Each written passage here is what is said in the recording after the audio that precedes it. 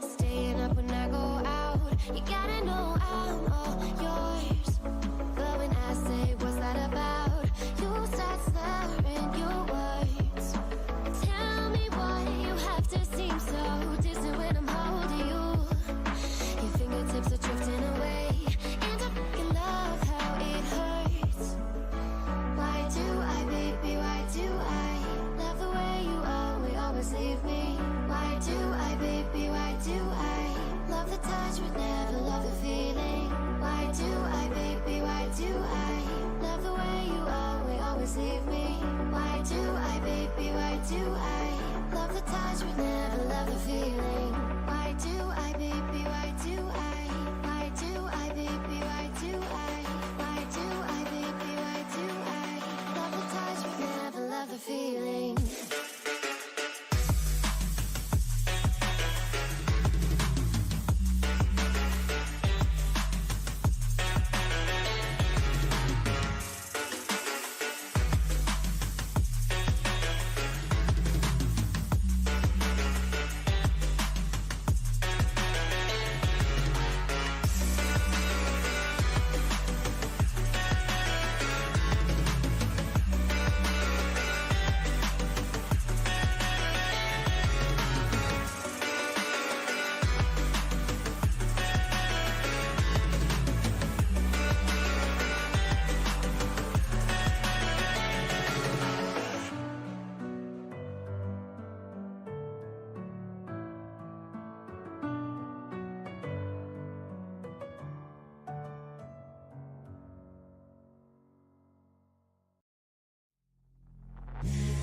Take me in slow, breathe me in and let me go.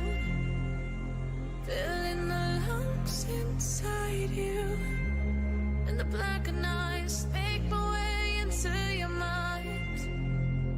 Just to know what you knew. Restless every time we start locking eyes.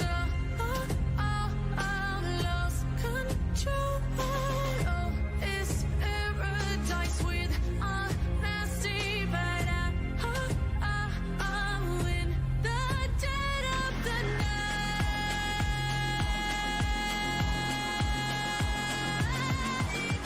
Let the darkness take control.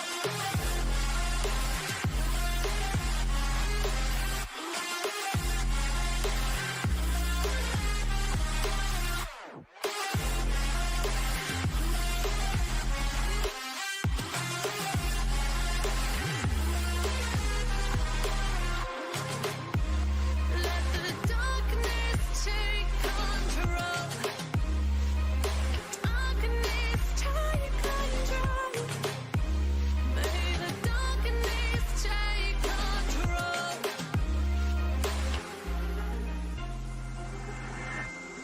Take me in smoke, breathe me in and let me go. Sink to your heart to find you.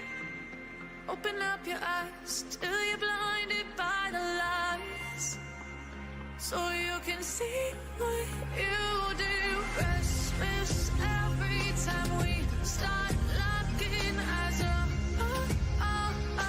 Lost control. Oh, it's paradise with honesty, but I'm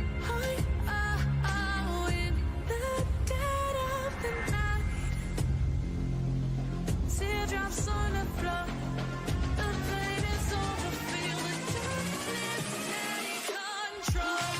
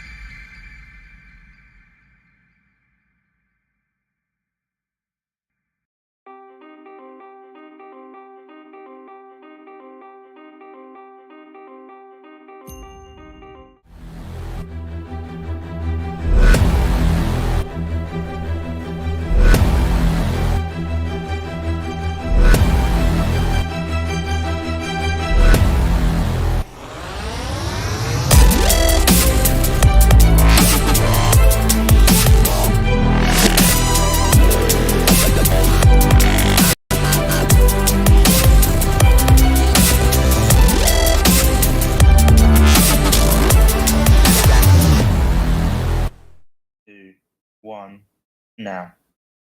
And this is the AIPX Cup, the inaugural AIPX Cup, 10,000 Rand AIPX Cup. And this is day 2, Championship Sunday, after a weekend of chaos, a Friday night of chaos, a Saturday of chaos. We have just one day of chaos left, and that's today, Sunday. I'll be hosting for the day, me, Greybeard, and joining us again today, we have Ped and Kedzie Poo, gentlemen, all the way, one from Liverpool. Kedzie, where are you actually? I'm near London, near where I met you. Near where I met you. Oh, okay. Yeah. Near London and a Near Scouser. Well, welcome, gentlemen. So, so it was an interesting day yesterday. We had some upsets, we had some turnarounds, we saw some new teams, and Ped, there was at least one game where there was no idea about the teams. You had to sort of see it play out as it happened, and that turned out to be a pretty exciting series. Yeah, the new players, all about people that, we haven't necessarily heard of. And it ended up being a very, very tight series, 3-2. A comeback was nearly brewing in the horizon, but in the end, didn't happen for them. But it's those sorts of games, as I was mentioning yesterday, that make these sort of tournaments what they are. Excites everybody, no matter what quality it is. They're not the best teams in the tournament based on paper, but they both put on an absolutely fantastic show and gave us something to remember them for. And Kedzie, I know you're a big to die for fanboy. You were talking him up quite a lot yesterday. And were you surprised that they were knocked out of the upper bracket? I was surprised. And in fact, that lower bracket semi-final that we've got there of Balotelli, Tobbies, and SSN, that's the matchup that I personally thought would be the grand final. And we're getting that in the losers bracket. One of them has to go home. And that's the matchup that I thought would be right at the very end. So we got the two limitless teammates in To Die For and Snowy facing off against each other. Now, me personally, I think To Die For takes that one, but I'm just a fan. Yeah, okay. Well, we'll get there when we need to. But let's talk about. Well, we got 3 matches, so let's lay out the evening. What's going to be happening? Our first match is going to be the upper bracket final, the winners' final, and that is Meet Your Makers up against Mozza. Meet Your Makers, of course, being headlined by Eli Kim from Orlando Pirates and Mars by Kino from White Rabbit Gaming. So a surprise to some, I would think. And I think they've got to be pretty pleased to find them in the final. So that's going to be our first match. We're then going to go down to the lower bracket, and whoever loses the upper bracket final goes down to the lower bracket, and there will be a final down there. And then the winner of that gets to play in the grand final, and that will be a bracket reset. So if the team coming from the lower bracket wins the grand final, they have to do it again. So whoever comes from the lower bracket has got to pull off 2 best of 7 wins. All matches today, best of 7. So let's start with you, Ped, talking about the 2 teams coming up. Meet Your Makers, Mars. Meet Your Makers. Your initial impressions of that team. Well, first of all, I'd like to give a big congratulations to both of them for making it this far. 2 of the teams are both underdog teams that have actually climbed their way through into the winners' final. I don't think anybody would have predicted either of those teams to actually get there, seeing what road they had to take. I mean, if you just look at that, 66% Moz, 33% ZA, took out SSN and sent the big dogs down. One of the people that were predicted to get into the position they're in at the moment. Then they followed that one up. They got a DQ win over 180 MS too late. So they've got to the winners' final. But also Meet Your Makers, they took out Balotelli. Tubby's the second giant, if you will, of this tournament just to get there.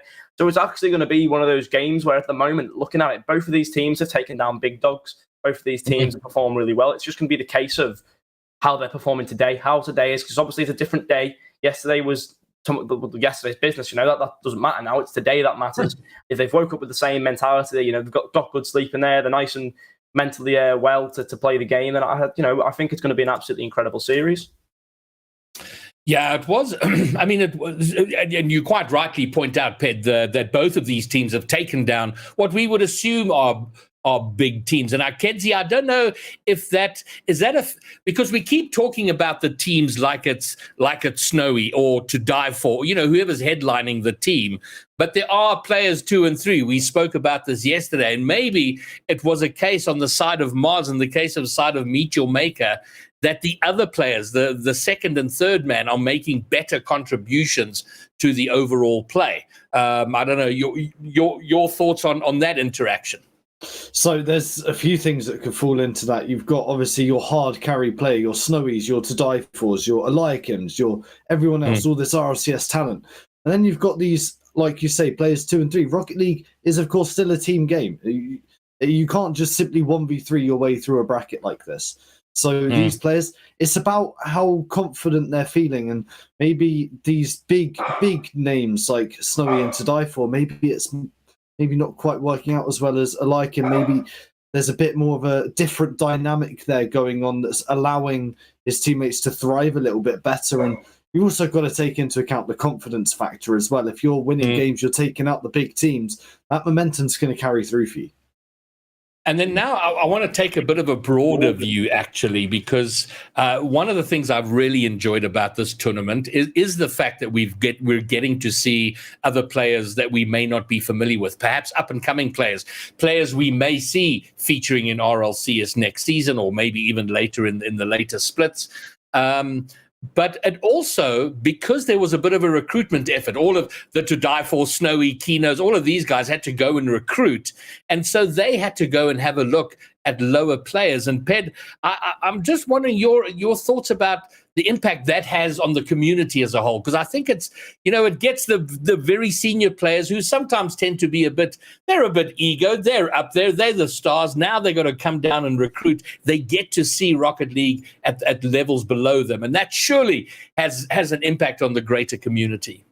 Yeah, I think it's actually quite important to make those sort of connections for the top players. It's one of those up and coming communities that I think everyone coming together and banding together will actually help it improve and help players improve that are actually maybe lower rank. And so far, the players who are actually lower have actually been the ones that have impressed the most, because you don't really know what to expect of the rank B players, But when they come in and they start performing, you can actually see them play. They keep up with the game speed well. They're really assisting their teammates. Maybe they're sticking to a certain role because they know they can shoot better, they know they can defend better, so they're sticking more heavily to that sort of role. Obviously, there's going to be some issues with actual team chemistry. That'll be something that comes up with a couple of the teams. But so far, I think it's very important that these connections are made, because obviously, as a minor region at the moment, these players are going to be the upcoming players of RLCS in the next 2 to 3 years. So it's going to be good to see them actually grow and develop with these higher ranked, your Snowies, and the big players like that. Yeah, and then Kedzie, and also for the rank B, the rank C players who are getting to feature here, it adds a bit of motivation and incentive, because they've all got their friends, and so that little group of friends get to see someone they know performing on stream, playing with the high level players. In my mind, that adds a new layer of a little bit of hype and excitement for the rank B player, the rank C player. Yeah, it does. The rank B, the rank C player, this is an opportunity that they don't really get all that often to perform with your Snowies, your To Die Fors. And it's going to be something that's always going to be positive for them. You'll learn a thing or two, and you've also got, as you say, your friends watching at home, and they can all, show their support. And it's also a bit, like you say, motivation for those players as well, because if you think about it, this isn't an opportunity that comes around too often, but once you get it, it's not something you want to let go of. So they'll be there. They'll want to make a name for themselves. And maybe these teams, all these roster changes that happen in the SSA region, maybe some of these teams might be looking down the ranks a little bit and go, you know what? This guy was performing at this tournament. Let's take a chance on him. So there's all sorts of impacts like that could happen. Yeah, and I think and then also some experience, because the way the scene is set up here currently is you go from almost nothing to RLCS. If you're good enough, you make it into RLCS, suddenly you're in the big time and you're on stream at the highest level, and there's almost no gap in between. And I think this provides a bit of buffer. Players like Modzi, Joshua, Vision, and others get to play on stream and experience that pressure, invaluable experience for them going forward. Okay. let's get down to business now, gentlemen. The game before us ahead, we got Moza and we've got Meet Your Makers playing in the upper bracket final. And to get here, Meet Your Makers let's see if we go through. They had to get through Terrible Players Limited, who showed great potential and doing very well, and then Balotelli Tubbies, who we just spoke about. That's what they had to do to get here. And then on the other side, Mars had to get through 180 milliseconds too late. They had to get through SSN, the big dogs there, and then Drew's forehead. So with all of that in mind, a new day, Championship Sunday, starting with you, Ped. Your prediction, please. I'm a big fan of Keno. I've played with him before in EU6 bands. I've watched his journey, so I'm going to have to stick with my boy Keno on this one. So I will be going with 66% Moz, me, personally. All right. Keno the Mouth has a fan in Ped. And what about you, Kedzie? Well, I know yesterday I voted against Ped just for the sake of being purely controversial. This actually has some sort of logic behind it other than, no, I just want to be controversial. I'm going to go with Meet Your Makers. I think the experience that Eliakim has will make the difference. All right. So we have a split desk. And I have to say, even though Keno is a bit of a mouth, I am a fan, but I'm also a fan of Eli. So, and the journey he's taken. So this is a difficult one for me. So I'm going to try not make a prediction based on emotion. I'm going to say I think Meet Your Makers are going to be just good enough to take this one. That's my theory here. And I'm just going to find out if our players are in and ready. Because if we're in the lobby, we can get going to the game. So we have a split desk. Meet Your Makers gets 2 votes. Mars gets 1, but I would not be upset if Mars took it. Either of these I'd be happy with. But that's the prediction as it stands. It's now going to be up to the players. So I'm going to hand off to our casters for our first best of 7, the upper bracket final. Meet Your Makers up against 66% Moz, 33% SSA. Over to you, Kedzie and Ped. Well, we find ourselves with the same story on a different day. Once again, we have myself facing off against Ped for a matchup. Now, if it was anything like the one that we had yesterday, then we are in for a treat, ladies and gentlemen, as we're just about to get game number 1 underway here. We've got Meet Your Makers against Moza. Ped, how are you feeling about this one? I'm feeling quite confident, in my prediction. Hopefully Keno doesn't let me down in this game. I'm hoping for it to be good. But as I said, these two teams have done really well to get here. They've taken out 2 of the big dogs either side of the bracket. So, these guys are certainly not a force to be reckoned with, and they could be one of the teams that will outperform the rest. And we do call Snowy's team and To Die For's team the best teams in this tournament, but maybe we're wrong in doing that because they've already been knocked down, and one of them will be going out when that game score is actually submitted. So maybe the best teams are the teams that we have in front of us here because they've actually made it to this point. And there's nothing to say that whoever loses this game will go down to the losers bracket and they could still win that game. They're still not out. They still have a life. Both of these teams still have that lifeline left. But nevertheless, we are seeing 66% here start on a more pressure approach here. But it will be cleared away by Eli over to the right side. It's going to look to be put back in by Vision. He's going to try and find a shot here. He gets a fake over 1, gets the flick, but it's just not going to go in. But a double commit on the goal line. A shot comes in, but it will be cleared away. And now Joshua needs to race back on the other side. But so far, a very, very strong positive start for 66% Moz.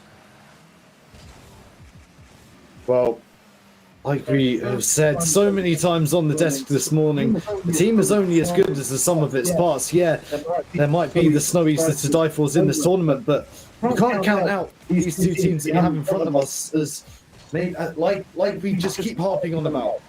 These matches can be won by an individual. They can make a difference, but they can't do it all. Still have to rely on players 2 and 3. It can't just be a straight 1v3 as Keno certainly almost 1v3 there as he got that one very far downfield. Fatal getting this one across, and Vision looking to close down that space. He's beaten 2, he's beaten Eli. It might be a chance here, but Fatal able to get that one clear, and we're seeing a lot of early pressure from Moz ZA as Eli looking to get this one clear. Joshua coming in there and getting forcefully expired from the field as fatal.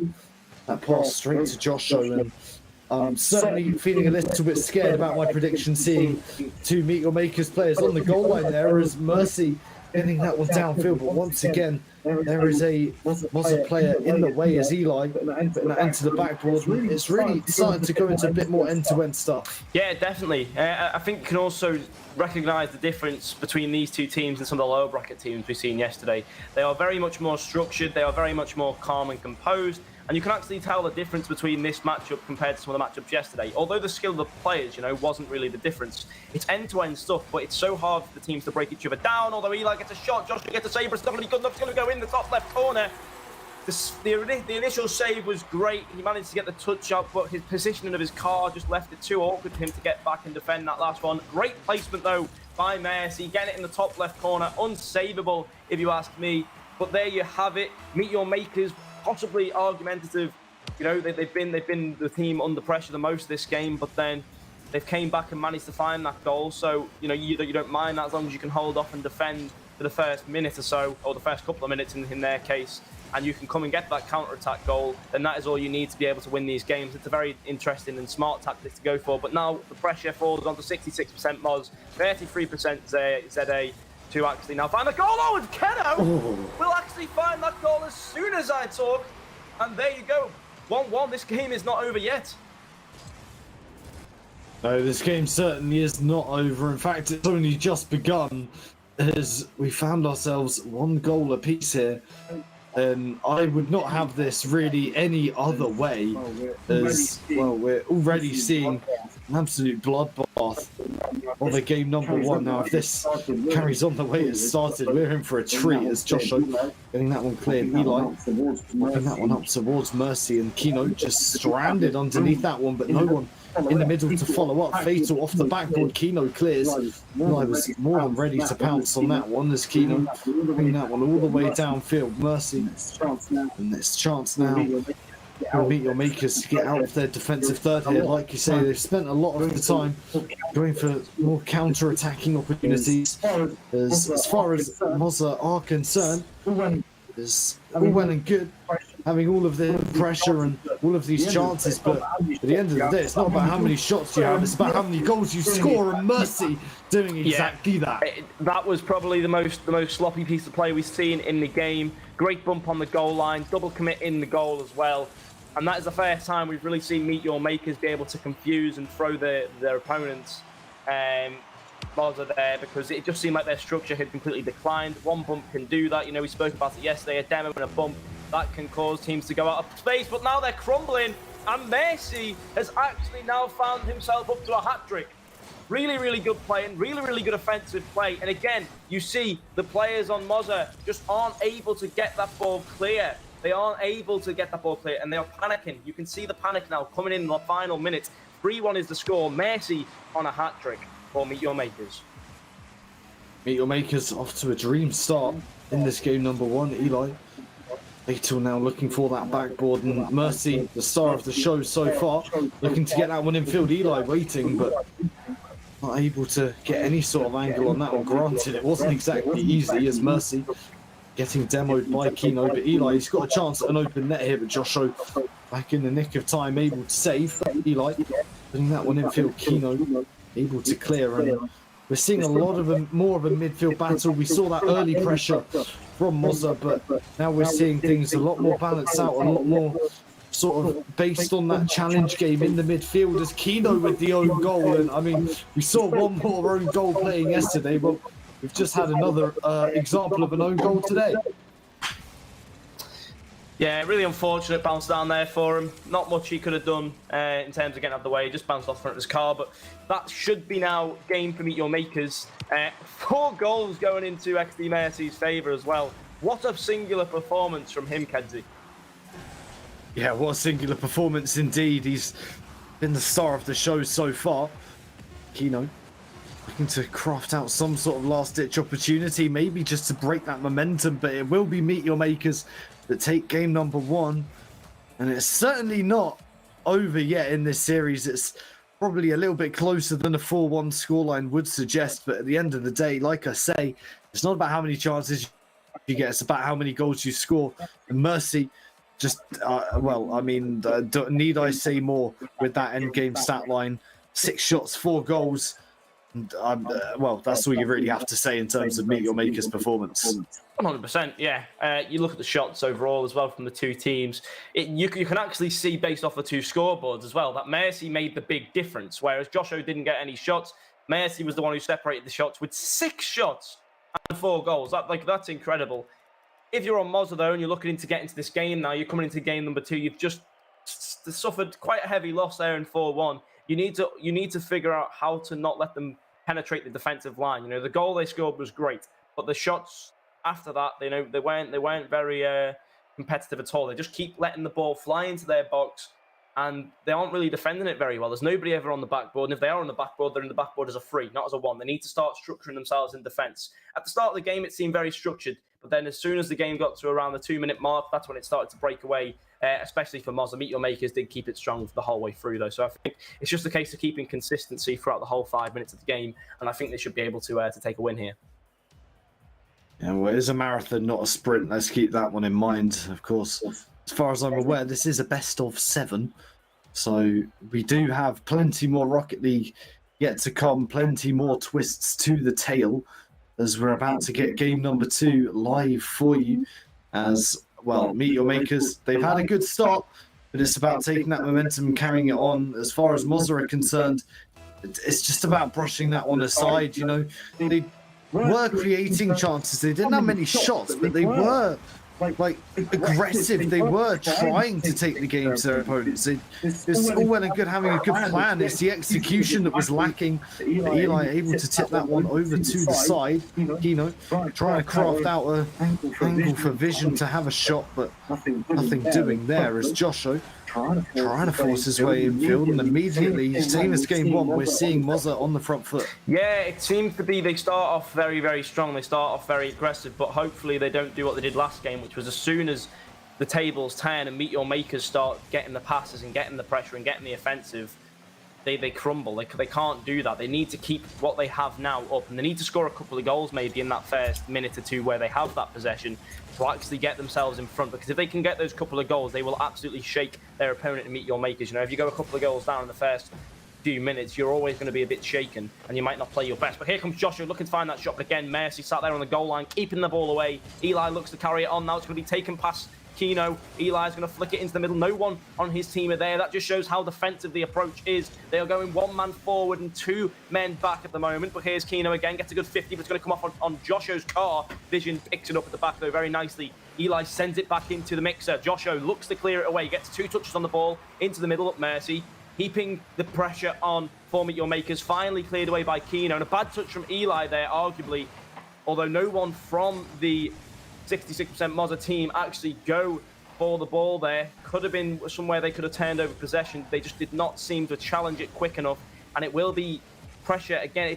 As we were talking about yesterday in certain games, it is playing out at the moment like a game of tennis, from side to side, big booms, not really much composure and structure on the ball, not much intent on where you're hitting it either. Yeah, it's always important to have a purpose when you go for a touch, but I mean, it's better to get a touch than nothing at all, as Joshua just able to put that one into the net with relative ease. Eli bumping his own teammate Fatal almost into the save, but almost isn't quite close enough in that occasion, as, Meet Your Makers are not starting strongly in this one at all.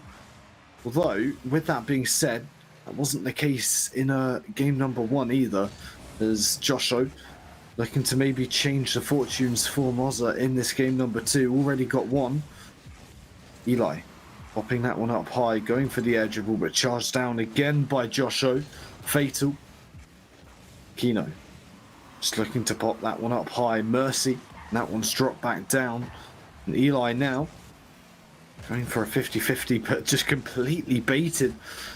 Mercy downfield towards Eli, looking for the 1-2 passing play. Not much boost to his name. Kino forced into a save. Eli's shot again saved by Vision. And we're starting to see a little bit more aggression here from Meet Your Makers. They might have just met their match in game number 2. Yeah, and this is the point. It seems to be around the same sort of timing as well. It must be like 2 minutes and 20 seconds. They'll start to go aggressive. It's the exact same thing they did in game number 1. It's the exact same sort of time frame where they got their first goal, but this time the first goal fell to Mozza. So it's a really good stance from Mozza's perspective to be 1 goal up. Maybe a second goal could ease them off a little bit, because I do believe 1 goal in this game is not going to be the end. And there you have it. What a save that was from Joshua. Follow from Vision. Vision has been crucial at the moment in the clearances at the back for Mozza, keeping the ball away. Good demo in there, coming out for Kino. Getting killed from Mercy there, but it will be flying all the way into the other side now. Here comes Eli. Looks to clear, but he does not get the touch. Vision puts a shot, but it's not going to be good enough to beat out the defense. Fatal keeps the pressure on. Good bump from Vision again, and that's something I need to comment on, actually. I've seen Vision now get a couple of bumps on the attackers, especially Mercy when he hasn't got the boost, and that is really important to get the pressure shift back with Mozza. Like, his bumps are being really, really crucial at the moment to make sure they don't get those chances on goal. And so far, if we look at the shots are all completely really in Mozza's favour, with 6 shots compared to the 2 coming out from Meet Your Makers. So at the moment, this has been a really dominant performance from Mozza, but they need to get another goal, because I do believe against Meet Your Makers, they can definitely score 1 goal in a minute, maybe even 2. They certainly can. They've done it before, why not do it again? Vision getting this one downfield. The bumps and demos are crucial in this current Rocket League meta, but Joshua almost with a world-class goal there. Unfortunately for him, he was denied only by the crossbar. He beat the defense. All ends up there. Eli looking to get a transition now. We're into the last 35 seconds. Meet Your Makers need to get this one down the other side of the field quickly, as Mercy looking for the shot hasn't been able to find any success in this game. Maybe his shooting boots haven't been put on just yet, as Fatal looking to get this one downfield now. He's beaten 1. Joshua on the backboard, able to clear, as Eli looking for the pass infield to Mercy, a combination we've seen so often, but Kino equal to it, saw it every step of the way. Joshua able to get this one downfield, and it looks as though we're going to have a tie series. Yeah, and you have to really credit the performance, but it's not going to be over yet, as the pass comes middle, but a great block again, puts the game to bed. I do believe that was Vision, and I must say, Vision there in defense was absolutely solid. He was a brick wall. Nobody could get past him. His bumps were crucial. The points don't necessarily reflect it, but his off-the-ball work in that game for me was absolutely outstanding. Kino and Joshua as well playing a really big part. Joshua, though, being the one who got the goal with 5 shots as well, a real out-and-out striker. But, you know, it just they were very cool and collected in that last 2 minutes. I did not really see much panic come out of Mozza. Maybe there was 1 double commit in the last 10 seconds that I picked up on, but other than that, it was quite a calm finish for Mozza, even though it was only 1 goal in it. So I do think this series has the potential to go all the way. Yeah, maybe the nerves have just started to settle down a little bit for both of these teams. Mozza looking a lot more structured in that game, as you say, less double commits. But the other thing you've got to mention is that it did seem as though that there was a bit more purpose behind what they were doing. They weren't hitting and hoping. They weren't just air rolling for the sake of looking pretty. They were trying to craft out opportunities for one another. And that, I think, is what gave them their success in game number 2. And they'll be hoping to continue that into game number 3. But it'll be interesting to see how Meet Your Makers adapts, because Mozza obviously making that adaptation to just be a little bit more solid, a little bit more resolute in their play. It'll be interesting to see if Meet Your Makers start to play a little bit more in their faces. Eli starting off with a flip reset already. Yeah, maybe that is the case, actually, because we do tend to see the way the games start is Mozza will go aggressive and Meet Your Makers will go defensive. But if they can change that up a bit and change the dynamic, you never know where it can take them. But, you know, Fatal here getting a good 50, keeping the pressure in the Mozza's half. But Vision carrying that one all the way. Could even take it past Mercy as well, but Mercy there comes up very, very fast and gets that one out of any danger. Joshua comes to it. Looks like Eli might have had a dead controller or maybe some internet issues, because he is actually standing stone in the middle of the pitch at the moment, giving Kino time to dribble it to Joshua. Joshua gets a touch as well. No goal just yet. Eli still just sat still in the corner of the field. Mercy going to get 15 here. Joshua tries to pick up the ball, but it will fly to the other end of the field. Still 0-0 with 4 minutes to go. 2 players, it seems, only on the Meet Your Makers side, as Eli has lost connection. Now, I do not know how the rules work. I do not know how, if a game restart or anything will happen, but that does seem like Eli has lost power or game crashed, or one of the two. And now it looks like it's going to be a 3-on-2 for Mozza versus Meet Your Makers. Well, to be fair, for a 3-on-2, then, not doing such a bad job right now, as they almost crafted out an opportunity, and it was a pretty good one as well. Fatal just looking to pop this one up, and it's not ideal to be in a 2v3, but You just got to make sure that you play solid. Don't take unnecessary risks, as Fatal would say. But Josho is going to bundle that one in a little bit too panicky. I can't say I blame them. But that 2v3 obviously going in the favour of Mozza. Okay, so we have just picked up information. They have to keep playing 3v2 for this game, which is not going to be very ideal for Meet Your Makers at all. Hopefully, whatever internet issues or game crashes has happened on behalf of Eli, it can be resolved quick enough to get back in for the following game of the series, because otherwise they might be too far down to handle. But Vision's going to play it forward. Fatal gets a touchdown, and as you said, for a 2v3 they aren't doing too bad. They just need to be careful, because they need to recognise that extra man, especially with the skill that you have. You've lost Eli, and Eli's arguably the best player. Josho getting a shot in there. Kino, the man of the moment, getting that absolutely incredible pass, taking it away from Mercy. Mercy needs to calm it down a little bit slightly. He needs to not go for those challenges, especially when you're only 2 men as well. You need to be careful. You need to time your 50s well. You need to make sure you don't lose the ball no matter what. But now everyone's stopped playing, and I'm not too sure what's happening. Yeah, me neither. I mean, in a 2v3, even in a 3v3, going for a challenge like that is pretty risky. In the midfield, there wasn't really any need. There wasn't any threat. Kino wasn't really going anywhere with it. And it was actually diving in for that challenge that created the opportunity, as Kino did well to exploit that to its fullest, as Eli has rejoined the match, and it will be resuming a 3v3, but of course they are now 3-0 down in this second game. Kino might be looking to make that 4, as Vision popping that one up, but Eli back in the game, back in the action, able to get the save, and it'll be interesting to see how they regain after that, because even though Eli is back in the game, you've got to feel like there's a little bit of tilt that might creep in there. Oh, 100%. I mean, when you're in the position that you are, it's 1-1 in the series. It's going to be a very, very close series. This game could matter a tremendous amount if they can't get it back. And, we've seen this. I think this is the highest lead we've actually seen from Mozza in the series. So they've got a 3-goal lead. They could hold out a 1-goal lead last game for about 2 to 3 minutes. So a 3-goal lead's even better. Really, they don't even need to be as defensive, but it just requires a lot of skill and resilience from this Meet Your Makers team to get back in, although they might have to come back from 4, but no, a good touch from Eli, and that just shows how key he is for that team, and that is why you can't have him going out with the Wi-Fi issues. But Joshua nearly get the flip reset there, just not able to use it, just fell a bit too high above the ball there to be able to utilise that flip to its fullest ability. But here comes Joshua now playing it up to the sideball, looking to follow it down. Mercy looks to clear it away, but Joshua picks it up, plays it into Kino. Kino gets a shot, but it will be Eli to save it yet again. A saviour for his team, even though they are 3 goals down. His performance since he's came back has been impeccable. But here comes Kino picking it up, a free goal, if you will. And I think it was handed on a silver platter to him by Eli's dribble. Joshua gets the touchdown, and Kino just beats everybody to that ball. And there's only one place that's going. Yeah, when Kino gets a free shot in the midfield there is only one place that ball is ending up, and that is the back of the net. Look, Eli, as we said so many times, he's been such a key figure.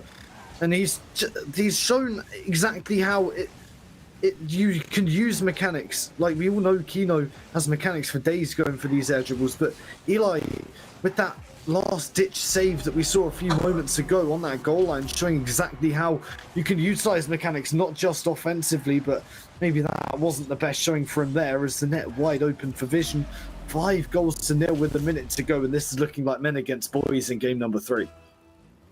It's one that you need to forget about and leave behind you. The game was already scuffed for them when Eli joined back in. It was already 3 goals down, so they just need to forget about this game and carry on with the game. They can't let it affect their mental at all.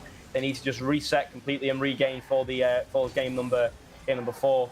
It is a best of 7. You have a lot of games Rocket League left to play for either side if you want to win the series. Either 3 wins if this game goes in the way of Mozza for Meet Your Makers, or 2 wins for Mozza after this game, but you never know. We've seen strange things happen in this game, and Eli here looking to make strange things happen, finds the first goal of the game. And again, Eli's been here for about 2 minutes, and he's top of the leaderboard for his team with 2 saves and a goal. Now that is what we see from some players from a whole 5-minute game. He's only been here for half of it. Yeah, Eli's effect on this roster is absolutely undeniable, and I feel like it almost feels wrong that we're singling him out so much, but I don't think you can really deny that it's warranted. There's the difference he makes in this team is just absolutely superb. As Eli again looking for that backboard, Joshua looking to save any potential follow-up, but there was none of any kind. There's Mercy, no boost to his name. He's really been struggling, but he's found the pass, and Fatal able to find the back of the net, and despite the best efforts for Mozza, they've ended up being carved open. And even though they will win this game, and that I don't think is beyond any doubt at all, you've got to take into account that that is some momentum for Meet Your Makers that they are now reclaiming for game number 4. It's not all about, oh, we've lost this game, let's not try anymore and go next. You still want to try. You want to figure something out that works for the next game, and that's exactly what they've done here in the last stages of this one. Yeah, it's also really alarming to see how easy they made it to get through the Mozza defense when all 3 players were on the field. That last goal in particular was one that was very, very messy on the defensive perspective from Mozza. And I think it's actually a breath of fresh air and a big relief that they've managed to get. Well, you know, it is a bit lucky you're playing against it in a 3v2. You know, it is a bit lucky that happens for them. And it's very unlucky for Meet Your Makers at the same time. So they've managed to get that win now. They are 2-1 up in the series, but there is still big concerns from my perspective anyway, looking at their defense. Their offense is absolutely brilliant, but their defense seems to be the biggest problem on their behalf. When all 3 players are back as well, the defense is cut open like a turkey on Christmas Day. And Meet Your Makers need to just carry on now and regain and keep those 2 goals going, move the same mentality forward that they had in the end of that game, and keep it for game number 4 and equalise this series up. But obviously, ladies and gentlemen, Mozza are leading at the moment 2-1, 2 games to win it for them. If they win this one, they will go to match point. Yeah, mentality plays such a huge factor in a best of 7. No one wants to go 3-1 down, so it will be huge for Meet Your Makers. It's a huge task, not only to win the game, but to also keep your mental in a position where that's even possible in the first place. There's a lot of teams, after losing a game number 3 in that fashion, would just go on a downward spiral, and I hope that isn't the case for them. Eli, with a beautiful fake there, just baiting out the challenge from Joshua, clearly unaffected by the events that had just occurred. It's Fatal, just jumping, flopping around on the goal line, and Joshua is able to score. As I have absolutely no idea what just happened on that orange goal line, but it certainly was not pretty, as Joshua just firing that one into the back of the net. And I mean, I don't really have any comment to say other than that was messy. Yeah, I think it's the first time we've actually seen the defence be messy when all 3 players from Meet Your Makers are on the field for the full game. So that was actually quite interesting to see. But, you know, each team will have their breaks, but Fatal's got the right idea to come up the other end and look for that goal straight away. Not able to do it, unfortunately, but Mercy keeping pressure on. A miss from Keno will leave the goal open for Fatal, and that is how you respond to going 1 goal down. That is the perfect way to respond. The pressure from Mercy. Keno really needed to get that touch, and for a player of his caliber, we expect him to get that touch, but Fatal will not be complaining about how free that goal was for him to tap in. 1-1, 4 minutes and 26 seconds remaining. As far as Meet Your Makers are concerned, they all count the same. And that's exactly what I'm sure they'll be thinking right now. They'll just be pleased to be back on level terms so quickly. It's so easy when you go a goal down for that clock to just tick away, and by the time you've even got yourselves back in a foothold of the game, the game's already basically over. But Keno is extending that 1 goal lead back for Mozza with a perfect precision on the shot. Now, he didn't cover himself in glory in the goal that they just conceded, but that was a shot out of the top drawer. Whew! He just raised the heat of the room. That was absolutely amazing. I mean, it came out of nowhere. Keno made up for his mistake most certainly there with that shot. Put it behind the defensive line. Got it in a perfect placement, perfect power. And that is what we expect of Keno. You know, his mechanics and his offensive seems to be a strong point. His defense, maybe not. But that was a very, very good response to him making a mistake there. And that's what you do. Instead of getting tilted at your mistake, you improve from it and you make up for it for your team. And he's done that especially there. You know, he's basically the captain of his team, running into it and running this thing, running the show. So he's proven to his teammates that if you make a mistake, it is okay. You can replenish from it. There's a lot of time left on the clock. But now, Moving on to the other side, Meet Your Makers have the same mentality in mind. We've made a mistake. We need to come back from it. Eli keeping the pressure on, but Vision is going to slam that one off from the backboard. Joshua looks to get a redirect as well. Nearly there, but Mercy meets him in the middle. He definitely met his maker there. Here comes Keno clearing it away, though. Eli looking to take his time. This one gets a flick past Keno, but it will fall back to Vision. A 50-50 will go in Vision's favour as well, giving Joshua a little bit of time to build there, but it will be bouncing very awkwardly into the centre here. Eli nearly caught out by Vision, but instead does not get a touch. Neither does Vision, so the ball flies free. It's going to fly all the way over now to the backboard of Mozza. But Mercy takes his time. 70 boost to his name as well. Not bad for a player with mechanics. Here comes Fatal. Now a shot comes in. A great save, though, from Keno. Makes no mistake this time on the goal line. And is able to clear that one away. And those are the saves, Kedzie, that you will need if you want to win this game. Championship mentality shown there.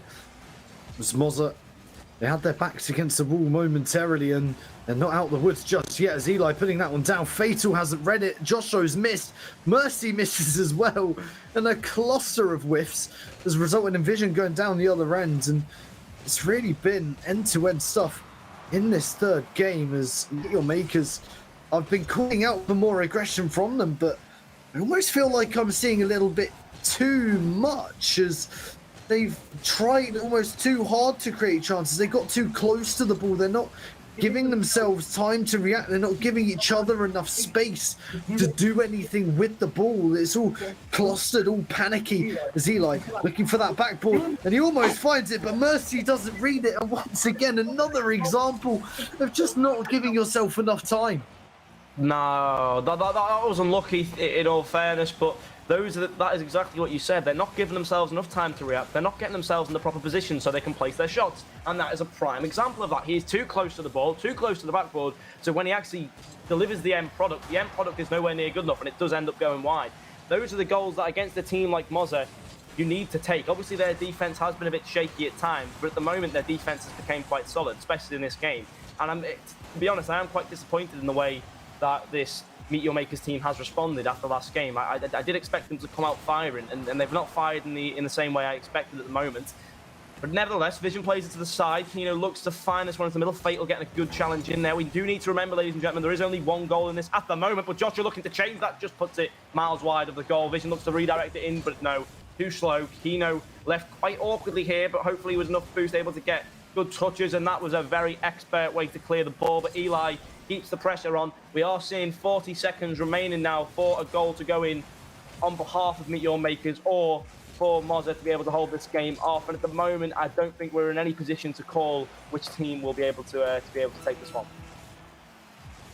Well, one thing is for sure, that is that Mozza have their noses in front here, as Keno just wasting time expertly, using his mechanics to keep that ball in the air. That is probably contrary to popular belief, the safest place for that ball to be right now for Mozza.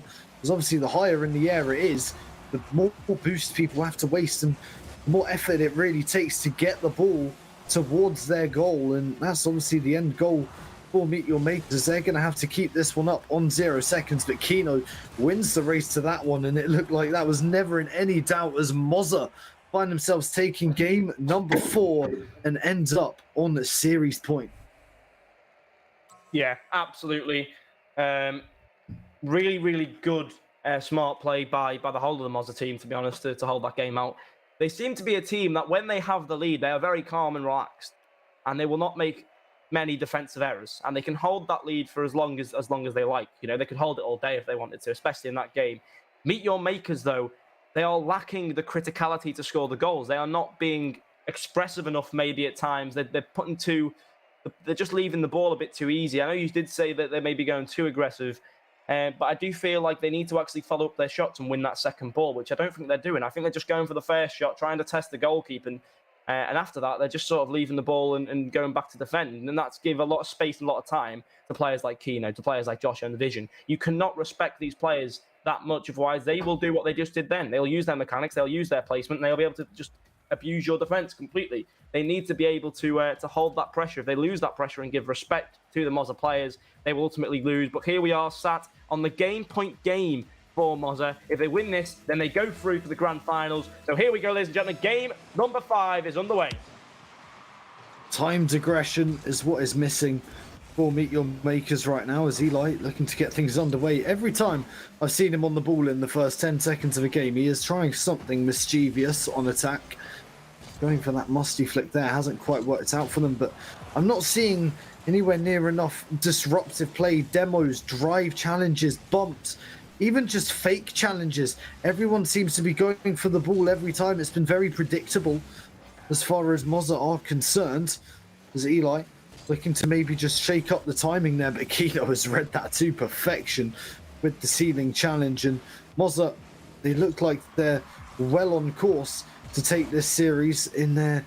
It really is in their own hands right now, as they've really been the dominant side for the past 10 minutes. Yeah, 100%. I do feel like the disconnect has hindered this side of Meet Your Makers. They didn't carry any momentum forward from the 2 goals they scored at the end of game number 3. It seems like days ago that game actually took place, but it hasn't. It's only been 10 minutes. But since then, we have started to see Mozza really dig themselves more into this game, and Meet Your Makers have dug themselves a gigantic hole, which I don't think they have the ladder to get out of at the moment. This game will be a very, very important game of this series, obviously, because if they lose, Meet Your Makers will be going down to the losers bracket. But, you know, Eli looking to start something here, but Joshua, again, really, really fast up to that ball, stopping him completely. And I do think maybe the way to go... Oh, what a shot by Kino, by the way. Maybe the way to go here for Meet Your Makers is more of a ground approach. You know, you've got 3 very mechanical players on Mozza. I think that's what Keno was looking for when he chose this roster. He wants mechanical players, and he's found those. But that's a great shot. Nearly finds the top corner for Fatal. Just not able to be fatal enough, though, and it will not touch the back of the net. But either way, it's a better start for Meet Your Makers, as the game is still tied at 0-0. Maybe not for long. Oh, and no, not for long, because Mercy finds a pop shot from the midfield, and it will go into the back of the net. 1-0, Meet Your Makers, 3 minutes remain. We've seen Mercy dive in off the wall for those challenges so many times. On this occasion, it has worked out to perfection for him. As Mercy just sniping that top corner of the net has put Meet Your Makers back in front, at least in terms of momentum. They've at least got themselves in the lead. Those goals they scored at the end of game 3, yeah, it was more for the momentum, but you're still trailing when you're scoring them, whereas now they're in the lead. They have a lead to protect, and I think that's the situation that really favours this play style best. They're trying to play as high percentage as possible, which, of course, when you're trailing, you have limited opportunity to do so. As Joshua putting that one in field vision, mainly the visionary of that attack, as Joshua popping that one up. Kino with the shot, Fatal can't get the save, and Kino gifted an equaliser. Well, that's certainly a way to score in style. I'm not too sure how that found the net, but Fatal flipped the wrong way. Unfortunate there, but mistakes that you can't really be making, especially when this game has such a heavy weight. Maybe that is possibly part of the reason for that miss, but nevertheless, Fatal and Eli both on the same sort of position on the wall there. Not great on an attacking perspective, but here comes Joshua taking it onto the ceiling. Can he find the second touch? Maybe. He gets the 50, but the 50 will go in favour of Fatal and will not find the net this time, but Vision keeping the pressure up, takes it to the corner, looks to get it into the centre, smashes it off the backboard. 50-50 there as Joshua flies in and puts Eli to the sidewall. Mercy gets a good clear down. Kino fast up to it.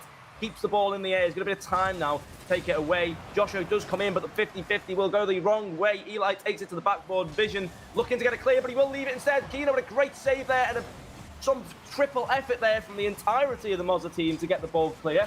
Will end up falling to the sidewall, but Eli looking to flick it across to Mercy. Kino keeping the ball away. It will fly back in. Eli maybe trying to find a shot here. It's going to be cleared away by Vision. Kino looking for a pass into the centre. No one's going to be able to go for that ball, though, from the Mozza team, and Fatal will be able to pick it up. Eli with a redirect. It's not going to be in. Kino will score it, though. Another one more own goal for Kino. Should be the name of this team.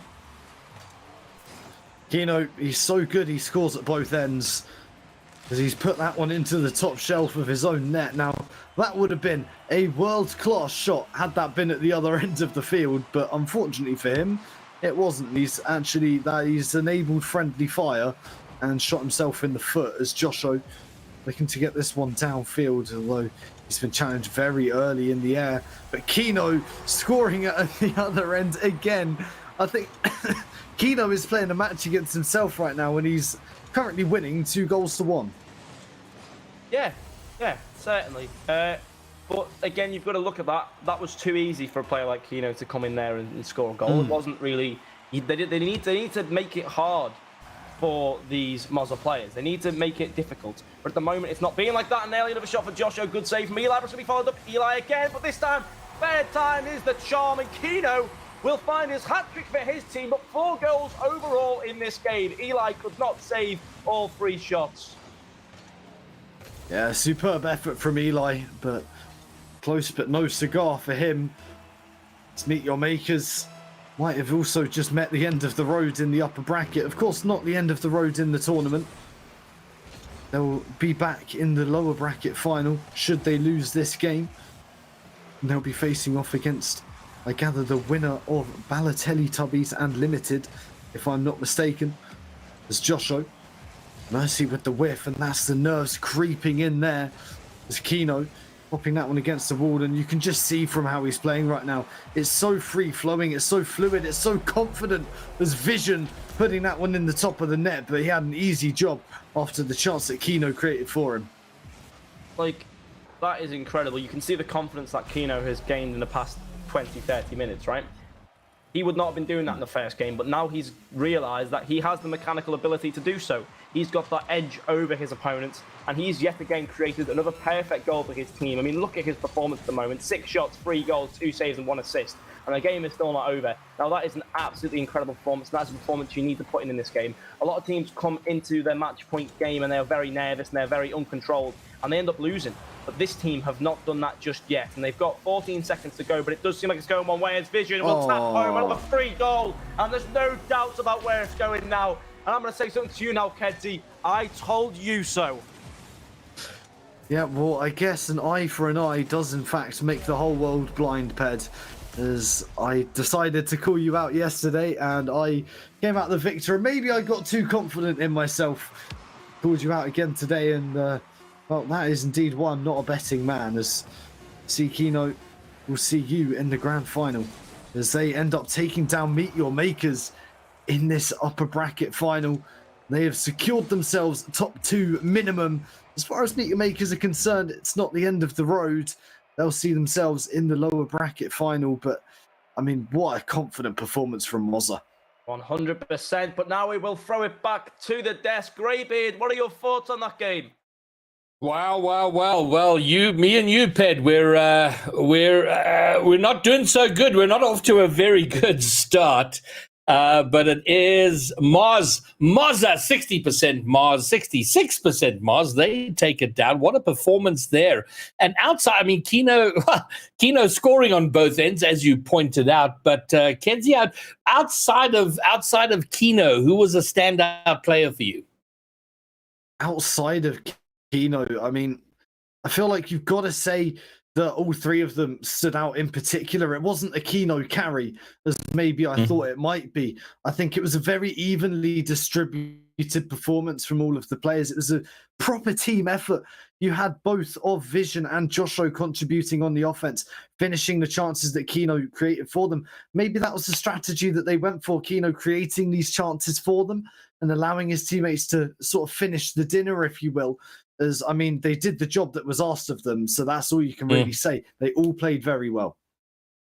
And okay, we might be getting an interview, so stay tuned for that. We'll see what production says about that.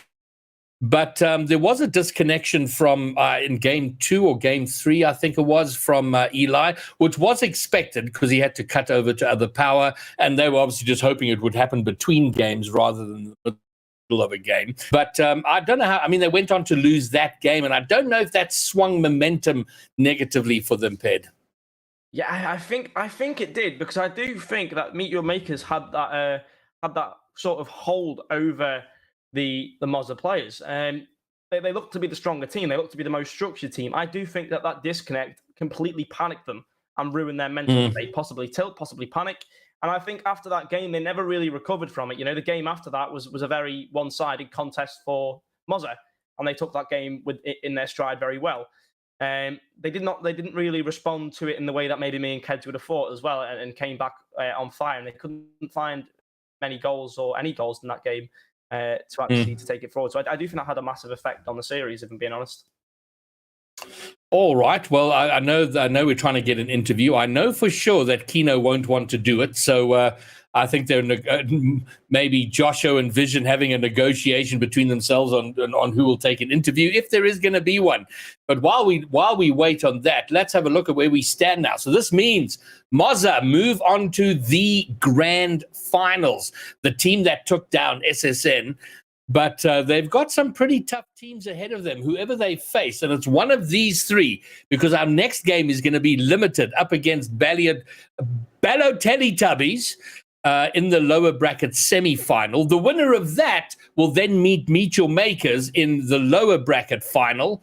And then we have the grandest of grand finals. So three potential. Who do you think the toughest opposition of those three is going to be for Moz, Kedzie? I think you could make an argument for any of them. Limited have been so good at showing mental resilience throughout this whole weekend. But then you've also got the to die for factor that I've harped on about.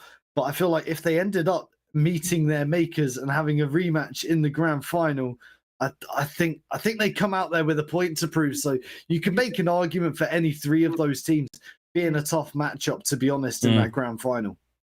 Yeah, and Limited, of course, being involved in one of the epic series yesterday with a reverse sweep. So they got a lot of determination, a lot of heart. So certainly not a team to be sneezed at. All right, so I'm just going to get confirmation on. All right, so it doesn't surprise me totally. There's been no answer from the team for an interview. So we're going to go ahead and take a break. And then when we come back, we go to the lower bracket, the semi-final, Limited up against Balotelli Tubbies FC. Coming up, another best of 7 clash after the short break.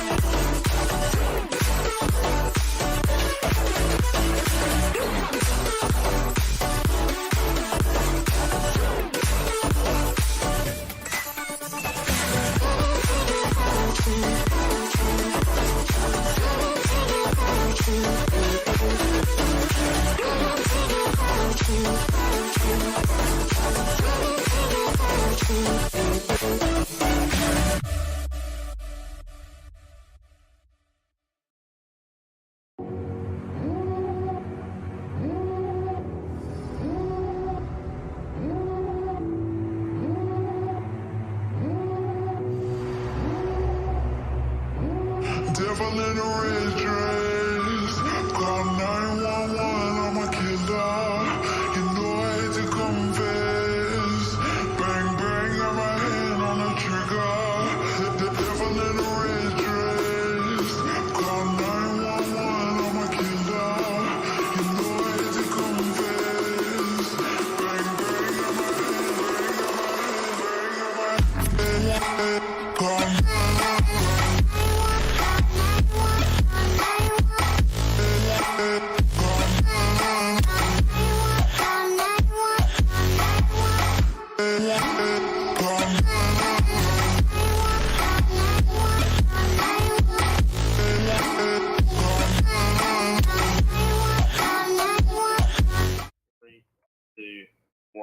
now.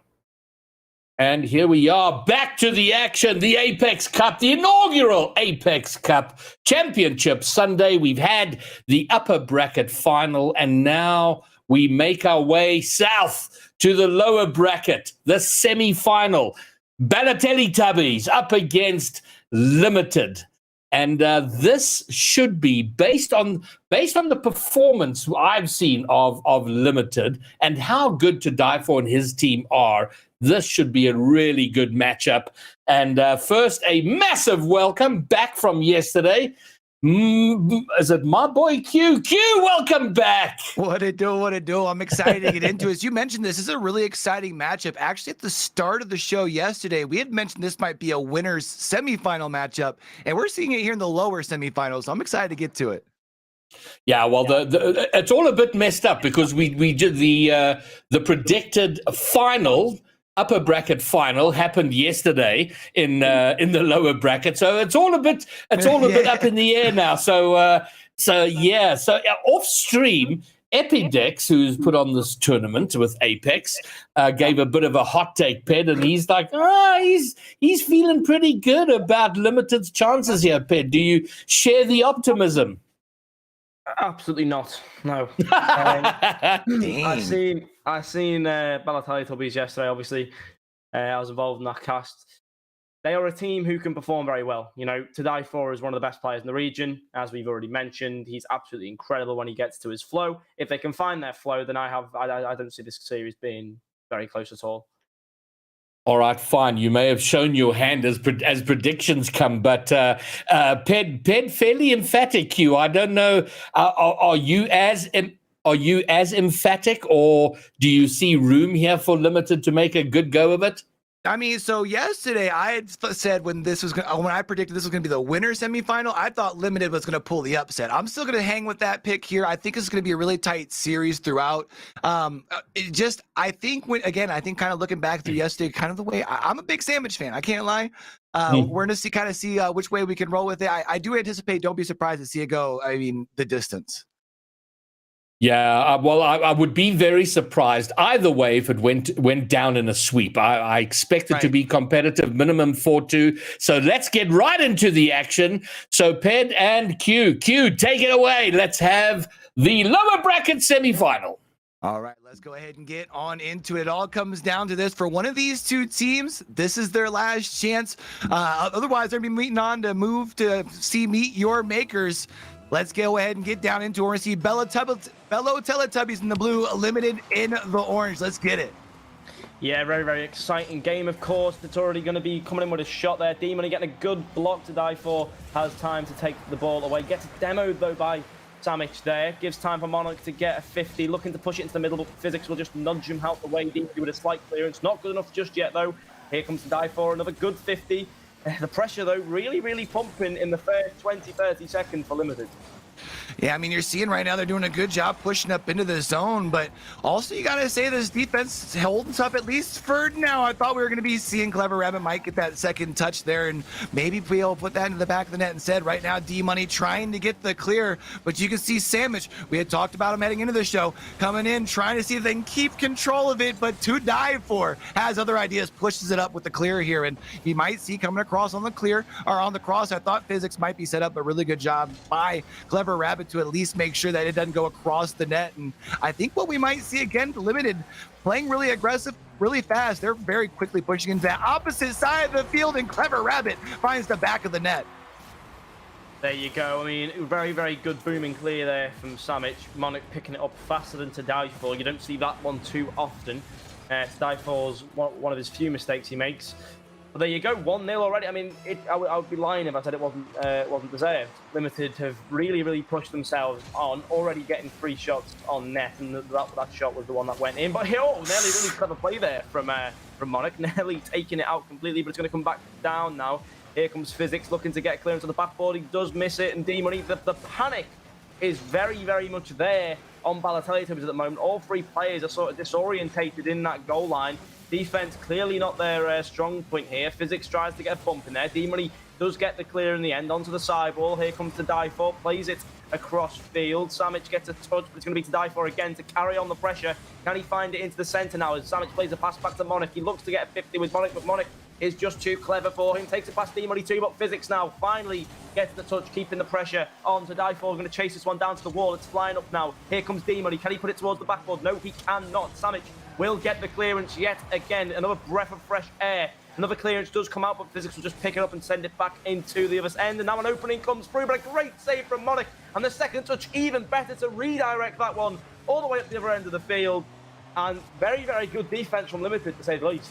Yeah, really loving to see the aggression on defense here, especially because it does seem like they're causing some discomfort, but To Die For, just as we're saying that, goes the distance. Beautiful control in the air as well, and that's going to be the equalizer. 2 minutes and 41 seconds left on the clock here, and as much as it felt like Limited was starting to take control, I'm almost wondering if that was just that first, 92 seconds, 2 minutes of feeling things out, and maybe Bella Teletubbies comes out here and starts to really turn up the heat.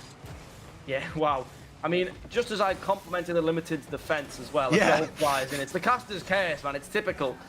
But So far, this game has been much closer than I'd originally anticipated, but Tadaifo's mechanics seems to be one of the things that keeps his team in the battle here on Balotelli Tubbies. Their defense has not been great at all this game.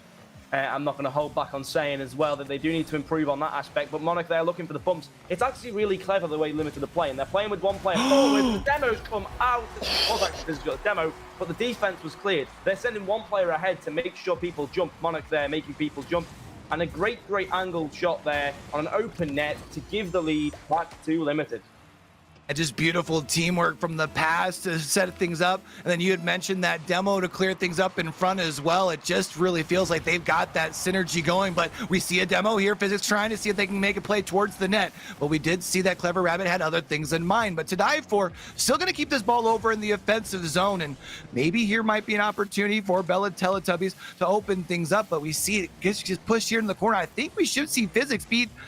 Oh, and I thought Physics might be able to keep that in the corner. Actually doesn't do quite just that. So we're starting to see Limited try and make a push out here, but we're seeing the aggression starting to really pick up on the Bella Teletubby side. It's the demos, even a couple of the bumps that we're seeing here to really keep things alive. And I feel like right now, Bella Teletubby is starting to regain control. Nice pass into this attacking zone. Just nobody there to be able to get a second touch. Wow, again, really good defense from Limited. They just don't want to be broken down at the moment. It seems like mechanics may be the only way to die for can break them down, but that was not a great shot, but it will be followed up by Physics. Putting it to the backboard. Clever Rabbit again, getting a great clearance there, keeping the defense strong, but Physics flying in there with a challenge. I don't really understand the Balotelli Tubbies approach of just slamming the ball as hard as they can into the back of the net or onto the backboard. It's not really making the ball go anywhere decent for them. They just keep hitting it and hoping, really. There's no real method to their madness at the moment, and the ball just seems to fall right back into the possession of Limited right after they boom it out. Yeah, it feels like it's just a relentless attack, but you notice the spacing on the side of Limited does definitely seem to be a little bit better. I think that's what allows them to feel like they have that control once they do get that possession of the ball, because you'd mentioned, and it's just that relentless attack towards the net. You'll see everybody's up right now, which does mean there's a potential for those leaks and the attacks and the counters, which we might even see here off the demo. Luckily, we saw that B-Money or D-Money there was able to do a good job of at least winning their 50-50, making sure that things weren't too open. But Sam, it's still going to be here, at least until to dive for. You player you had mentioned who has really been putting Bella Teletubbies on their back, at least for just a moment, but it seems like the teamwork on the side of Limited is going to be coming out on top. Unless you might see D-Money make something happen in these last 5 seconds, it's still alive here in the offensive zone. Yeah, Naily carries on all the way, but I thought keeping it up. D-Money's going to try and get there too. Not yet going to be flying in though. Physics to get it into the center. It might be cleared away. No, to die for is going to keep it up even still.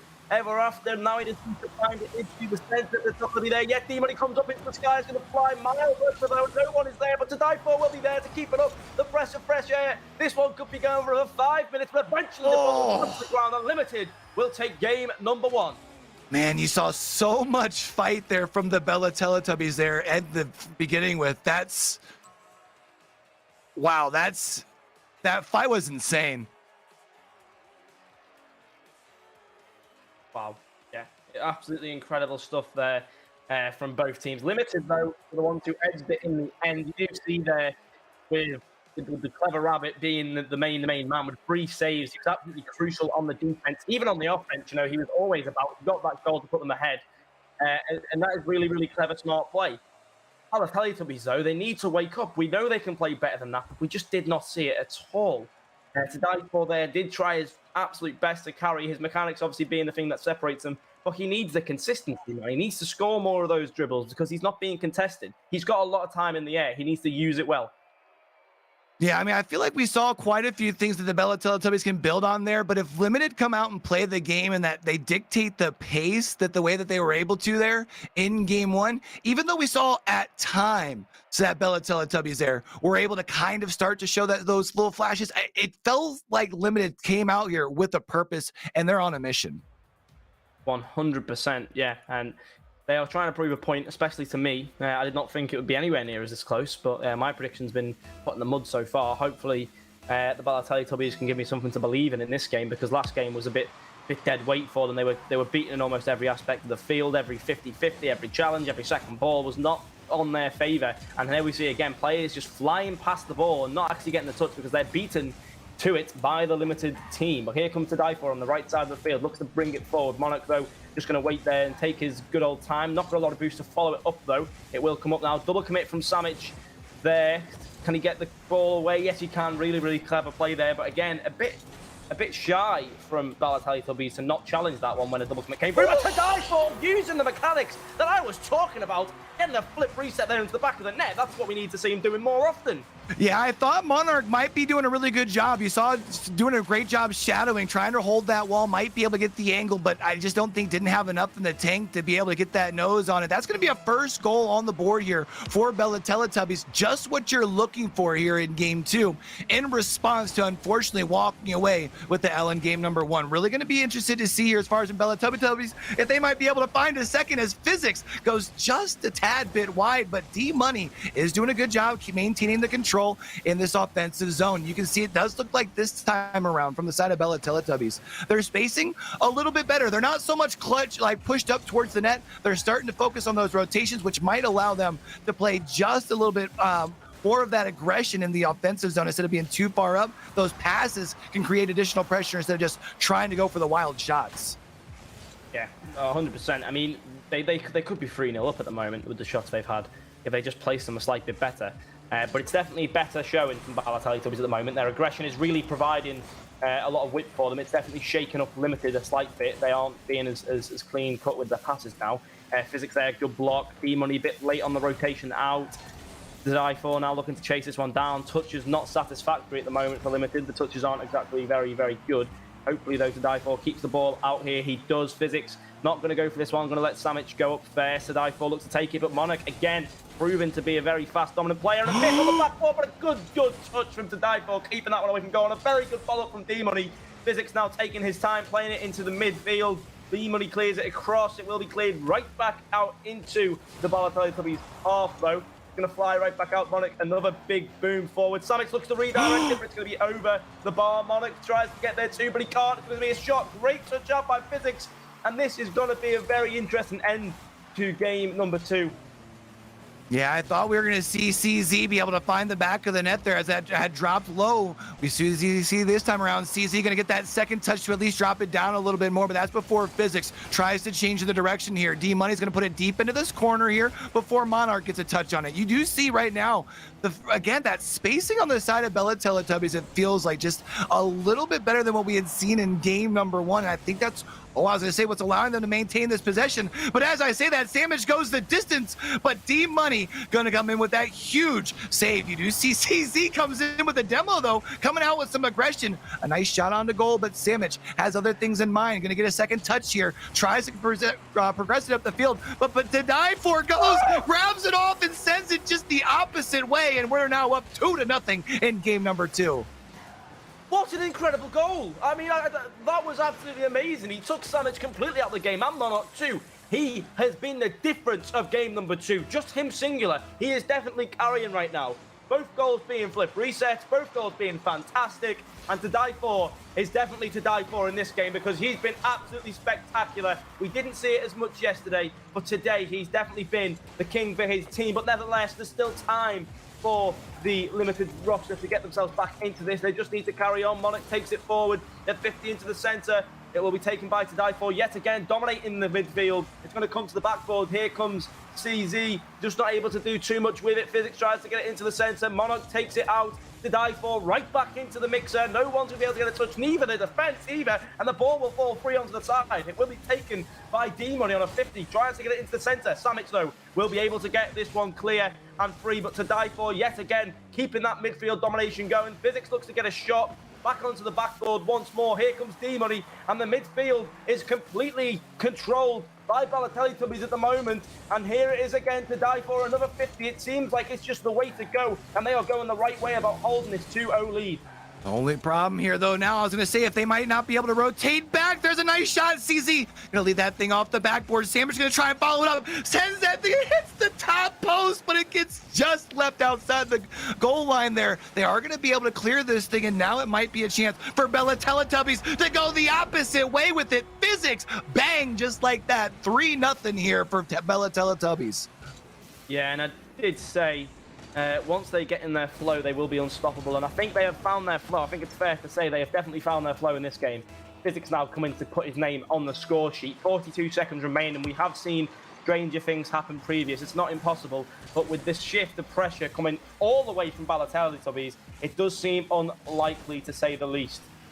Oh, I thought Sandwich, though, might have been able to win that 50-50 with To Die For, might have been able to at least find the back of the net once. It's the good news, at least for you right now, if you're limited, you do have that 1-game lead, but you haven't been able to find the back of the net in game 2. Maybe if you can just find yourself at least one, let yourself know, hey, we can still hang here, but otherwise you can see that aggression from Bella Teletubbies. They're really controlling that half court into the aggressive zone that's going to get left off the backboard. I thought To Die For was going to go one more time. D-Money sends, wait, for one, Sandwich might have been able to go the opposite way, but there was just a little bit more time, but instead, that's a shutout here in game number 2. So we had a one goal differential in game number 1, whereas Bella Teletubbies looked really in control in game 2.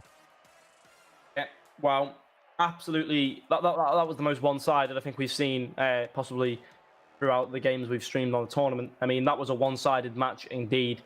There was not, even though the shots seemed to be there for limited, I can't recall a shot that was nearly going in, if I'm being completely honest. I don't remember any world-class saves coming from Balotelli Tubbies either. What I can say, though, is To Die For started that game off very strong and ended that game very strong. 2 flip resets, 2 incredible goals, 2 goals that are clipware for you, and definitely to be put for goal of the tournament as well. Incredible player. If he can keep that up now for another 3 games, then, you know, this could be a wrap-up for Balotelli Tubbies. So what do you think the conversation has to be here then for Team Limited in between, right? Because you walked out with you had some answers in game number 1, but it seemed like you were just absolutely stumped in game 2. What do you have to do to switch things back up and get into that game 1 form again? I think if you're limited, you need to just make sure you don't let the To Die For have that much airspace. I mentioned it after the first game. He has a lot of space in the air. He has a lot of time to do mechanics. He definitely preached exactly what I practiced there, because he did the exact thing in game number 2. Used the space provided to him. He noticed that the space was there for him, and he took it all the way, able to score the goals. You cannot give a player like that time. You need to challenge. Even if you don't get the ball, you'll put him off course. You can bump him. You can do anything to just challenge him and make sure he doesn't get that time to score those goals. If you can do that, although he's speedy, then you won't score. But here he is again. To Die For has done it again. Time in the middle, right off the kickoff, 5 seconds in, gets a beautifully timed pinch for Physics to just tap home on an open net, and 1-0 will go to Balotelli Tubbies already 5 seconds into game number 3.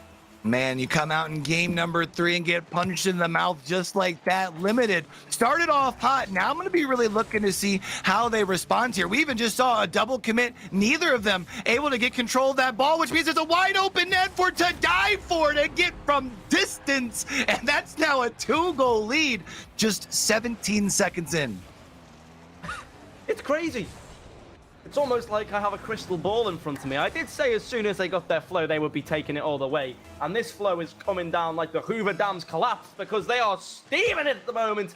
2-0. Physics taking claim for both of them, although the last one was a steal. But now Physics is showing his mechanics as well. Taking it underneath one, trying to get it through Monarch. It will be 15. Monarch gets the second 50 in his favor, but To Die For picks it up in a dangerous position. He's got the mechanics. He's got the flip reset. Nearly into the top corner. Oh, D-Money just couldn't put it into that top corner, and it will be safe for now for this limited team, but they must be shaken. They must be shivering in their timbers, because the Die For's coming in there as well. Another great shot. D-Money, I'm not too sure where he's going there, but a great save from Physics will keep that one away.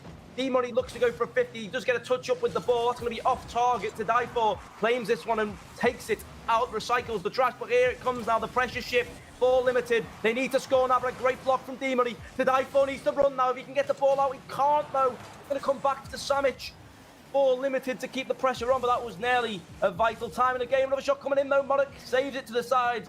And this is going to be a very end-to-end game, although it is 2-0 in Balotelli Tubbies' favour. Yeah, right now it just really feels like from the side of Limited, they're playing on their heels. We're seeing the Bella Teletubbies doing such a great job of being able to dictate the pace. And even when it felt like they overcommitted there for just a minute, you get the beautiful goal line save, and then you switch the field very quickly once again. So from the side of Bella Teletubbies, it just looks like they've been awakened here. Oh, I thought D-Money was going to get that second touch. Monarch Clever Rabbit, though, should be able to now try and go the opposite way. Fizz is doing at least a good job keeping things busy in the middle, which allows our third rotated back defender to move this thing up, and now it might be able to move something in the offensive zone. But as far as from the side of Limited here, they really need to find a solution. That's a tap off the corner, unfortunately, from the side of CZ, not able to find the back of the net here. Now to die for, if you can get control, you've only got Sandwich to beat up in that upper corner, and it's now going to be a 3-goal lead. Yeah, there you go, to die for. Woo-hoo! Again, he's flying. He is flying. And it is a bit too early to say I told you so, but I'm going to hope that this carries on. So I told you so. But wow, to die for, really, really good stuff. You know, there is still a long time left to go for Limited to regain, but at the moment they are just a damsel in distress. They are being taken out in most aspects of the game, and it's not looking good for them. They need to find some momentum to build from here. Otherwise, they will not be doing as much as they can be, and they'll be bowing out of this tournament early. Physics though, looking to chase one down, but it looks like it's going to go in anyway, and D-Money gets his name onto the score sheet now as 4 goals go in, and only half the game has gone perfectly on 2.5 minutes there remaining. It's like a perfect animation for this teardrop from range, isn't it? You get the splash at the end, just so beautiful. 100%, yeah, 100%. But now it is the case for Limited to use the remaining half of this game to actually build some momentum and to carry that forward into game number 4. Now we're going to see here it's a 4-goal lead. They probably want to pile it up here. I'm really hoping to see, at least for now. I mean, Limit's been held goalless for without a goal for quite some time, and not just in this game, but carrying over back into the last. Their offense just hasn't really been able to put things together. It looked like they were kind of in control in game 1. Now might be able to try and at least make something happen. It's a 4-goal lead. I don't know if you can cut all the way into it, but you need to show yourself heading into game number 4 that you've still got some fight in you. But as I say that, Sandwich is able to take it the distance, and that's the sort of leadership we've been looking for from Sandwich throughout the course of the tournament. Might be able to help start the turnaround right here. Yeah, that's definitely a good goal to score. And, you know, they still have enough time to make a comeback here. We've seen it before. We've seen a 4-goal comeback in 55 seconds. They've got 1 minute and 50 seconds to get 3 goals now. So they've put themselves in a really good position. But I personally don't see to die for and Bella Teletubbies slowing down here. I do think they'll carry on. And there we go! Oh, Nelly! A booming pass into the centre. Just hits off the crossbar helplessly, just couldn't find the back of the net. But D-Money's touch up, what a touch! Physics, I don't know why he went for that type of shot, but it's still going to open up for to die for, and it will end up in the back of the net anyway. And you know, I'm definitely going to crystal ball because I've just predicted the future. Yeah, I'm. This is tough, man. I was really hoping after the first couple goals kind of cross the goal line that maybe we're going to be seeing Limited be able to tighten things up, because I mean, we were kind of hoping to, or I know I was hoping to see at least a 7-game series. At this case, we might be seeing almost that gentleman's sweep after Limited taking game 1. It doesn't feel like Bella Teletubbies has anything going on right now that's going to show any sort of letting up off of the gas. We do see, though, a nice save from Clever Rabbit, but no one able to follow it up. It's still in the offensive zone here, and the Bella Teletubbies, that's a mouthful. The Bella Teletubbies right now just really showing dominance.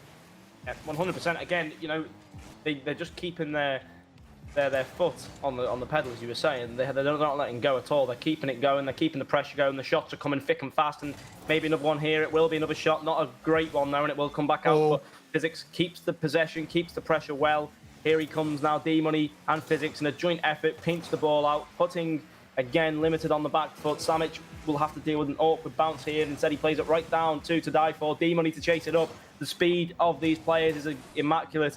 And I do think after game 1, the talks in the Bella Teletubbies call must have been, you need to play a lot faster. If we can play a lot faster, we will beat our opponents. And I think that is exactly what they have done. And you can tell the difference between the speed of the Bella Teletubbies players and the speed of the Limited players. It's very, very noticeable. And now we're going to be seeing now moving in here with 3 seconds left on the clock. It's going to be just the one goal from the side of Limited here, unless they might be able to find at least one more with the closing seconds. I mean, not going to be able to see anything else, but it would be at least a nice little momentum builder. No, there it is. Now going to hit the ground, and 5-1 in a game where, you know, after you come out in your game number 3, you're tied up. To be able to set the tone like this, we had talked about what does it look like for that conversation for Limited going into game 3. I don't even know what that conversation looks like going into game 4, because it just felt like they had no answers. I think this would be the time in a call where you just don't speak at all. You just keep silent. You just breathe. I mean, they're not taking the full minute, but this would be a point in the game where I'd take the full minute and breathe. You know, to actually regain your mental space to come into this game. You know that Balotelli Tubbies is going to come out fast. You know how fast they are. You know how critical they are. I mean, look at the shots they had. 13 shots to 4. I don't think Limited had a shot in the final 3 minutes of the game. Yeah, and even what the couple of shots they had, it never felt like it had much on it. It just felt like they were kind of taps that were in front of the net that were in the direction of it. It didn't really feel like anything was really sent with any sort of mustard. So, oh man, I do not envy the players on Limited right now. This is definitely going to be a really big game for them. Oh, well, of course. I mean, they need to find a win here. If they don't find a win, I think they're going to lose the series. I personally think. If they don't win this game, it will be the turning point, and it will go straight to a 4-1. But that's a great start to the game, nevertheless. A goal off a kickoff, the Monarch, 2 seconds in. I think we're going for the challenge of which team can score the fastest goal here. Did we have a player that went for a corner boost, I think, instead might have been the unfortunate issue, and that was just a wide open goal off the rip. That might be what you needed, though, to be able to turn things around. You also see, even off this kickoff here, Monarchs gonna at least be able to push it up into this zone. Sandwich knocks it off into the corner, but no one's going to be able to. I thought CZ might have been pushing up. I think CZ was a little bit worried about rotating back and trying to do something more like this, playing this back from the midfield. But now you've got everyone back rotated into their zone from Bella Teletubbies, and I'm going to be interested to see, as far as from the side of Limited, what can they do to maintain the momentum? You got yourself a goal. I don't think you want to rely on something like that, especially when to die for can go the opposite way and put it in the back of the net. Yeah, interesting to say the least, but Monarch will be the one eventually. Yeah, although I do believe it would have been put in by physics nevertheless. That's a good way to come and equalise the game. But again, you see that To Die For is left on the sidewall in the sky on his own. Again, he's on his own. No one's challenging him. No pressure on him whatsoever. He can do whatever he likes. He can do a ballet dance, for example, and no one will stop him. He can do whatever he wants, and that is the thing. You cannot respect To Die For whatsoever in this game. You need to challenge him at every moment possible. You need to put him off track. You need to bump. You need to damage. You need to boost steal. You need to cause this player as many problems as possible, because then their whole team will start to open up. And there you go, a great demo there. Guess who it was on? To Die For, and they scored a goal. As long as you remove him from the game, he is the key piece to this puzzle. As long as he's gone, they'll find the goals. Samic's there, brilliant placement as well, catching that one in, and the league goes back to Limited. Really good change around here for Limited.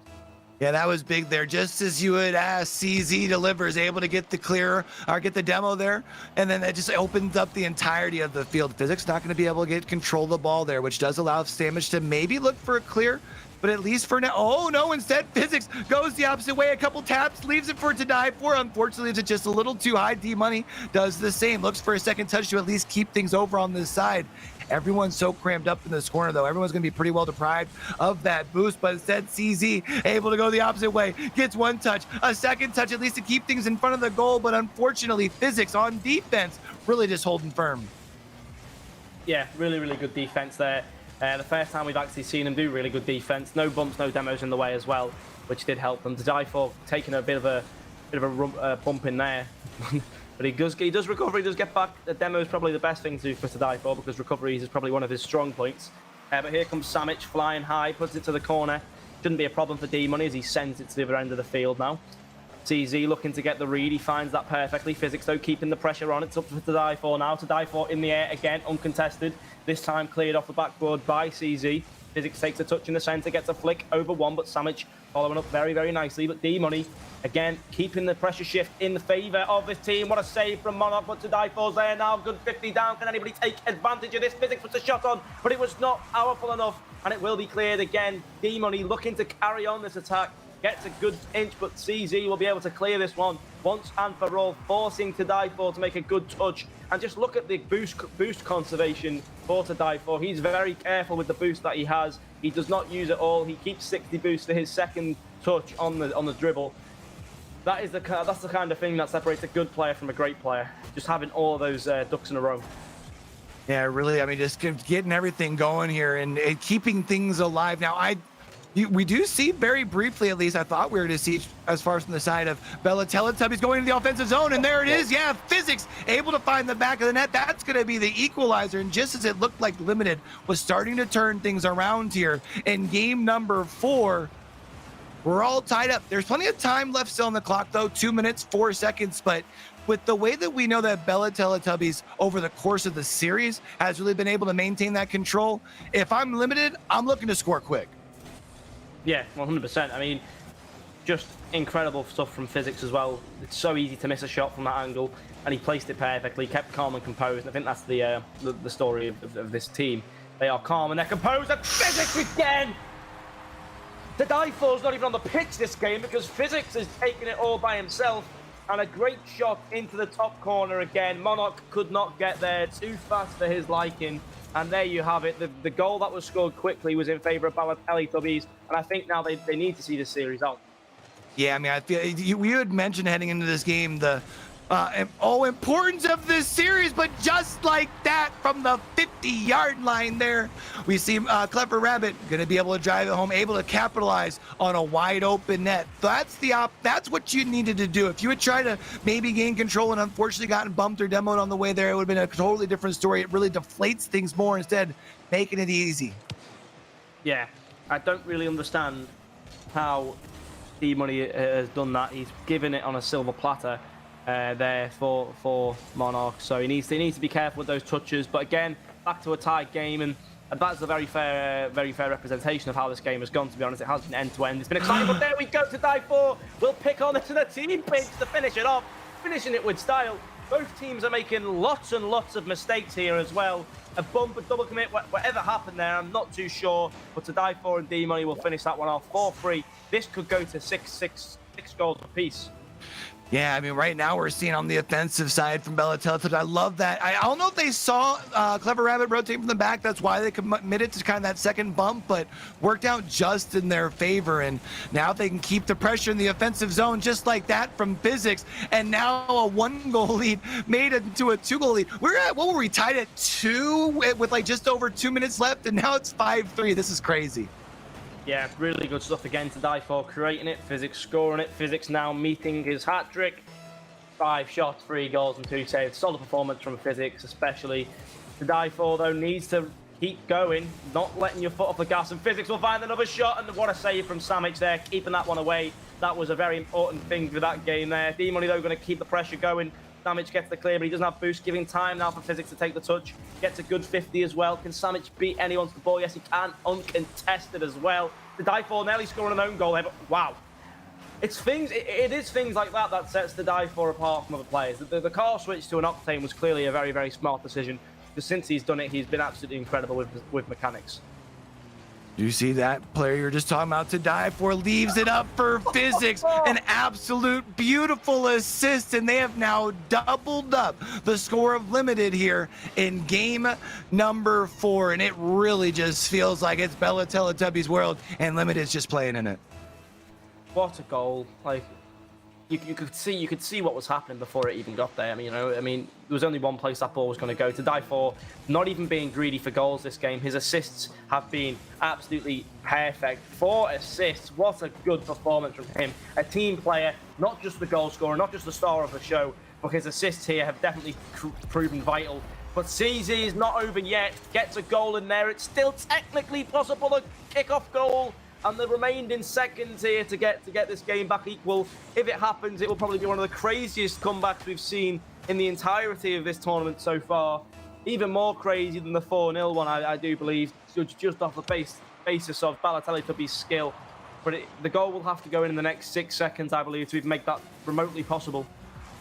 And instead, I was gonna say instead though, even when they if they were to put it in right now, there just wouldn't be enough time, even though they were looking to try and make things interesting. But there it is, as the clock goes down. You showed some fight in the end, but at the end of the day, 2 goals short of being able to tie things up. And this is now going to be a 3-1 series lead in the series. This is, your back's up against the wall now if you're limited. This is win or go home, and Teletubby is going to be on set point, series point, however you want to call it, for 3 straight games. This is tough. Yeah. Well, I think it's getting more to the point now where I can just say I told you so to everybody who's made a prediction against me here. I mean, I picked the underdog. I knew I was picking the underdog. You know what I'm saying? No, yeah, I mean, I was kind of expecting to see a little bit more fight from, I don't know if that's fair saying seeing more fight from Limited, because it really just seems like it's Teletubbies who have been coming out here and setting the tone. Yeah, I mean, no offense, but they're a better team. They're a better team. They do not work as individuals. They work as a team. They don't play solo, although in game number 2 or 3, we did see To Die For go solo and get the game win because of it. Now we're starting to see a more aggressive, a more team-playing side with Balotelli-Tubbies. They're passing the ball a lot. The assists are coming all from To Die For mostly in the games as well, seeing the goals flying. And, even the strength to come back from that 3-3 and get 3 extra goals on top of it, it's just incredible that they don't care. They're not hurt by anything. Their egos will never be hurt. Their reputation's not on the line because they're proving it. They don't care about rep at this point. They're just caring about winning this game and getting through to the finals. And they are starting a good route to that. Obviously, there's a couple more games to go before they get there, but I do believe they are perfectly en route to meeting that. Obviously, they will meet your makers in the following game if they do win this game as well. So it's not going to be an easy road for them if they want to win this tournament, but they've certainly got a good chance of doing it. And To Die For will put in the first nail into the coffin of Limited in this tournament here, just under a minute in. And there you have it. Not even really contested. That was probably one of the easiest goals Balotelli's have had to score, and you can't really complain about it either. There you go, 1-0. Yeah, now it's going to really be up to trying to find a quick response, I feel like, because we do know that Teletubbies, if you give them an inch, they are going to take a mile. We've seen them be able to put, some goals onto the scoreboard in some quick succession, even leaving things in front of the net here. No going to be able to be there to capitalize, though. Physics going to be able to at least come in with that 50-50, same thing as D-Money, but now you can see CZ trying to make a play in front of the net. To Die For, though. Beautiful save. Not going to be able to get the clear just quite yet, but D-Money follows it up. Now taking it into the offensive zone. I thought was going to leave it off the corner, but instead, Sandwich tries to take it the other way. But To Die For, a second touch now, trying to move it towards the net, at least until we see Clever Rabbit. You're really seeing, as far as from the side of Limited, I feel like they need to start applying just a little bit more pressure. When you see Teletubbies trying to set up in your zone, whenever they get control of it, they don't get too far past that 50, and all of a sudden that ball is going right back into their defensive end. Yeah, definitely. And, even the cold blood there for To Die For, just to get rid of that ball. He's doing everything in style with the flip resets, with the musty flicks. Everything is coming and flowing naturally. You can just tell this player is definitely one of the best in Sub-Saharan Africa. Just the way he commands himself. Very, very good play. And there you go. What a pass. And D-Money, another nail hammered into the coffin there. And my prediction is becoming short and sweet. Yeah, it's just starting to feel like they're really kind of more running behind the ball instead of trying to push the ball, if that makes sense. They're chasing it instead of dictating the pace. And it goes back to that same point you continue to make. Teletubbies, the skill on their team, and not only just the skill, but as they continue to seem to gel together, it's really a well-oiled machine. If I'm not mistaken, I think they actually had to get down in this lower bracket from a forfeit, if I'm not mistaken, in the upper bracket. So probably trying to prove a point as to why they don't even want to be down this year. So yeah, meeting your makers in the next round will be tough, but if they can play this game that we've seen them play against Limited, I think they should be able to cruise through that round as well, honestly. And then we see Physics adding another one onto the scoreboard, taking it the distance. Look at this thing. That was, wow. Wow, okay. The flip as well. He used a flip. That was incredible. Now, this was meant to be To Die For's show. It was meant to be, the team of To Die For. But Physics especially has been a very influential player as well in terms of mechanical ability. He's been incredible throughout. Obviously, last game getting himself 3 or 4 goals. This game finding himself at a brilliant goal. The Die4 and Physics is a very, very good duo.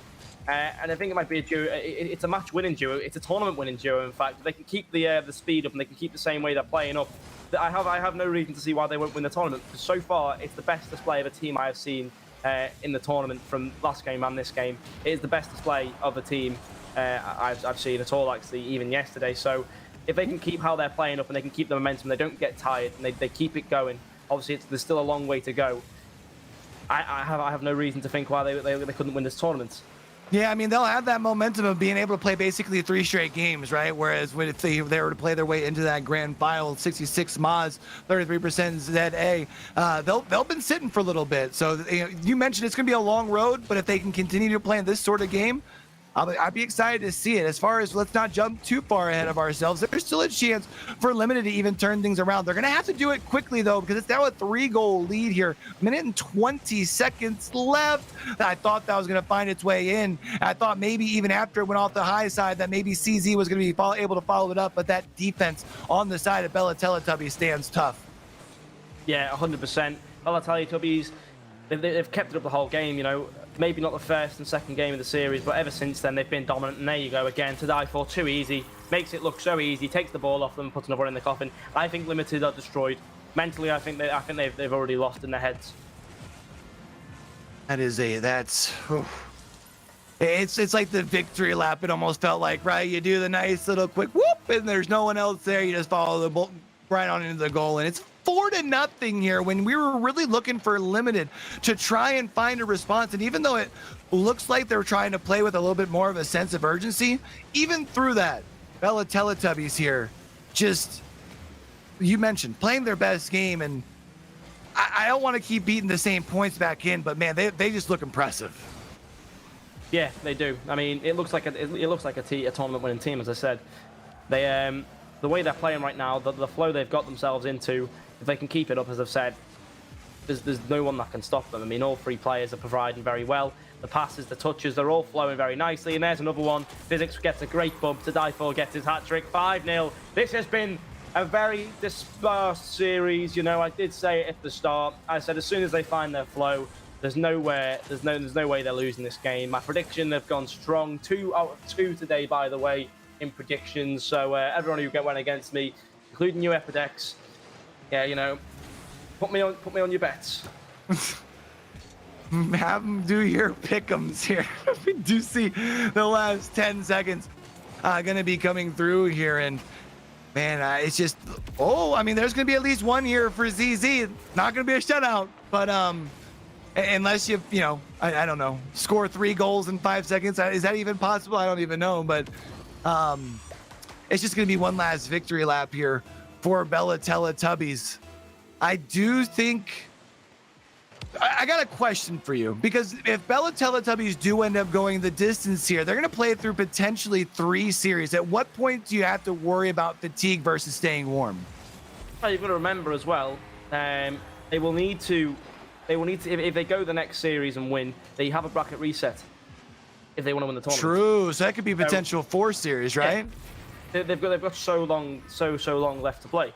That will be a crucial thing, but nevertheless, we've just seen an absolutely dominant performance from Bella Teletubbies. I didn't expect any less. But we will throw it back to Greybeard. How did you fare with that one? Well. So it didn't end in a sweep, and we were right about that. It was 4-1, but it kind of was, wasn't it, Q? Yeah, the gentleman's sweep feels a little bad on my side, but the boys from Limited got one, so you know, they'll take that, I'm sure. They had a good tournament. This is a tough team to go against in the lower bracket. Let's just be honest, right?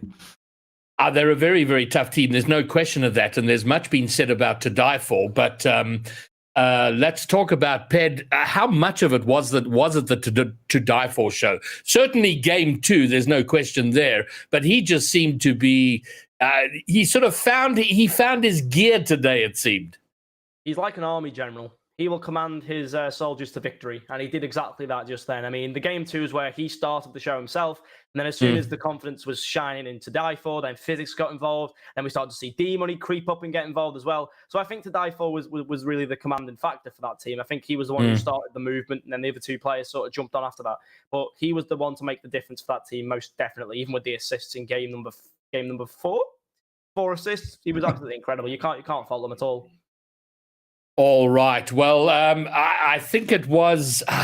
I'm not sure what happened yesterday that they lost to find themselves in the lower bracket, but I sort of feel like they had a DQ, didn't they? Did they have a DQ? Oh, no, Cowboys had a DQ against them. That's right. Never mind. They lost to Meet Your Makers. The Meet Your Makers were the ones who sent them down to the lower bracket. I mean, but the way you saw, Q, the way this team that showed up here today, you sort of feel no ways this team loses yesterday. No, yeah, I'm honestly, I'm curious to see what happened for sure, and they get their redemption in the next round too. So, all right, well, we do finally have an interview. A man who isn't shy of the camera. We're going to have a quick interview with To Die For as soon as we get him into the lobby. So we'll hang on for that. So they move forward, and now they get the lower bracket final. Our next matchup, they're going to be heading up again. They're going to meet their makers, maybe. Ped, are they going to meet their makers in the lower bracket final? I have no doubt in my mind that they will. They should go through in that one. The reason I say this is you can see the similarities between Keno's playstyle and To Die For's playstyle in terms of mechanics, right? They could not handle the speed and mechanics against the 66% Moz team. They couldn't handle it, and that's why they ended up getting the win. And now they're playing against a team who also like the mechanical approach and like to play in the air, like to play fast and aggressive. I just think it's the same sort of matchup, if I'm being honest, in terms of play styles. So I think it will be the exact same sort of result as we've seen up in the upper bracket. And I think it's going to make a very good grand final as well. So, I'm predicting these guys to go all the way against the next game as well. I'm not too sure about the grand final, though. All right. Well, let's not get too far. As casters and so-called analysts, we struggle to get the next game right. So let's not get too far ahead into the future and try and predict the weather. But how are you feeling about them in the next round, Q? I mean, in the upper bracket final, meet your makers were. They had a bit of an issue with Eli Kim, their main player, who was playing from somewhere else, a power issue. He will be, however, back in his own space for this lower bracket final. So hopefully a better showing from them. Yeah, I feel like the first 2 games will tell us a lot of this series, because we know that Meet Your Makers came out hot and they came out heavy in that upper bracket. But if they get put on their back foot here in the lower bracket final, knowing that their backs are up against the wall, that's a whole different mindset, right? So I feel like the first 2 games will tell us a lot, but I feel like, with knowing that you've got your players playing back in their own domain, they're back where they're comfortable. It was 4-1 yesterday. It might be closer, but I think I'm going to have to roll with Meet Your Makers. All right, fine. And I do want to talk a little bit about Limited. They had a good run in this tournament. They did very well. Samic was playing, as far as I know, he was playing on high ping. And then CZ and Clever Rabbit, people we've sort of exposed to the community, and people get to see them. I feel good about them in terms of their future in the scene. Ped. Yeah, I mean, when that series with Monarch especially, very, very good. CZ sort of dipped in and out at certain times. Sometimes he looked very influential. Sometimes he fell off a little bit. I think the biggest issue regarding those 2 players is consistency at the moment. But of course, when you see them at their best and they're at their peak, you can see them playing really, really well. I mean, Monarch was the one to score the first goal of the series. So they definitely have a lot of good potential. They definitely have potential to fly up into the same sort of rankings. And you've got to remember that these players are playing against, the top. So you've got the Samic on one side, and of course To Die For on the other side. So they are playing against To Die For, and I did not really think in the first and second, maybe third game, they were out of place at all.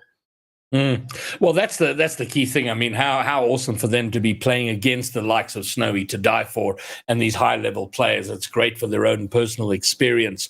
And I think what's going to be important next year is the number of tournaments that happen. This tournament, I cannot emphasize enough or say it enough on how important it is for developing the scene. And hopefully outside of RLCS, we start to see more competitions where players like CZ, where Clever Rabbit and these other rank B, rank C players can get more experience. We know VS Gaming will be back. They'll have a whole year-long tournament. That's going to be important, and hopefully a lot more where, my dream, Q, and you come from a massive region when it comes to Rocket League, so many things going on.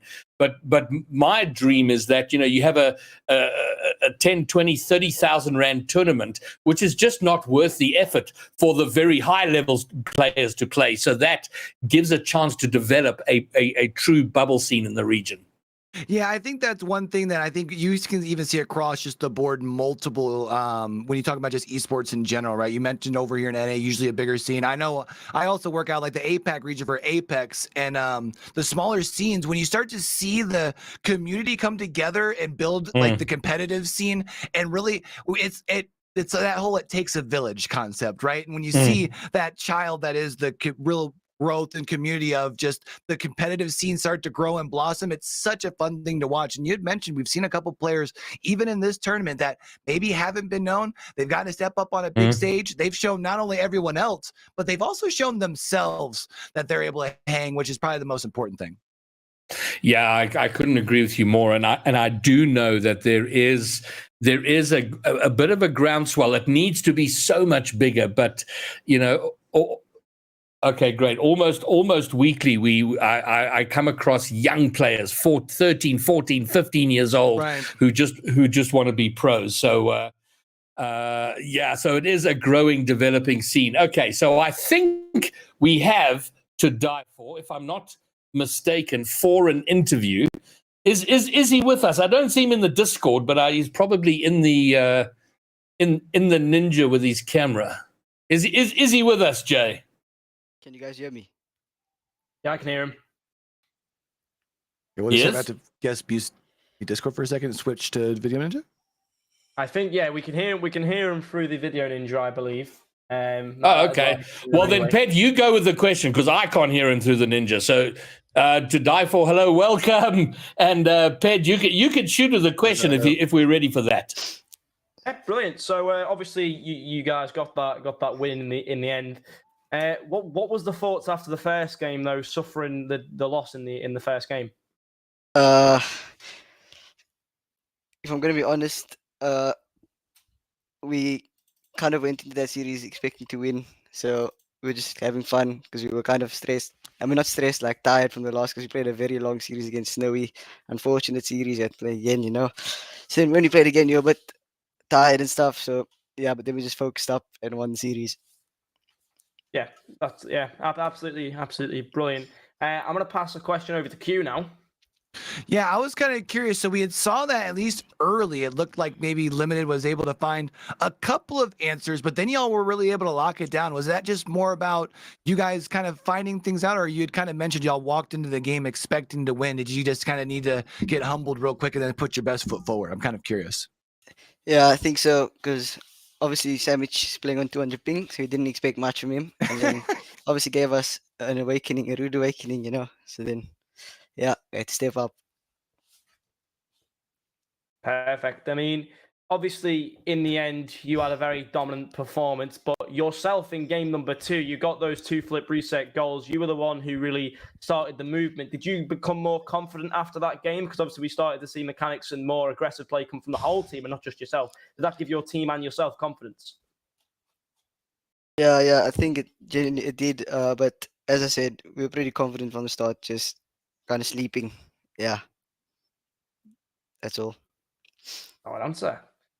So I know Greybeard's having a little bit of trouble hearing at the moment. Well, you know what I'm going to do? I can't hear anything, but I'm going to ask the question, and then To Die For can answer it. And so my question is simply: so what is the difference between yesterday and today? Because you got pushed down to the lower bracket, and I kind of feel like the team that showed up today wouldn't have lost that game yesterday. So was there a what was the difference between today and yesterday? The difference between today and yesterday is that because yesterday was unfortunate circumstances.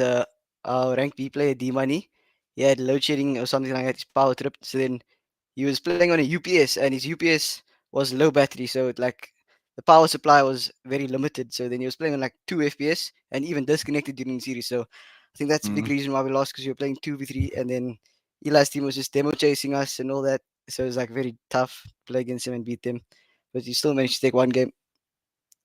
I think if D Money's power was back, it would have been a very different game. Yeah. I mean, you mentioned D Money. Obviously, yesterday there was some situation regarding you having to obviously swap him out and bring in another player. So you had to replay the SSN series today. Did you guys have a changed mentality going and face them today after beating them quite convincingly yesterday?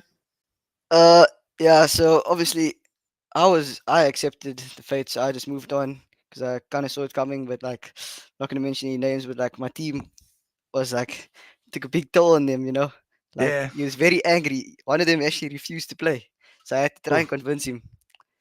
So it was very tough, but eventually came to his senses and we took the win. Excellent. I mean, obviously, though, you yourselves and SSM were considered to be the top dogs of this tournament and take it all the way. But obviously, it didn't fare out that way, and you ended up playing each other in the lower bracket. Do you guys now, going onwards, think you can take this one all the way to the grand finals and possibly even win it? Yeah, I think we definitely can. We just have to make sure we're on top of it. Keno in the finals, they've been looking good, but Keno's pretty mid player, in my opinion. So yeah, Keno, I hope you heard that. Fair enough. Well, I have not got any more questions myself. I'm not sure about Greybeard and Q, though. No, I mean, Q, I think go ahead, and then we'll send to die off, and we'll go and prepare for the next one. Go for it, Q. Yeah, I was going to say, actually, I don't think I have any other questions other than we saw that they were able to send you guys, Meet Your Makers were able to send you guys to the lower bracket in 5 games. How many games is it going to take y'all to get back up into that upper bracket? I mean, I don't like talking. I don't like being confident. Just by the way, what I said to Ken was a joke. No, that's fair. That's okay, so I just want to let the game do the talking, fair. Okay, that's fair. That's fair. Brilliant. Thank you very much to Die For. Good luck for your future games. Obviously, you'll be coming up next. So I wish you the best luck in your team and have fun with it. We will speak to you soon. Okay, thank you. Bye. Good luck to you guys too. All right. Well, that was a lot of fun. It sounded like it could have been a good interview. I didn't hear anything there. All right, fine. Let's go to a break. We're going to get the next game set up, which is the lower bracket final. Meet Your Makers up against the team we've just seen, Balotelli Tubbies. That'll come right after the short break.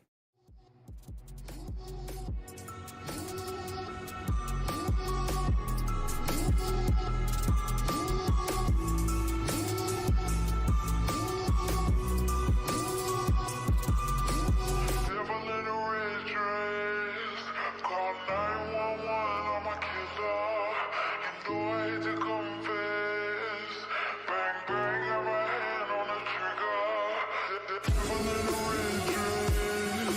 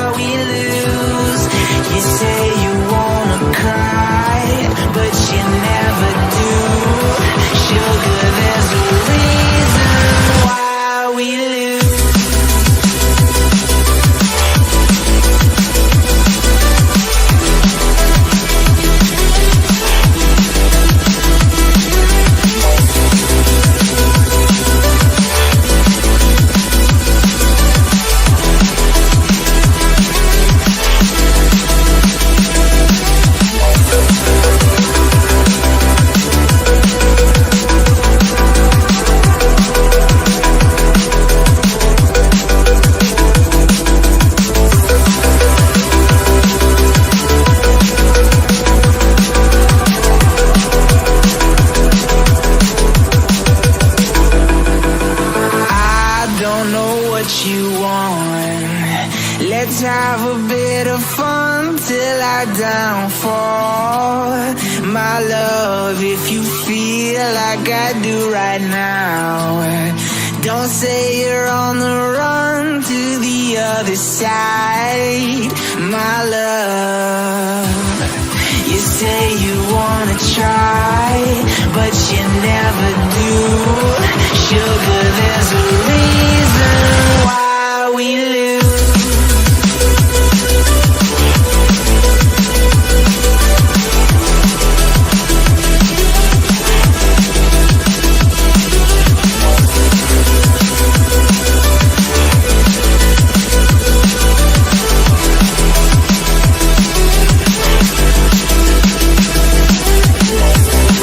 You say you wanna try, but you never do.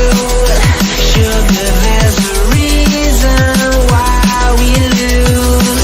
You say you wanna cry, but you never do.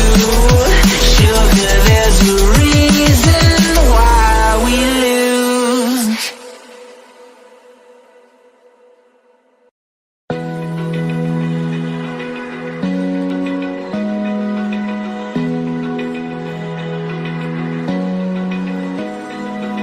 Open eye, feel the waves cut through me.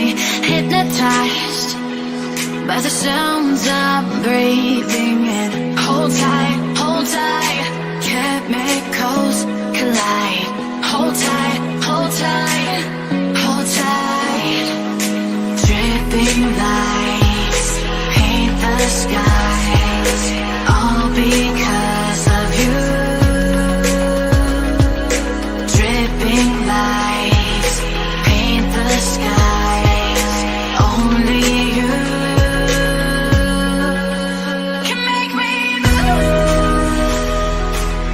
You can make me move. Can make me move. You can make me move. Can make me.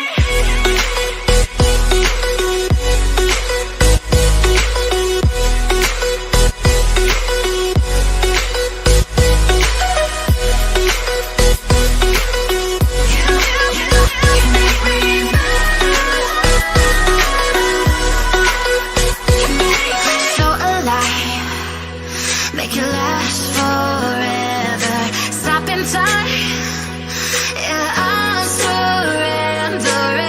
Hold tight, chemicals collide. Hold tight, hold tight, hold tight. Dripping lights paint the skies, all because of you. Dripping lights paint the skies, only you can make me move. You can make me move. Can make me move. Can make me move. You can make me move. Can make me.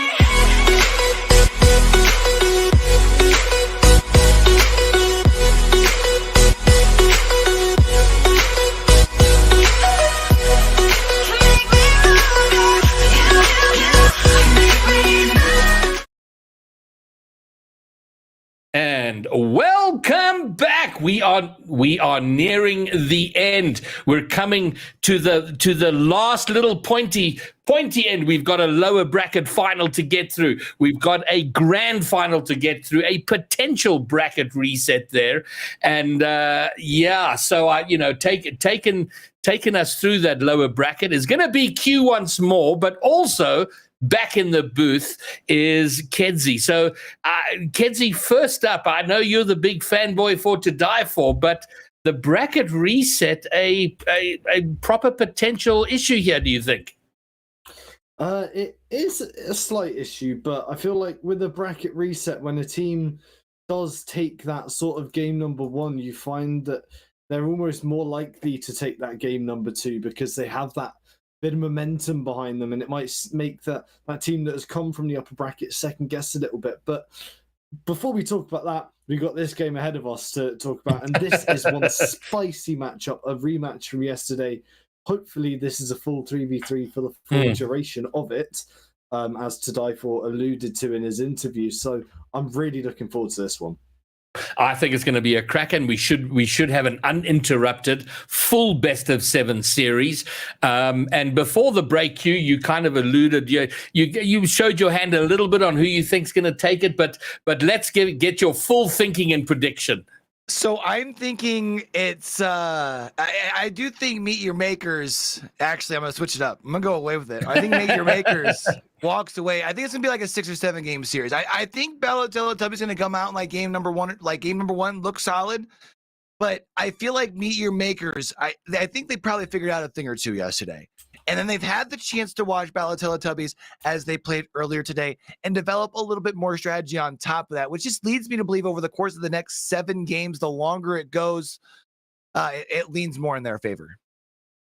All right. Okay. And then, Kedzie, are you in a frame of mind to bet against To Die For and his team? Absolutely not.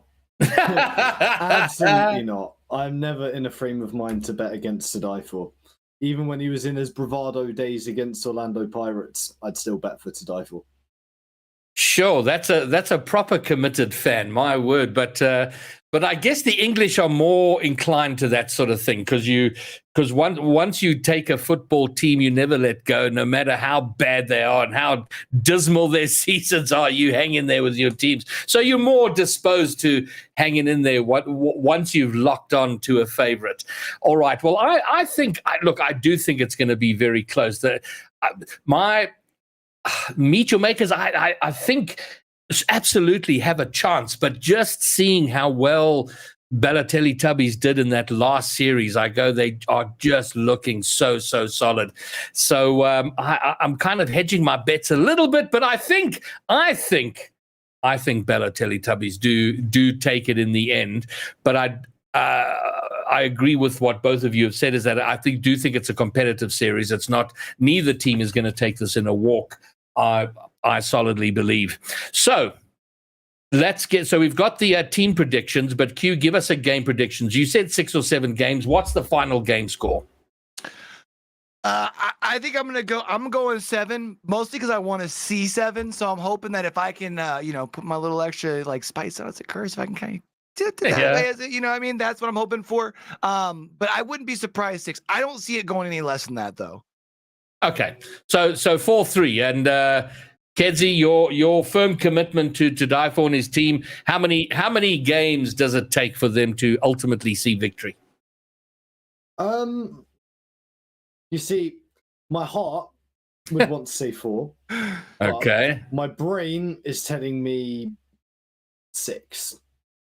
So a 4-2 result is where you see it going.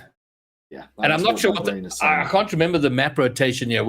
Normally with RLCS, game 6 would be Neo Tokyo, but Neo Tokyo. I don't know if we're following the same map rotation. All right, fine. Well, in chat, a couple of people have mentioned that this is going to be a banger. It's going to be an excellent series, and the winner of this will go forward to the grand final to meet up with Mozza, Kino, and his crew. We'll take on the winner of this, and whoever does win this, and I don't know if this is going to be a factor. I don't know if we're going to start getting into the bedtime of some of these players for a bracket reset. So potentially, if a lower bracket team has to win, they have to win this next series, the one after that, and then the one after that. So Q, it's a long night for a lower bracket team to win this. Long night. It's like 1:15 in the afternoon. No, yeah, especially because some of these players, they've had some long games going. So I'm gonna be excited to see. But instead of talking about this game, Graybeard, I'm gonna want to know real quick from you. How many are you expecting? 6, 7, 5? No, I'm going with 7. I think it's a 4-3, whichever team takes it. But enough from our waffling. Let's get over to the casting booth. Let's get into this game. So Q, Kedzie, I did it again. Kedzie, take it away. All right, let's go ahead and get down to it. It is our lower bracket final here. It does look like we're going to be seeing Ballo Teletubbies, just like in our last game in the blue, meet your makers in the orange. Kenzie, you ready to go? I certainly am ready to go, Q. And it'll be interesting to see if the players are also ready to go. To Die For instantly flying high in the sky. Nothing new there as Mercy looking to get this one out of defense. Eli getting challenged early by D-Money. A double commit early doors. And D-Money chasing that one down. And already you're starting to see Balotelli Tubbies on the front foot here as Fatal taking this one down to the other end of the field. But met by the brick wall of To Die For. That 50-50 into the side wall. We're getting a bit of a midfield matchup so far, as is pretty usual for a start of a game number one, as Mercy looks to get this one out. And immediately we're seeing the intent of both of these teams. To Die For and his team attacking, and Eli quite happy to just sit back and try and pick their opportunities when they can.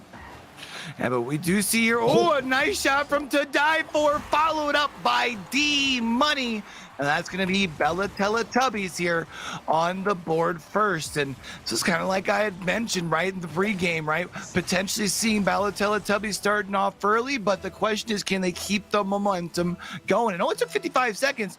Wouldn't be surprised to see them put them another goal in the back of the net here in the next minute or so. No, I certainly would not be surprised, but you can't count out Eli and his experience and all he can show for himself, his defensive prowess as well. He's a very talented player. It's not like you can count him out, but To Die For, he's just oozing confidence right now. Eli looking to get this one out of defense. He takes this one into the corner. D-Money beaten, but To Die For there again. He seems to be covering every blade of grass on that field right now. He pops that one up. Mercy there to meet him. D-Money with the clearance, but that's straight down the throat of Eli. And Eli looking to go again.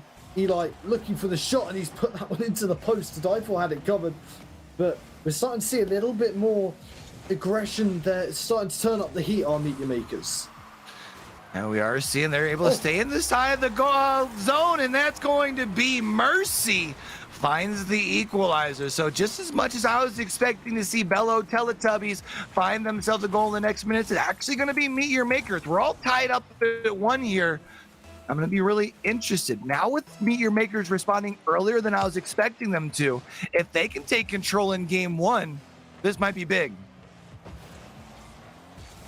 Physics getting this one cleared.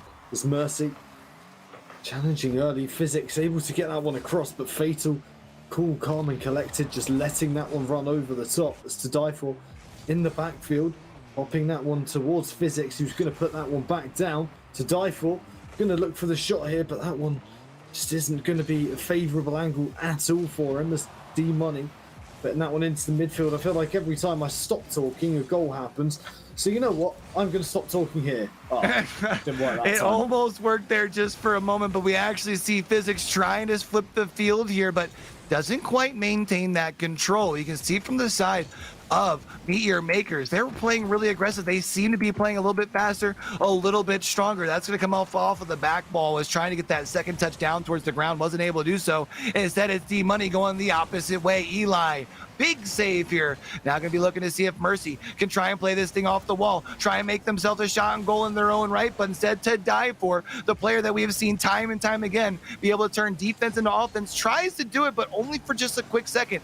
This tussle right now, this back and forth at midfield, lets you know just how closely these two teams are contested.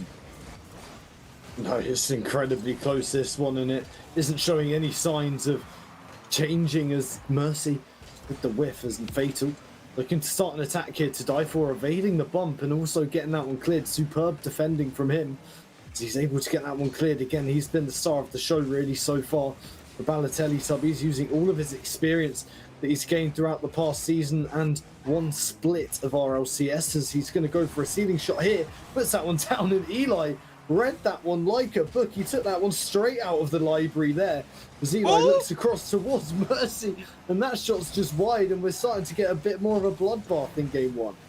And the only problem was they've invested a lot of players up there, which means there are cracks to be able to rotate back with a counter attack, and D-Money does just that.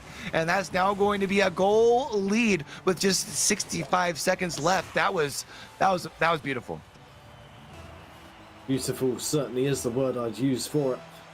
Offense has been the name of the game for Balotelli Tubby so far to die for. Well, that's one way of stopping him from getting the ball and using his mechanics. Just bump him away.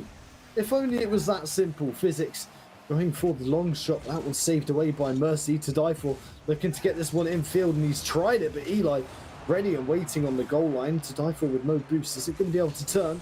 He's going to have to be careful here. Eli ready to pounce. He's forced it into the corner. It's a chance for a shot, fatal.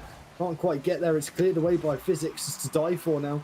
Looking to get this one away. Goes for the musty straight to D-Money. Eli with the pinch. All three Balotelli Tubbies players bunched up here.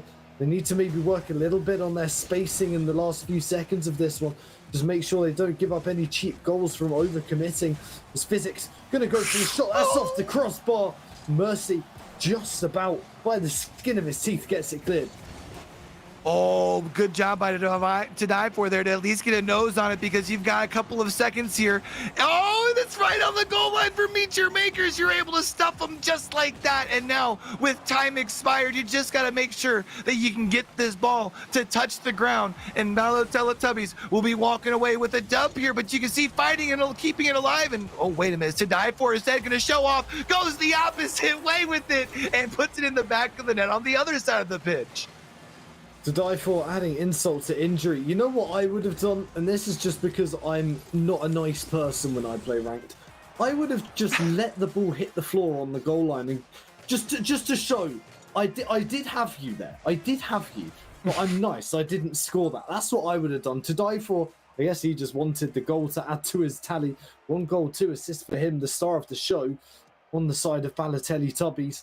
Just Meet Your Makers, well, it's certainly game on for them. They need to find a way through the Balotelli Tubbies offense, as really once you break through there, the gaps will start to form, but it's getting through that initial pressure that's going to be the challenge. Yeah, I mean, we're just being relentless on those on goal. I mean, 13 shots from the side of Balotelli Tubbies compared to those 4 that you had said on the opposite side there from Meet Your Makers. So Meet Your Makers needs to be able to try and find a way to dictate that pace. I believe what you were talking about really makes a lot of sense, right? If you can try and find those counterattacks and attack quickly, because you see right now that Balotelli Tubbies are kind of feeling themselves. They're pushing up a little bit, but right now, it also just kind of feels like Balotelli Tubbies has adopted that phrasing of, a good defense is a great offense, and it's working out great for him. And we're even seeing here to die for goes the distance, and it's only 9 seconds in, and it's 1-0. Well, you know what's better than a good offense, and a really good offense, is to die for. Has just decided to take this one the entire length of the field, puts it in the back of the net, and immediately it's a 1-goal cushion right off the bat that they can now hide behind. They've got that insurance goal. They've taken the lead early on. That means they have control over this game number 2. And really, that's what allows them to play their free-flowing style of Rocket League. Is when you get that first goal, you're in control of the match. That's really when you're able to then go, you know what, yeah, we're in control. We can go for these slightly more risky plays. We can really let our personalities show, but when you're behind, you've just got to try and put it in any means necessary, right? So that's the key thing to die for, and the rest of Balotelli Tubbies is just to get that first goal like they have here and not hold on, but build on it. Yeah, I mean, especially because we've seen them continue to be relentless in their attack, going the opposite way with it. I thought Physics was going to be able to get an assist there from the side of to die for, but we do see quickly going the opposite way here is Meet Your Makers. I thought was going to find the upper corner, but to die for, the name that we talk about time and time again for the Balotelli Tubbies, coming in clutch on that defensive side. Now this time here, gets the second touch, going to leave that thing off the back, where he even sent the third touch to try and get a shot on goal, but Eli coming in clutch. Well, we speak so much about to die for, but Eli is honestly, I've always known that Eli is a very talented player, but after watching this tournament this weekend, all the saves he's able to make, he is right up there with defensively one of the most capable players in the sub-Saharan African scene. He's making so many last-ditch saves right now against to die for, no less. That is by no means an easy feat. But you're not going to save that one. Eventually, to die for will prevail. And then just like that, a 1-goal lead becomes a 2-goal lead again off of that man right there to die for. And it's Meet Your Makers. It's time for them to really kind of start stepping up. Now in this game, you've already got, what, 3 of the 4 shots that you had in the last game, but also look on the side of Teletubbies. They're stepping up their offense too. You've got to find a solution. I don't know if it's making sure that you're depriving to die for of those boosts and just trying to make sure you're really being aware of where they're at on the pitch, since he seems to be really carrying the team. But Meet Your Makers just seems to be all out of sorts right now. Well, it's one thing trying to starve to die for, but whenever you look at him, he always seems to have boost in the tank. Yeah, I'm not quite sure how he does it. It's maybe not just starving him of boost, but starve him of his car as he's able to start another attack. And really, that is going to be the key, as to die for is just he's just crazy on offense. He's creating so many chances, not just for himself, but for his teammates. The only way you can stop him is by literally removing his car from the equation. and it's going to be up to really, I mean, from the side of Meet Your Makers, they need to start playing a little bit more aggressive. Maybe that is the solution. You need some more demos. You definitely need some more bumps, because as far as, I thought that second touch might have been able to find the back of the net. But at least for now, Eli is going to keep things in the offensive zone, tries to keep it up in control off the wall. But Physics very quickly pushing things into the other side of the pitch here. The only problem, though, at least for this point, you can see Meet Your Makers. Every time they get control of the ball, it almost feels like they're moving with no sense of direction. They're just moving with urgency, and that's not always a good thing. No, it's one thing. They recognize, obviously correctly, that they do need to play with urgency, but you can't just play with urgency. You need that direction, as you say. It's one thing getting the ball downfield quickly, but getting it downfield quickly and accurately is a completely different ball game. Mercy almost finding the target there, but to die for able to clear. One thing I maybe would like to see out of Meet Your Makers, you know that Mercy is no stranger to being aggressive, being that first line of defense, charging them down, but maybe not always going for the ball. Maybe, especially if it's to die for on the ball, go for a bump, go for a demo. Don't just ignore the ball, just get his car. Because at the end of the day, if you go for the ball and he gets it round you, it's not exactly a good look. Whereas at least if you go for his car, if he gets the ball round you, well, that's one thing, but at least you can't follow it up. There needs to be just a little bit more aggression, not just in terms of playing the ball. You do see it here, at least for now, Eli's going to be able to get the clear. Looks like sending things up to Mercy here is going to be trying to make a play off that corner. We see, though, Physics with the great defensive touch gets things out of the way. I think tried to commit to that ball, but I don't know if they ended up actually getting the touch here, which leaves an opportunity for Eli. Leaves it in front of the field for Mercy. You can see trying to clear it across, but no one there. It almost feels like with the people who are trailing the ball for the Meet Your Makers, instead of going where the ball is going to be, they're going to where the ball is. That's also not helping them here. Whenever we see those passes coming across, no one being there, whereas it seems like on the side of Teletubbies, their passes, their ball movement, always on point. Yeah, it's weird. You mentioned that every time there is seemingly a Meet Your Makers player near the ball, they just aren't really doing anything to actually affect the play. Well, I mean, that certainly is Mercy. I mean, I was saying to, make an effect on what happens with the play. Putting it into your own net maybe isn't quite what I had in mind, but I mean, it's a step in, I suppose, the right direction, but maybe not exactly how he'd hoped for that one to pan out. Mind games, my friend, mind games. We'll have to see how they play out here in this next game, as this is going to be the final couple of seconds in game number 2 here. And Teletubbies, as strong as they looked in game number 1, they really were able to flex here in game number 2. The shutout throughout the entirety of the 5 minutes. And even still, you can see they're not okay with just the win. They're trying to find the back of the net one more time. I think that shows you just how serious they are about not only taking home this series, but getting ready and tuned up for that upper bracket final as well.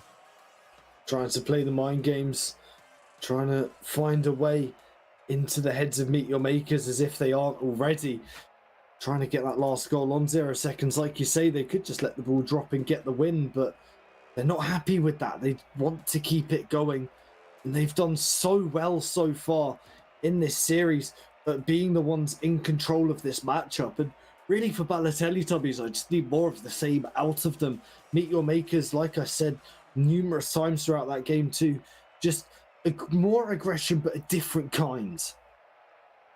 So now here we go. We're going to be going into game number 3. And, I know I think alone, if I'm not mistaken, on thinking that we're going to be seeing Meet Your Makers walking away from this. I think we were all expecting this to be a long series, and it looks like Teletubbies just might be looking to wrap things up quickly here. So let's go into game number 3.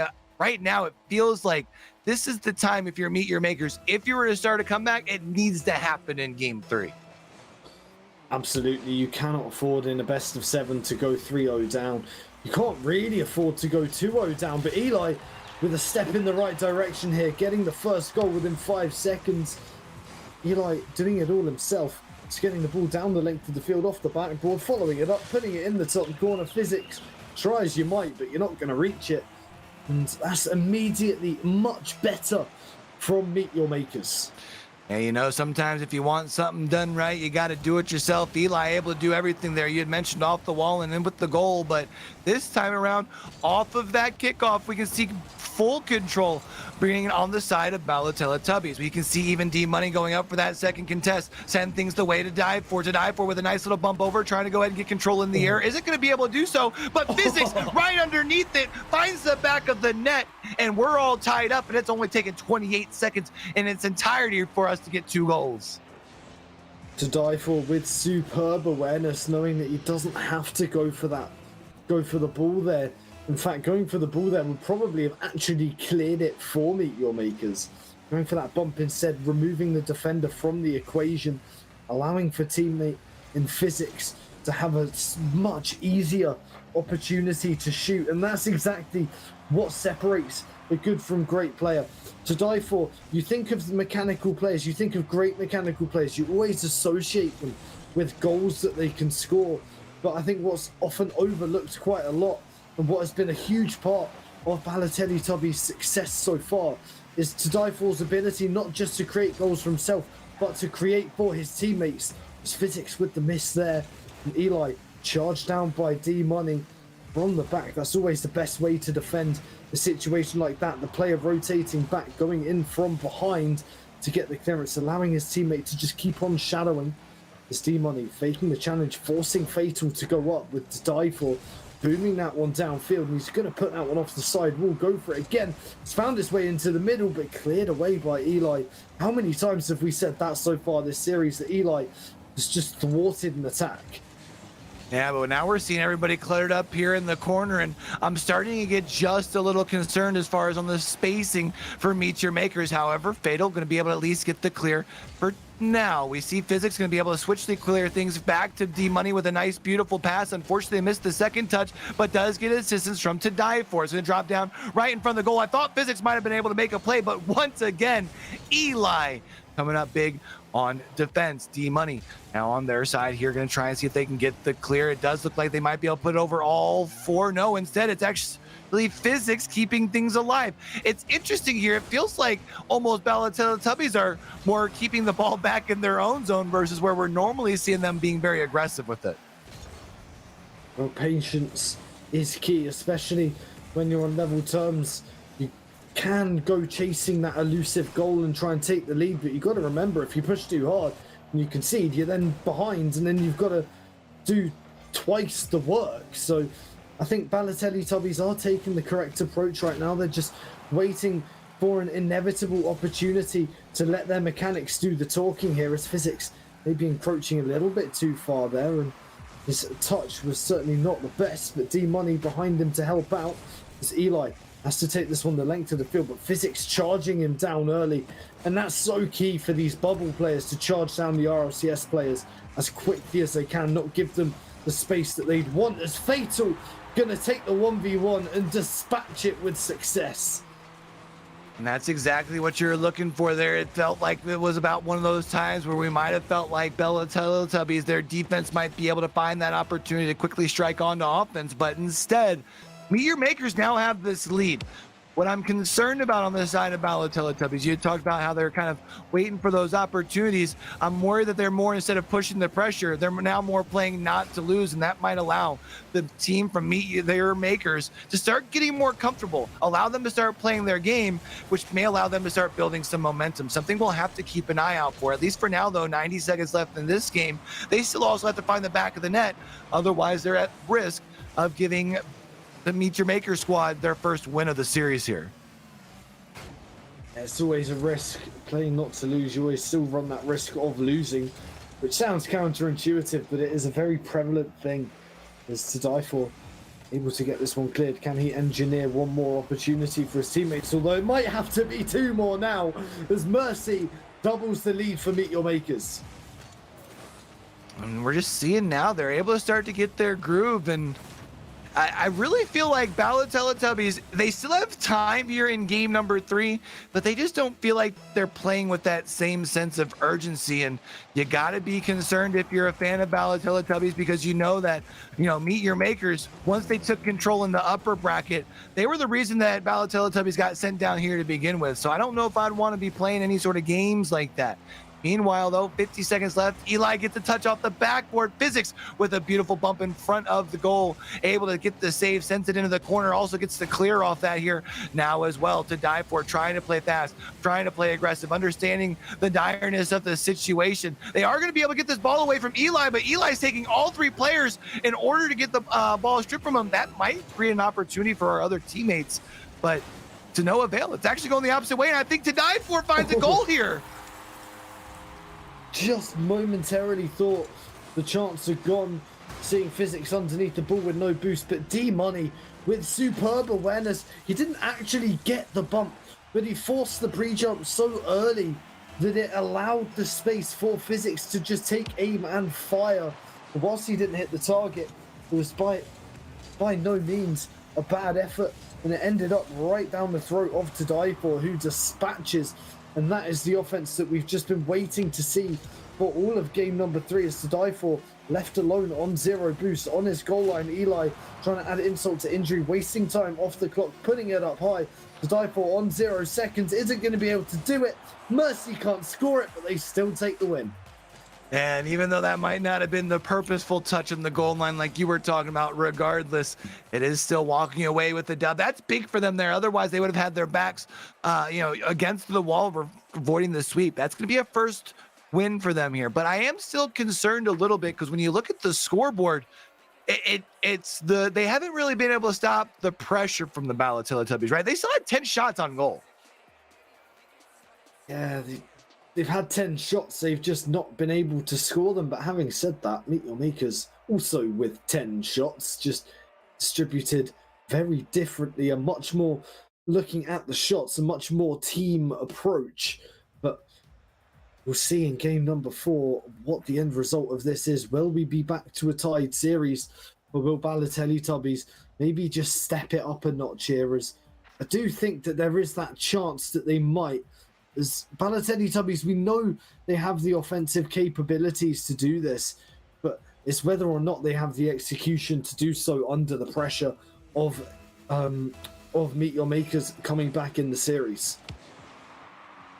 So here we go. Game number 4 here. Going to be trying to see if you might be able to even things up. I feel like this first couple of minutes, if you're a squad of Meteor Makers, you need to be able to show that you can still dictate the pace of this game. You got to come out aggressive. You got to come out fast here. Otherwise, though, on the side of our squad from Bella Teletubbies, To Die For, being able to pass things up to Physics, who finds a goal. It only takes him 20 seconds. Well, Physics certainly got his protractor out for that one. What an angle. I'm actually quite puzzled as to how he's thread the needle through there, but Physics, clearly the expert in the situation. That's why he's playing in the tournament, and I'm merely just a spectator. As Eli looking to get this one downfield, but charged down early. And this is the aggression that we've been so accustomed to from Bella Teletubbies, as To Die For looking for the flip reset. And how much do you get the power behind that one? To Die For, a mechanical genius, almost stunning all of us. You see here, though, To Die For able to get up in the air and at least disrupted enough for Physics to be able to get at least a nice shot on the goal. Fatal able to get a little, I think it was a back end on it. I don't think it was actually the hood to at least disrupt it just enough. Eli going to try and take defense into offense, but doesn't get control of the ball. To Die For, yet again, being a nuisance in this front line, being able to try and create this offense. You even see some bumps coming in over on that goal line there, trying to create a little bit of additional space. Physics leaves it in front of the goal, but nobody there. And right now, with nobody there, it does mean they're at least set back in defense. That's the good news for you. If you're Mala Teletubbies, you've got a goal and you're being concentrated on those rotations, you can't really be too mad about it, you know? Although, having said that, just to play devil's advocate, is this not the situation they were in the previous, or in one of the previous games? They've been in situations where they have the lead, and it's not like they're completely immune to throwing it away. Whilst you would trust them in a situation where they're ahead stylistically to take it To Die For with a superb save. Eli can't quite get the required power, but it looks as though they just about have the situation under control. Note the word just about. I wouldn't say it's particularly convincing with all the double commits, but at least the ball, as far as they're concerned, is staying away from the back of the net. Yeah, it's one thing to if you're missing on the double commits, but even if at least one person still get them, maybe they're just trying to play it cautious. They are still only down by one mercy with a nice second touch there, try and send things the opposite way. Actually, even with a little assistance there, quickly sends things back in that Bella Teletubbies half of the pitch. Eli trying to get control going into the corner. I think it's pretty well out of that boost there, so not going to be able to make anything happen, but Meet Your Makers still scoreless halfway through the game. You need to start creating some offensive opportunities because we see that Bella Teletubbies is creating their own. Yeah, they certainly have been. And To Die For just evading the demo so smoothly. It never looks like, when you're watching his car moving around the field, it just looks like he just has everything planned in his head, knows exactly what he's going to do, and always has always has a way out of whatever situation he's in. It's one of those, it reminds me a lot of if you watch like a Yannick Sinzi in the North American region, or you watch players like Joyo in EU, you see these super mechanically talented players. It's one of those situations where he just always seems to just look comfortable. He never looks like he's out of his depth. As Fatal looking for the shot, D-Money with the save, and we're starting to see them come under the little bit more pressure than maybe they'd like, but at the end of the day, with all these double commits that do happen, it's maybe an unpopular opinion, but as long as the correct touch is made and both players can get back into position fairly quickly, double commits really aren't as catastrophic as they're made out. It's much better to send two people to the ball and one gets it than none like that and no one gets it. Exhibit A right here. Coach Keds at your service. And you know what? You had mentioned earlier how it was kind of a similar situation to game 3, right? Almost letting that foot off the gas just a little bit, leaving that back door open. And here you got Meet Your Makers tying things up. 65 seconds left on the clock. Now, I am going to be interested here as far as from the side of Meet Your Makers. If they can continue to sort of move into this offensive zone, it feels like a lot of the times when Bala Teletubbies wants to seize control, they take control. You know what I mean? It feels like they're only being able to capitalize on big opportunities. Physics here, though, going to come in with a demo. It means there's only 2 playing up in that offensive zone. Fatal going to do enough to be able to at least disrupt that quick ball movement going the opposite way. I thought Eli was going to be able to make something happen, but instead, To Die For looking to go the opposite way until Eli comes in with a huge demo. They're really playing aggressive. I love this. Yeah, the aggression, I'd say from both teams, it's different types, but it is coming out from everyone. As Eli able to get that save once again, he's absolutely superb. His back is well and truly against the wall in a lot of these saves, but he finds a way to just pluck the ball out of the net. And To Die For might have just put himself in a bit of trouble here. Physics with the block, and To Die For being bailed out by his teammate there. I thought Eli was going to be able to come over on the cross and stuff that thing in. Unfortunately, wasn't able to do so. We've got our first overtime here in our lower bracket final in game number 4. Gonna be interested to see who can find that golden goal. We can see Mercy gonna be able to at least get this ball kept for them in front of the net. I thought Eli might have had an opportunity there. Still gonna at least get one touch. Fatal sends that thing to the back of the net. D-Money was just close enough to be able to get the back tire there to be able to get the save. So right now it almost feels like you're seeing a little bit of hesitation or a little bit of worry from the side of Teletubbies. I think they were pretty well convinced they were going to walk away with game 4, and now all of a sudden they're overtime and they've got their backs against the wall. That's the key thing with Teletubbies. A 1-goal lead with their lack of solidity in defense. They need, when they get that 1-goal lead, to get a 2-goal, 3-goal lead. Then they're very comfortable. When it's only 1 goal, with the counter-attacking style that we're seeing from Meet Your Makers, it's always possible for them to come back. Whereas the more goals there is to come back from, the less likely it is. As the aggression from them isn't quite as in your face. But there's plenty of demos flying out from everyone here as Eli moving that one downfield to die for with 100 boost, opting to go for the pass towards Physics, who doesn't get there to die for. Off into the skies for the edge, but he has a flip. He takes it in field, goes for the 50-50, but Eli says you can stop right there. Now we're seeing stuck in the kind of corner over here for Meet Your Makers. You got to find a way to clear this ball because right now you need to be going the opposite way. One thing that we know about Teletubbies is the longer the ball is in that offensive zone, they do tend to kind of pinch their way up. You can find those counterattacks relatively quick. They haven't been able to do so here, but they've been able to at least alleviate a little bit of that pressure. Nice shot on goal here from Physics, but Mercy comes in with a beautiful save. You can see Eli going to the sky, tries to send it in. That's a little bit high, and Fatal just a little bit wide, and unfortunately they just can't find the back of the net.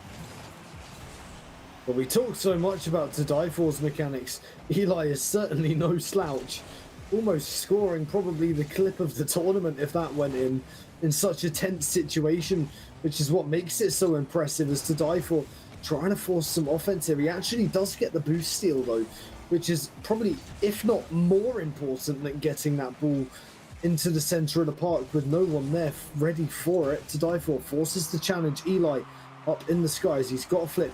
Can he get back to it? He can, but D-Money is there to get this ball cleared. As Physics putting that one downfield, and Fatal can't get there. And their counter-attacking style, for all their defensive solidity, one little slip in their positioning, pushing up too far, and they are made to pay. And Teletubbies find themselves on series point going into game number 5. Man, you could just see there, I mean, you were so close to being able to get a nose on it, at least maybe potentially get the save, and yeah, man, you were able to take it to overtime. You were so close. You just needed a goal and this thing's tied up, but instead, now you need to win 3 straight if you're trying to fight your way out of this lower bracket finals. What does the conversation look like right now in this Discord if you're Meet Your Makers?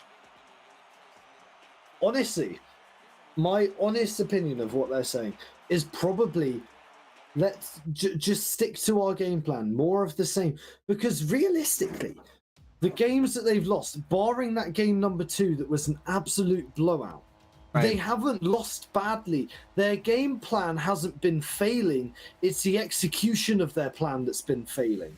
It's small mistakes like that, pushing up into the 50-50 as last man rather than playing a little bit more conservatively. It's small mistakes like that that have been losing them games. There's been nothing really wrong with the counter-attacking plan. If anything, that's the only way of beating this Teletubbies team, because you're not going to out-mechanic them. It looked like maybe there for a second, Meet Your Makers was going to be able to find themselves a quick goal, but instead, Teletubbies going the opposite way. There was at least a touch there to be able to avoid what looked like might have been a nice little setup in front of the net. But now Mercy, with no mercy, with the demo, trying to get a second touch to avoid it from going into the corner. But To Die For, unfortunately, going to be there as far as on the side for Meet Your Makers, sending it there into their zone. Eli trying to take it to the skies, gets a little bit of assistance from Fatal, but to no avail. You can see right now, it just feels like Meet Your Makers. There's not a game plan going when they've got the ball. They're just trying to put it in the back of the net at all costs. It's almost like that desperation has started to kick in. That is what happens when your back is against the wall in a game 7. Although the whiffs have come out and Eli has just about taken control of the ball, but he's whiffed But Mercy able to save, and Fatal helps it on its way. It's looking sketchy right now for Meet Your Makers. They just need to settle down. They need to realize that they are still in contention here. It's not like they're completely being outclassed. If anything, they're giving a very good account of themselves. They just need to work on that final execution as Fatal finds the top corner. That's exactly what you're looking for here. If you're Meet Your Makers, you need to take the lead. We know that Teletubbies very comfortable in the lead. Maybe if you can get them to feel the need to get a little bit out of their pace of their game, you can capitalize and force some mistakes, because otherwise we have seen that on the side of Meet Your Makers, they just really haven't been able to dictate the pace too much other than that. Fatal moving up the field here. You can see though Physics playing the great defense, able to get a nose on the ball, trying to take it the opposite way, but Eli doing a good job disrupting the offense, at least for now. To Die For, though, that name we've heard so much, attacking and not able to get anything going through, unfortunately. Yeah, this is unfortunate for To Die For. In the past few games, he's just been struggling with that boost tally recently, something we praised him about earlier, his ability to keep hold of boost, but it seems as though he's just not been able to find as much as he'd maybe like. Eli caught too far up in the midfield there, and that might just create an opportunity, but Physics can't make contact. He's going to try and squeeze his way through, but it's looking bunched up, it's looking ugly. To Die For rightfully retreating away there just to give himself some space to read the game and react to what's going on, as Eli puts a shot on goal. But again, To Die For there to meet it. It does sometimes feel like a tennis match between those two. Yeah, I think part of the reason is feeling like that tennis match, though, especially on the side of Meet Your Makers. Next time they have the ball, I want you, as we see To Die For flipping the script, puts his thing down, flips it and reverses it, and that's the equalizer with 2 minutes and 20 seconds left. But next time we see Meet Your Makers get control of the ball, I want you to kind of pay attention, especially when we see Eli leading the chase. Instead of kind of looking for angles that the ball could be coming from, they're just literally right behind Eli. And I think that's why we're seeing it's like a one touch from Eli, and then everyone has to fall back on D, because even when he looks for those crosses, no one's there.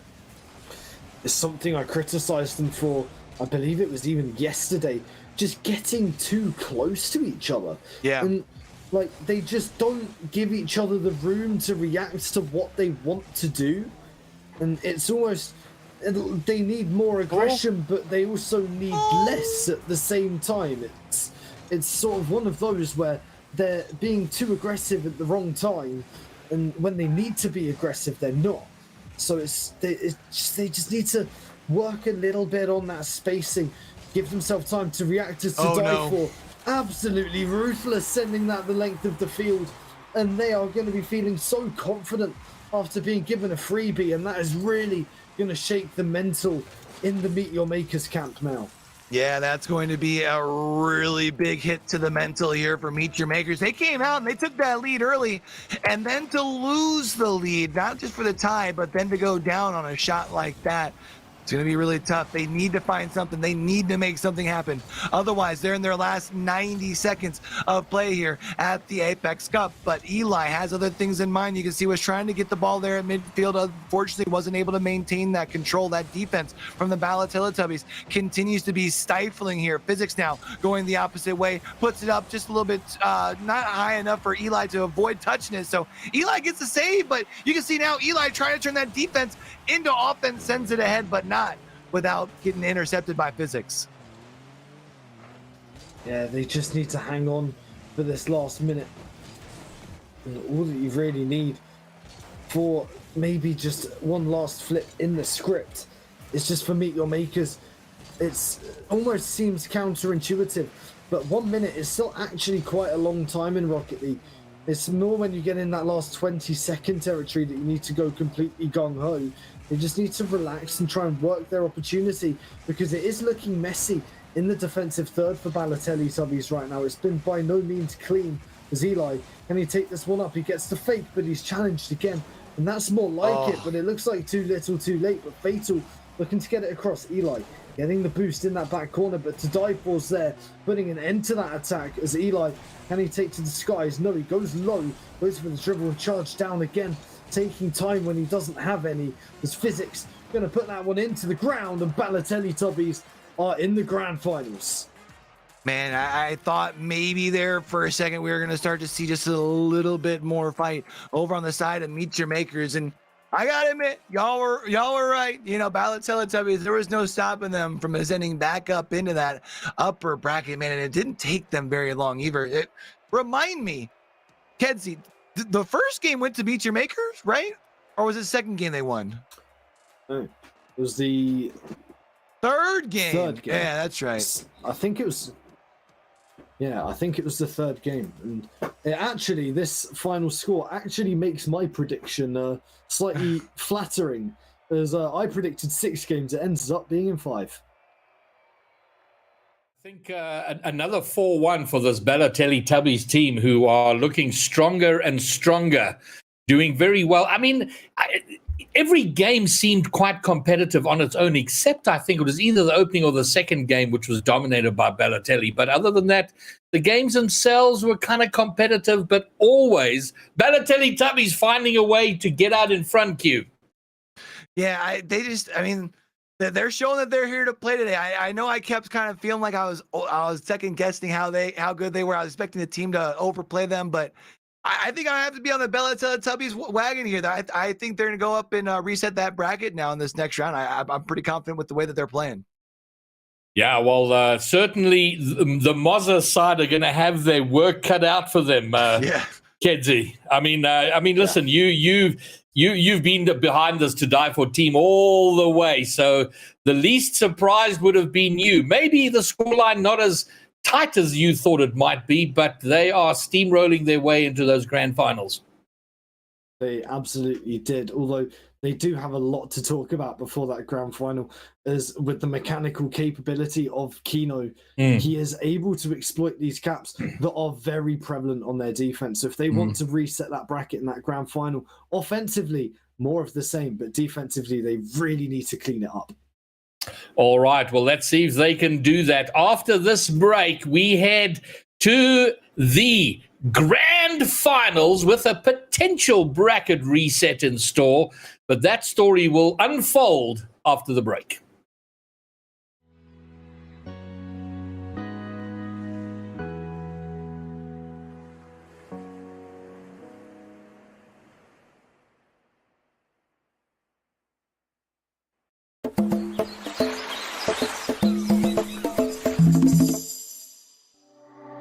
I still remember loving the danger. You set me on fire when I'm by your side. Taking me higher, but fall you down if you go down. Now you say you wanna get away, you wanna take me all the way. Might get burned if you get closer to the sun. I want ya. We can burn together, fading into one another. Oh, oh, oh, oh, oh, oh, don't you know? You're still loving for me, baby. We could run free if you do it just the way you like. Maybe I could waste my time on you. Never mind all our worries. If you do it just the way you like, maybe I could waste my time on you.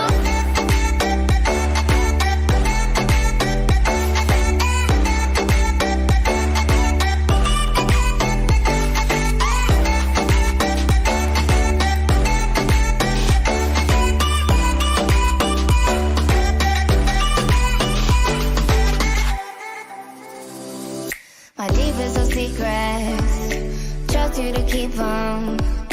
Hiding the words that I cannot say. I got what you wanted, I got what you needed. It's all in the way that you say my name. Might get burned if you get closer to the sun. I want ya.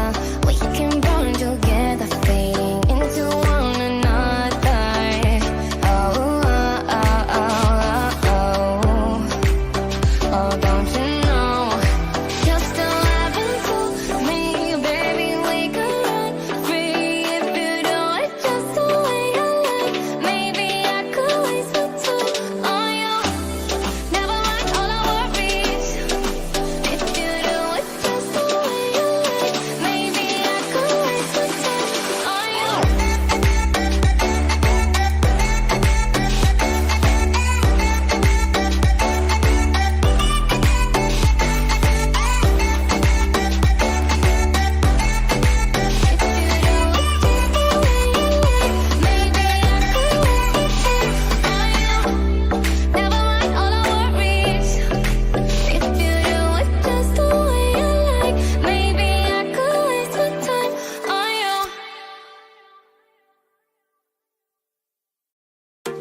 I'm on my own, broken and alone. I feel the rain crashing down.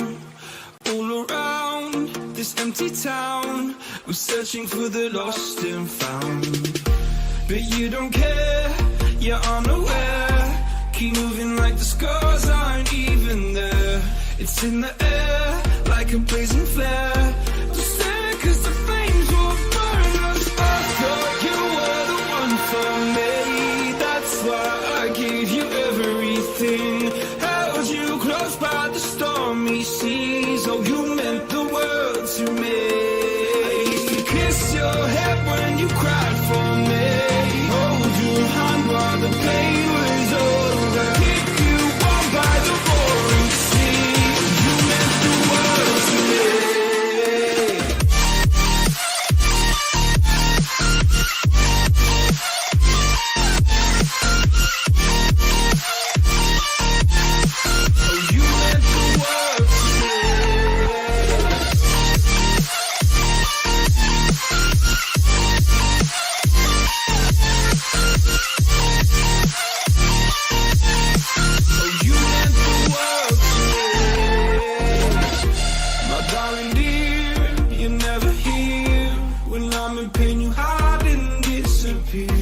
Like shadows in the atmosphere, charting the stratosphere. Yeah. I prayed for you and kept you near in hopes you'd chase away my fears. I'm on my own, you made it so, and now I'm chasing nightmares too. I used to run with you through the great big leaves, laugh at you when you laugh at me. Hope for us because I believe the home was just you and me. I thought you were the one for me. That's why I gave you everything. Held you close by the stormy seas. Oh, you meant the world to me.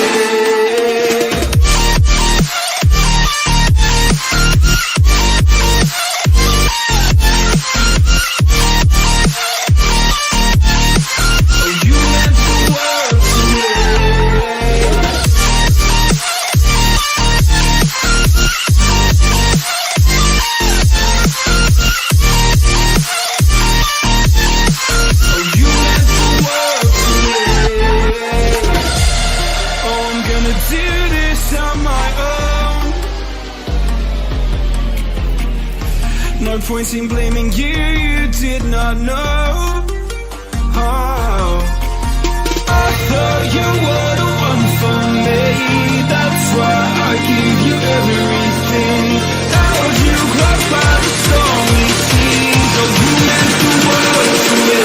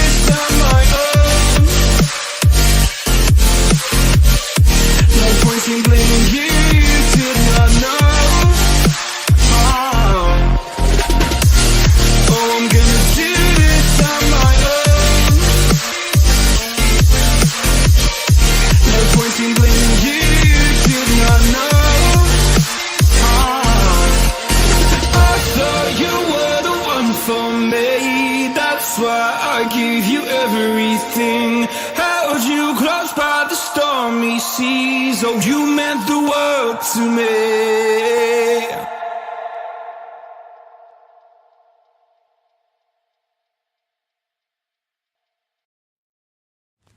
I get lost inside my thoughts, and when I start to think, oh, the time how close it starts to end up on the brink. I tried so hard, but all these scars, they cut so deep. And we are back. This is it. This is the moment that every tournament finally arrives at, the grand final. Potentially one more series Oh, but a team that looks keen for a bracket reset, and joining me for the final once again on a triple shift is Q, but into the booth for the first time today, Triple M out of load shedding and into the light, sir. Absolutely, and we've got the grand final. What a moment, what a round to step into here. Bella Teletubbies versus, obviously, Moz. I'm excited. And it's not the grand final we would have predicted at the beginning. We would have expected SSN with Bella Teletubbies. But fittingly, it was Moz that took down SSN in the upper bracket and Bella Tele in the lower bracket. And now these two teams meet in the grand final. So it seems right, correct, and all in order, Q. Yeah, everything got shifted up, but then everything shifted right back into the same spot. We got us a nice little remix of what we were originally looking for here. But you had mentioned earlier, it really looks like Bella Teletubbies is going to be looking to reset the bracket. I don't think I can bet against that, honestly. I bet against them too much today, and I've been proved wrong. So, all right. Well, I would love to hear from chat what their thoughts are. Is there going to be a bracket reset? Who takes it down? If there is a bracket reset, who wins the reset?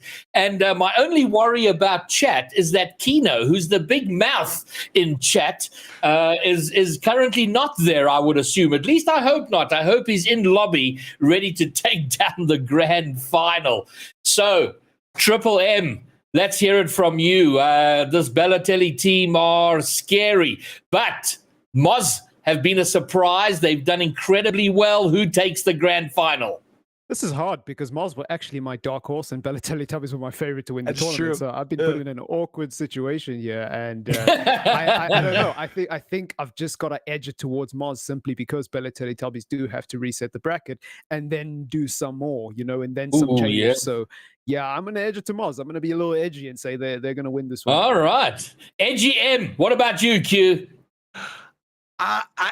Man, again, I've bet against them too much. I can't do it anymore. I've been proved wrong too much. I do think, though, that I would imagine this first set going to be the shorter of the two. I think it's going to be Bella Teletubbies maybe like 5 in the first set. And then once they reset it back, I think that's where we see one of those 6-7 game series, All right, fine. Well, I'm going to go with Triple M and back Moz, but let's get into it. This is grand time, grand final time. Let's go, Commandos. It's howling time. Over to our casters, Q and Triple M.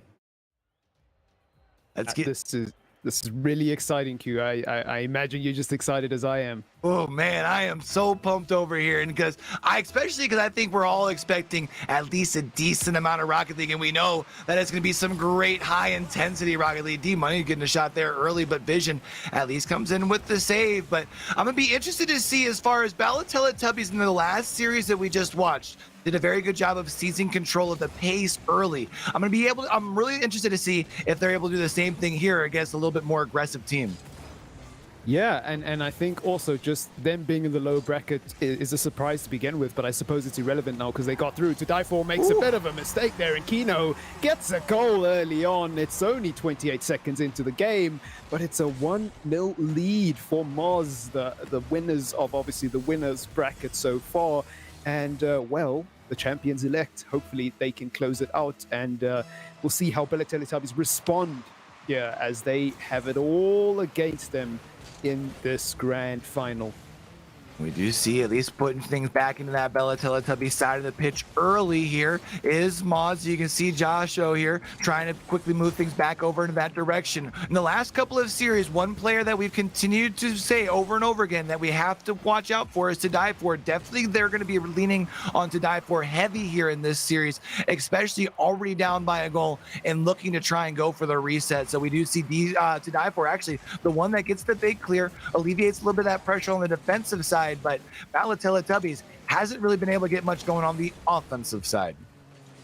Yeah, and I mean, you spoke about To Die For, and Bella Teletubbies is making a great play off the backboard. It actually sneaks underneath the crossbar and into the back of the net to make it 1-1. So your your monologue about him was very accurate indeed, and it's played out in front of us. He is the man to watch for this Balotelli Tubby side. But on the opposite side, you've got Kino, and a certain someone, I won't name names, called him mid in an interview earlier today. So that's fun. That's interesting to see how he will fare in this game. You've got Joshua and obviously Vision with him to die for with a really good save there. And now it looks like Balotelli Tubby's just trapped in their own half momentarily, but to die for with the great ball across. Physics unable to intercept, and it's to die for having to do the janitor work, basically cleaning up after his teammate there. And Physics now with a great touch across. It's Joshua with a good interception. And so far, both teams look like they're very even-Steven here, I want to say. Not just in terms of the scoreboard, but just visually, their performances looking pretty close here. Yeah, you're seeing, at one point in time, it looked like Maz was starting to put a little pressure in the offensive zone. Then it looked like Balotelli Tubbies. Then we had that weird tussle, that tug of war at the 50-yard line. So definitely, I mean, it makes sense. We said we were going to be in for a treat of two teams that are tightly contested. We're seeing that here early, but we do know sometimes the tell of the tale is the fact that those first 2-3 minutes are all about reading and feeling out your opponent. So I'm going to be interested to see if either of these teams make any big micro adjustments here shortly that might allow them to really start shining on the scoreboard. Yeah, absolutely. It's Visions now with the ball across. It gets past one, but not past the second. It's Joshua now doing all the work to redirect that towards Kino unsuccessfully. A good pass by to die for, and a great finish by Physics. Oh my word, it's 2-1. And just like that, we were looking to see who might be able to find that nice quick break and to dive for. It's kind of, we'll say it's taking that goal away, but it's fine. I'm sure, the scoreboard on the same all means the same thing. No, I'm just kidding. But we all know right now, 2-1. The big thing right now for Balotelli Tubbies, we know that they are a team, if you give them an inch, they're going to take a mile. So if you're Maz right now, you need to find not only just an equalizer, but you need to find it quickly.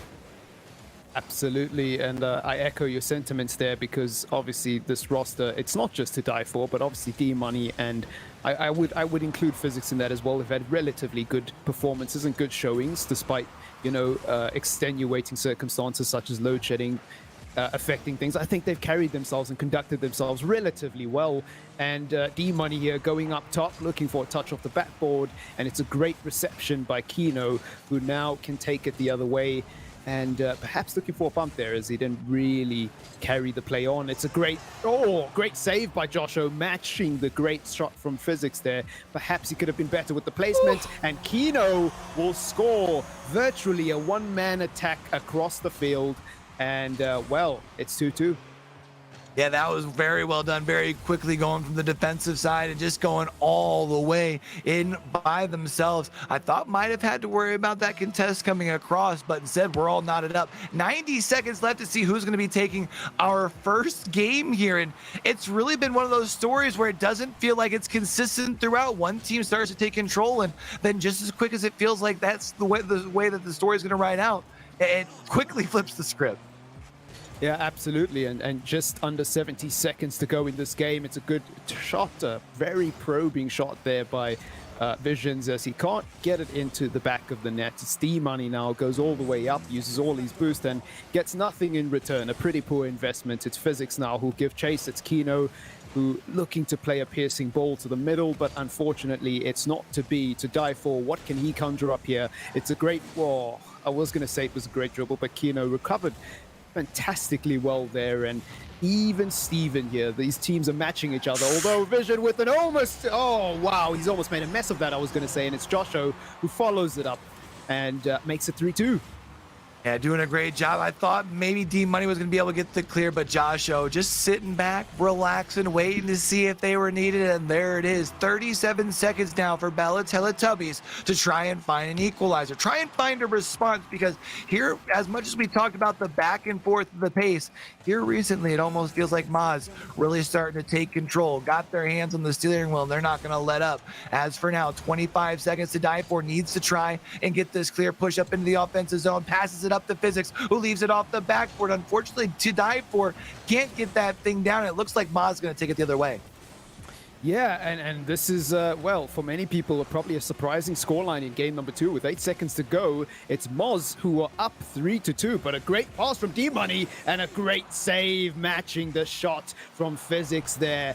And, well, game number 1 goes to 66% Moz, 33% ZA, and man, break that game down for me. It was just breaking it down is tough because we saw what we were kind of expecting heading in, right?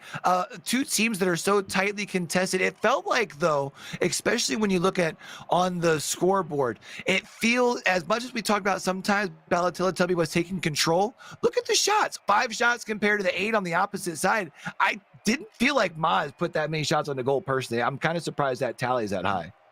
Yeah, it almost felt like Balotelli did a little bit more, if anything, in that game. So that's weird. Stats sometimes can contradict the eye test, and that's why it's good to use both, just to confirm that you're not going crazy. So there you go. It's a 3-2 win in game number 1 for Moz. And going into game number 2, this sets things up very nicely, I should say. Obviously, just a reminder for everyone watching, Balotelli do need to reset the bracket here if they want to keep hold of their lifeline in this competition. So this is getting very, very interesting.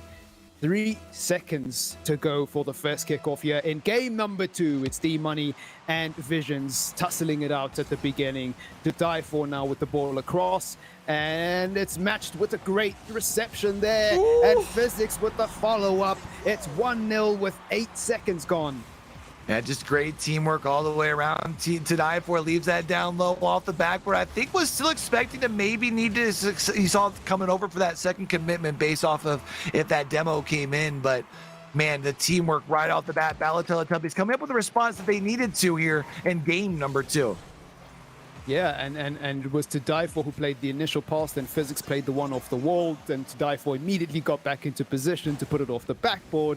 And, well, Physics with the easiest job in the world. He just had to follow that one through. To Die For again with some amazing mechanics there and completely throws off the defense. This is poor positioning here by Mars as 2 of them are on the front post. Oh, it's a shame. A friendly nudge there from Kino. And, well, what can you do? It's 2-0. Yeah, just had nothing to do but sit there and look at it. Probably almost felt like it was slow motion as they saw the Die For continue diving down in there with it. But now you have to try and find a response. The good news is you got plenty of time. Even though it was 2 quick goals, you still got 4.5 minutes left. But D-Money going to be able to get the clear second touch, third touch as well to at least push it up into this corner. I like the spacing that we are seeing from Balotelli here, being a little bit more committed to making sure no one can get back behind him. It is one thing that we saw in the last series. Sometimes they're allowing those leaks. I think they're starting to tighten up. They understand just how good of a team they're going against. Yeah, absolutely. But we'll have to see if they can respond here. Joshua with a very good setup To Die For with the calm save, and Kino was pressuring him there. So if he messed that up, potentially a shot there and a virtually uncontested net. So he does a very good job. It's Kino now giving chase as well with very low boost. Joshua here goes for the 50, gets the demo, but it's all in vain because his team is in trouble at the other end. It's Physics with a shot, and Kino with a very, very good save there indeed. It's To Die For now, pops it up, nobody follows, probably wisely because they've got that 2-0 cushion now. You don't need to overcommit on those very weird balls. It's Physics with a very close shot there, and somehow that one doesn't go below the crossbar, and I don't think the defense had their lines covered there. That could have easily been 3-0 here as Joshua takes it the other way. A great shot comes in. It's off the backboard. We see demos. We see shots narrowly missing. It's all popping off here with 3 minutes to go.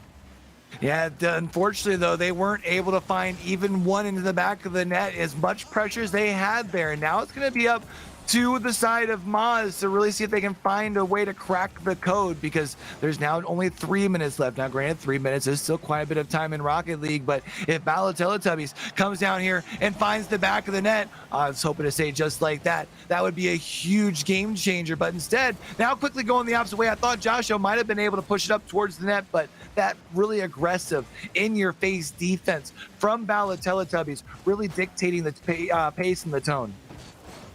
Yeah, they are dictating everything here in every aspect of the game. They have been the superior side in this game, number 2, a complete contrast to that first game. And now it's to die for, looking for a touch. He gets a nice little setup going here with, some very good touches there. D-Money with the follow-up, unfortunately, not able to get past. And now it's Joshua putting it in a very dangerous area to die for in an awkward position, produces a save almost virtually out of nothing. And that is the level we're dealing with here, ladies and gentlemen. Fine margins, the ability to pull out a save in a very awkward position is something that is only found amongst the top players. It's akin to some of the great players that we've watched play this game. To Die For is amazing, and D-Money now will take it the other way. But man, oh man, what a game we have on our hands. And that one, agonizingly close to going over the line, but it's still 2-0.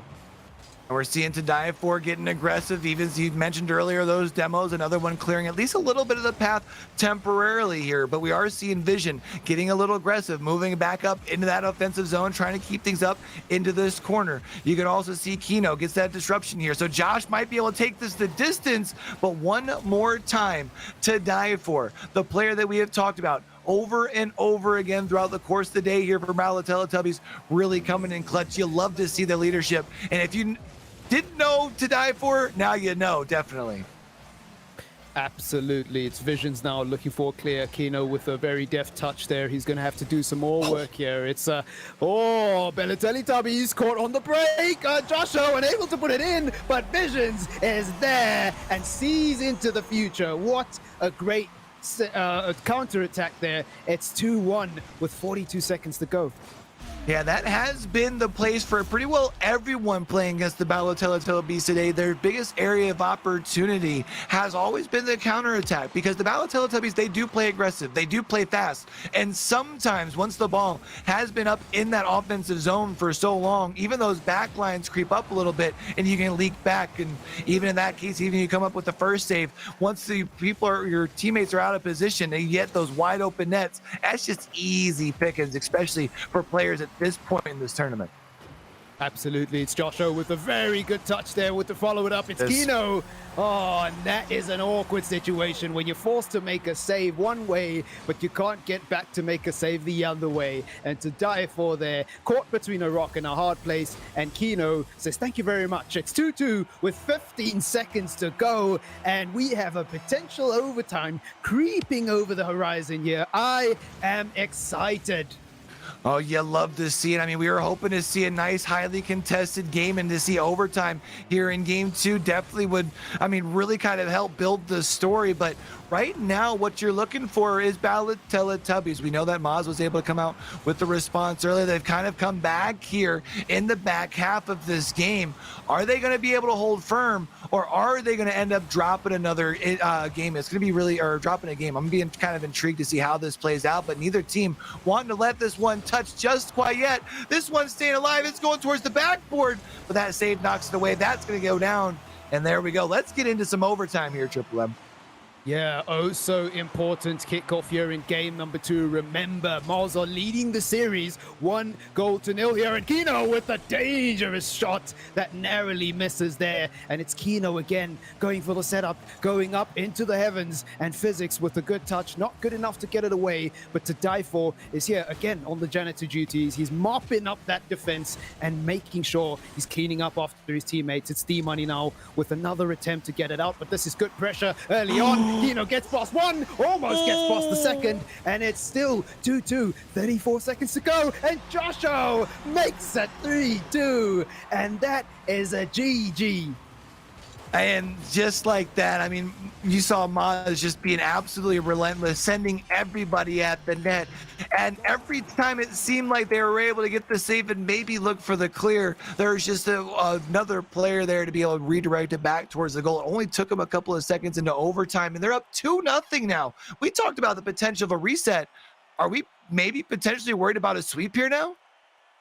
I mean, possibly. Never say never. You know, never say never. And just looking at that performance, look, I think that was a lot closer than game number 1. Not just because it went to overtime, but you look at the total shots and how spread out the shots amongst teammates. I mean, Physics and Joshua having 7 shots apiece for their respective teams, but they're both only second in the leaderboard behind Kino and To Die For. That is very, very interesting. To have that many shots and not be the MVP just tells you the levels we're dealing with here. So I don't know. This is an interesting series. So much to talk about, so much to break down. But we're going into game number 3 and won't have enough time to have all the nuanced discussions we wish we could have. This one is going to be a massive, massive game. If Teletubbies don't win this one, Moz will be on match point going into game number 4, and that is scary. Yeah, I think the one thing also when they were showing that scoreboard a couple minutes ago was the amount of saves came in, which is why was the MVP. Defense wins games. We saw that both teams at different times were able to be relentless in the offensive zone. It's all about who can still maintain the control, keep the team blank on the scoreboard. And here we go into this game. I thought we were about to be seeing a rather quick goal, but Kino in with the huge save here. D-Money doesn't want to let up this pressure in the offensive zone, though, doing a good job here. Gets a second touch, looks for Physics across the way, but Physics had already responded back to that defensive side. He did indeed. It's to die for now. Again, cleaning up on the backboard, going across, and it's into the path of Josho. Great bump there by D-Money, but somehow Josho has defied Physics there and pretty much has been unmoved and unnerved from that bump. It's Physics now looking for a redirect, and it's to die for.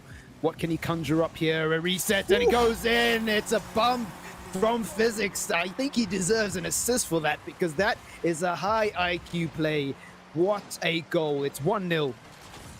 Yeah, you'd seen Kino was trying to figure out exactly which direction they were going, wasn't looking in front of them for the bump coming in, and it just left such a wide open area that was executed to perfection here. So Teletubby strikes first, but we know that Moz likes to come in with those responses relatively quickly, and we know they're also up 2-0. If you could take that quick little bit of wind out of the sails that's starting to build out of the Teletubbies, that'd be big for you. We can even see right now they're keeping that pressure up in this offensive zone here. Kino's going to go ahead and rise on up to the skies, try and see what they can make happen. Leaves it off the backboard, but was interrupted. But they can still keep this defense going. Kino's got a wide open net. Physics comes in big with the save.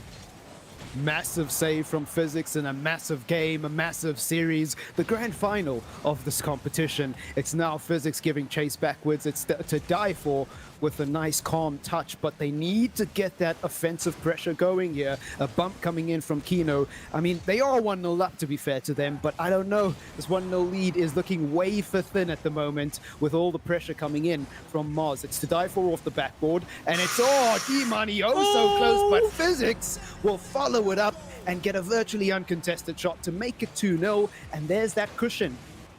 Hey, you get the cushion, but one thing we've seen Teletubbies do in some of the previous series was when they get that cushion, they kind of let the foot off the gas. I don't think you have the opportunity to do that against a team like Moz. So I want to see how they do here with this 2-goal lead. We see Physics trying to make a play up towards the offensive zone to die for. It looks like they're going to at least lob things back up there. Maybe tries to get the second touchdown to no avail, though. Vision able to do a really good job on the defensive side, gets the save. But you can see this ball's still staying over on this side. I thought to die for might have been able to have an angle on it, but instead Josho tries to get the clear. Yeah, and Physics using all his boost to carry that one across the field. Very impressive there. Stalling, giving his teammates enough time to reset and get into an adequate position to do something. To die for here with some great mechanics, and oh my word, he's just showing off at this point. It's D-Money looking for the follow-up off of a Physics touch to the backboard, and the pressure from Teletubbies continues to mount here. It's wave after wave of attack with 2 minutes to go, and Josho finally gets it out of the orange half here, but it's immediately back in to die for, forcing a double commit. Physics, and Physics with the great placement there. He's found a way to get that in between all 3 orange cars, and it's all because of that initial attempt from to die for, which forces the overcommit. Man, now this is what I love to see. I was hoping that Teletubbies was going to keep that pedal down in the metal. We've seen that you give them an inch, they're going to take a mile. And if they can do this here, this would be big for them on the momentum side. Obviously, winning by 1, winning by 3, it means the same in the series. But you had mentioned how big of a win this would be for Moz if they walked away with it. So to be able to just pile it on here, not only does it show you, but it also shows them across on the other side of the pitch. Yeah, and just watching that go back just reinforces the point, because to die for there just being so wise, being able to get that double touch, knowing that the defender's in a compromised position. This one barring a miracle, is going to be a GG and back to the drawing board perhaps for Moz here, because they don't want to let this series slip. But we've still got 90 seconds of Rocket League to go, so just talking about the action here is all we can do. As Physics, off the post, he nearly makes that 5. This is becoming embarrassing for Moz here. They need a consolation. The demo comes in, and at this point, it looks like complete domination and an absolute contrast to the first 2 games here. Somehow, Bella Teletubbies have just shown their class here, and D-Money going tall and high to get that one off the backboard, gets the double touch as well for some extra style points, but can't get the goal, and it doesn't matter because they've got that 4-goal margin to work with. To Die For carries it into Physics. Physics plays it across, and Kino will now control and look to get it the other way, but with 50 seconds left to go, it's feeling like a lost cause. Yeah, especially when To Die For switches things up, gets the steal. It did look like an assist from the side of Moz, but regardless, it means the same. Now a 5-goal lead, and it feels probably, I would imagine, a little deflating, especially from the side of Vision, who was trying to get just ahead of that ball and instead ended up being the one driving it into the back of the net. 45 seconds left in this game, a 5-goal lead here for the Bella Teletubbies. Moz, I just can't help but wonder if maybe they at least prevent the shutout. Yeah, I mean, you've got to, at this point, just try get a consolation, because you can always carry the momentum of that goal into the next game. That's how these Rocket League series tend to work out. It's very weird. The last team to score in a game usually, not usually, but sometimes goes on to have a good game the next one, and you kind of let the other team rest on their laurels a bit. So that's all they can focus on is that next game. It's To Die For now, playing it across and looking for a 6th. It's Physics giving chase. D-Money right behind To Die For as well, making sure he can get that second touch. Gets a demo for good measure there, and Josho gets some revenge. He avenges his fallen teammates, but it's all in vain because that one is a GG. That is now 2-1 in the series. Bella Teletubbies pull 1 back, and wow. I was not expecting that. I mean, I expected them to get something back in the series, don't get me wrong. I just didn't expect them to get a 5-0 win. And on top of that, they only limited Moz to 4 shots. Crazy. Yeah, that's the huge thing, right? Because it's not only is your offensive game so strong, but your defense comes out really stifling. And those first 2 games, we talked about how close it was. It was just, one player or two that was a difference of the game. Whereas that, you can't say that in a 5-0 just like this. So not surprised to see the boys from Ballatubbies, or no, actually, I'm kind of surprised. I thought Moz might want to take this time to take the full 60 seconds. I think they just want to get in and get back to that groove, though. Yeah, perhaps.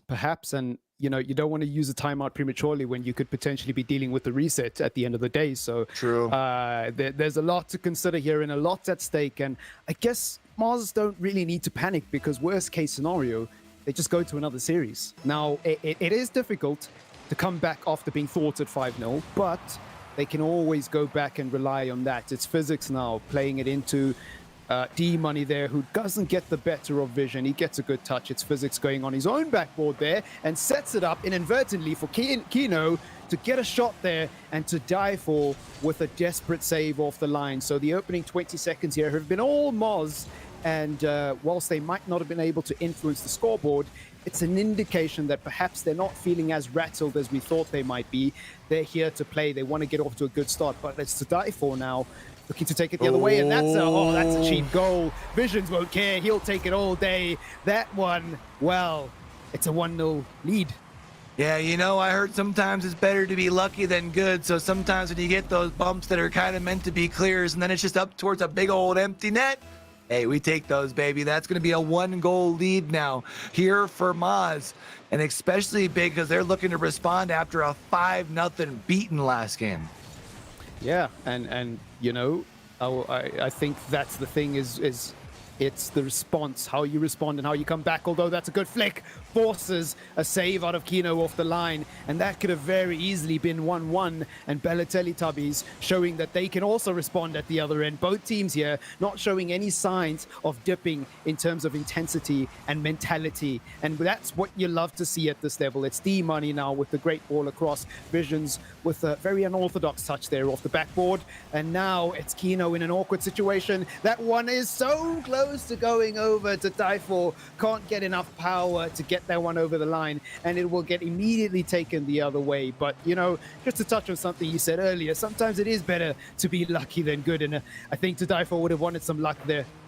100%, but we do see it again down deep into this Balotelli side of the zone was Maz, but quickly coming in with a counter here was to die for. Physics going to be able to at least back it up, gets a second touch. Unfortunately, nobody across the pitch that would have been there to be able to capitalize. They would have had a wide open net as well, but Vision's going to be rolling it out back this way. Kino's going to also be able to get a bump, trying to keep things in this corner zone. I think maybe this might be what we're looking for as far as from Maz, as far as a response, coming out and really grabbing that control. But man, still only down by one, and we know that Balotelli does have the firepower. Speaking of firepower, look at all the demos that we've got coming out here, Triple M. Yeah, absolute chaos. Black smoke and cars are flying all over the place. It's a die for with a great shot, and somehow Kino makes a double save. I believe he made the initial one as well. So, wow, what a defensive effort he's put in so far. I would love to know what the save count is for him anyways. It's in the middle of the park in no man's land. D-Money gets past one, can't get past Joshua though. Joshua takes it across, does a very good job, and to die for, makes a good save there again. A good touch, very calm, very composed. He makes it look very easy, but I tell you what, keeping your steel in those types of situations and keeping your nerves under control is not as easy as he makes it look. It's now Joshua with a good reception from his teammate and a great prod towards the back post, but it's not enough to creep under the bar. 1 minute and 52 seconds to go. Still a 1-0 lead here for Moz, but it doesn't feel like a 1-0 lead. It feels like this game is still 0-0. It feels like this game is still dead even. Yeah, you can see that back and forth, and it definitely feels like it can definitely switch at any point in time. The player that we're definitely going to be looking for, the player that we see often for Balotelli is going to be to die for, who's actually going up into this corner. Isn't going to be able to win that contest, but the money helps things out. That's a wide open net on the opposite side, and just like that, with 1 minute and 25 seconds left. Again, sometimes just better to be lucky than good, you know? Absolutely. Both goals that we've seen in this game so far coming from that particular scenario, a shot against the run of play and nobody back to save it. It's very, very uncanny for the series, but it sets things up nicely for the next 80 seconds or so. So I'm not complaining. Physics with a great read on that pass there and almost gets a beautiful shot across. It's now Visions looking to carry it into the other half, but he doesn't get success on that. And to die for with the great 50 there. Great shots, great initial setup, but also great to push that through the defender and make a 2-1. Yeah, just the control in the air. You saw doing a complete 180 as far as with the car to make sure that you get that direction off the hood to drive that thing into the back of the net, and that gives you the lead here. You now got 60 seconds if you're 66 Moz looking to try and make something happen. You can see right now, Balotelli, they're trying to play aggressive. They figure if they can keep the ball over on this half of the pitch, they don't have to worry about it going into the back of the net. That's going to come off the backboard here. I thought Physics was going to get a second touch, but that's going to be to no avail. But to die for is going to maintain the pressure over here. And if there's anyone that we can trust, that's definitely one of the names we can. Absolutely. It's D-Money now looking to hold it up, buying time off the clock. Physics waiting, lurking in the right areas, not able to impact that play, although he nearly gets a good touch there off it to die for pass. And Moz need to get a hold of the ball here because the strategy from Balotelli is quite clear. They're not even like trying that hard at this point. They're just trying to hold the ball up as much as possible, not do anything stupid. Although D-Money here going for a good play and uses all his boost. It's 6 seconds left. Can they keep this ball up or will it go to the ground and, basically even out the series here? We're about to find out. And it looks like we might just be going into a best of 3 between these two in order to potentially reset the bracket. Balotelli, as much as it looked like Moz. Oh, that's dirty. That deserved the goal. That's dirty. That deserved a goal. Well, there you go. Balotelli win the game. It's 2-2 tied going into game number 5. And I believe you were going to make a point. Oh, I was just gonna say that. I mean, it felt like Maz came out at the start here in this grand final and took control, but now Teletubbies, these last two, they've come out here. They're starting to get that momentum on their side. If there's anything that we know about this Teletubby team, once they have momentum, they can steamroll. Yeah, and I mean, I don't want to point out the obvious, but it seems like whenever they're able to restrict Maz's attacking activity and ability to score goals, it's almost a guaranteed win here so far from Teletubbies. So the 2 games they've won, they've managed to reduce Maz to less than 4 shots. And that is pretty impressive indeed, considering the firepower they have on their team. So going into game number 4, it's going to be interesting to see what the approach is here and whether or not they can keep that attack silent for a 3rd game running to potentially cause a reverse sweep and then a reset in the bracket, which is something the neutrals and people who are, fanatics of Rocket League will be hoping for. It's Joshua now looking for a play here, looking to carry it across. Does good to fake the first person out, but can't get that second touch. And Kino will have to do some cleaning up work here. But so far, controlled starts. No team really picking up the edge in the opening 30 seconds. Although D-Money with the great touch. It's to die for, giving chase and won't get that one anywhere near the back of the net. Joshua with the great touch there to follow it up. It's an open net temporarily, but Physics does well to get across, and it's still 0-0. Yeah, doing a really good job. It almost kind of feels back to that game 1 feel where teams are almost like refeeling each other out. You know what I mean? It's very interesting kind of watching the two. Joshua, though, finds a way to get a second touch, but a huge save from To Die For. I think that ball was all but across the goal line somehow, finding a way to be able to pull a rabbit out of the hat. Physics now going to be able to try and flip the field. I thought might have been able to push that over Visions. Vision does it at least enough to disrupt the offense here, but D-Money might be able to still move their way back into the offensive zone here. But the problem is with that demo from Kino, there's a big open space here now on this Teletubby side of the pitch. Yeah, huge space that they couldn't exploit successfully, but Kino's done well to hold this up. Hopefully his teammates are coming across to follow it up. Unfortunately not. It's Visions with a great touch there to stop that counter-attack in its tracks. Physics gets past 2 and almost gets past the 3rd. Kino would have been very nervous in that situation, and I wonder how he's managed to pull that off. It's Joshua now carrying it the other way. And it's a back touch off the backboard. And Kino with the goal. It's 1-0, 3 minutes and 3 seconds to go. That's absolutely huge. That's what you were looking for if you were Maz after dropping 2 games. And it only took you 2 minutes here. But now you got to be able to keep the pedal down to the metal here, because Maz, this time they've already put up 6 shots. We know that what leads to their success is being able to be aggressive in that offensive zone. And I just don't know if they've went with a different strategy here or what, but D-Money finds a solution very quickly, and we're all tied up at 1.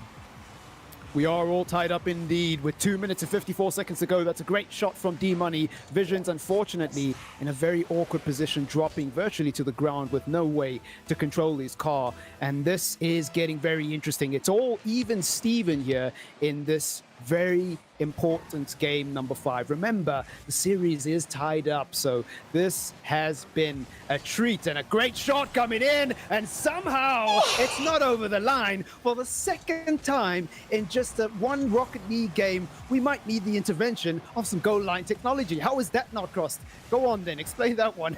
Yeah, I don't know if we got to start breaking out the VAR or what it is, but man, that was all but across the line. And yet again, it was To Die For coming in clutch for the squad. It's the team, the player that we always see that happens to come in big for Teletubbies. We do see To Die For once again here. Going to be able to at least prevent the clear. Kino, though, tries to raise up and has other things in mind. D-Money sends it to the corner. I thought was going to get a second touch. That's Physics gets a shot on goal, but Vision is able to get themselves a nice little touch on it. Looks like they might be able to flip the pitch. The only problem, though, really good rotations coming in from Teletubbies, and they're able to play aggressive while also getting back on defense. That's when they're in their zone.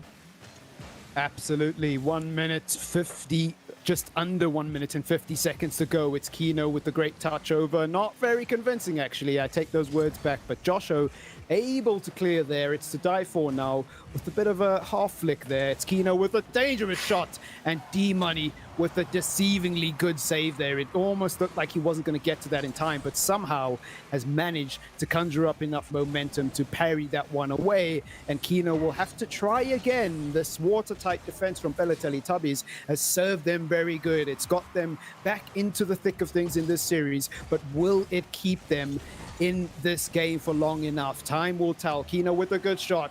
Physics with a great touch to the ceiling there. And D-Money now will have to look for a way to get that out. And he does successfully. Kino, great save there. And, well, there's so much going on. Yeah, you know, we're all tied up heading into this game. Now we might even be seeing ourselves in overtime here this game as well. At least until Vision comes in with the big defense. Not the big whiff on the goal line. Not like this, my guy. Joshua, though, going to try and get the second touch off the back wall. Tries to keep things going on the offensive zone, but to no avail. 35 seconds left here. Trying to see if maybe, potentially, Maz might be able to come up with a solution, but to die for. Tries to go for the clear, but isn't going to be able to do so. It looks like, though, this time they might be able to get a quick pick and go the opposite way, but every time you think that, this defense, or really I should say the offense, coming in big for Maz. Yeah, they have been very unlucky, haven't they, Mars? Not been able to finish their dinner because twice now, actually 3 times, the ball has lingered on the line and somehow not ended up in the back of the net. And in the most recent instance, it was Kino getting a very awkward whiff there.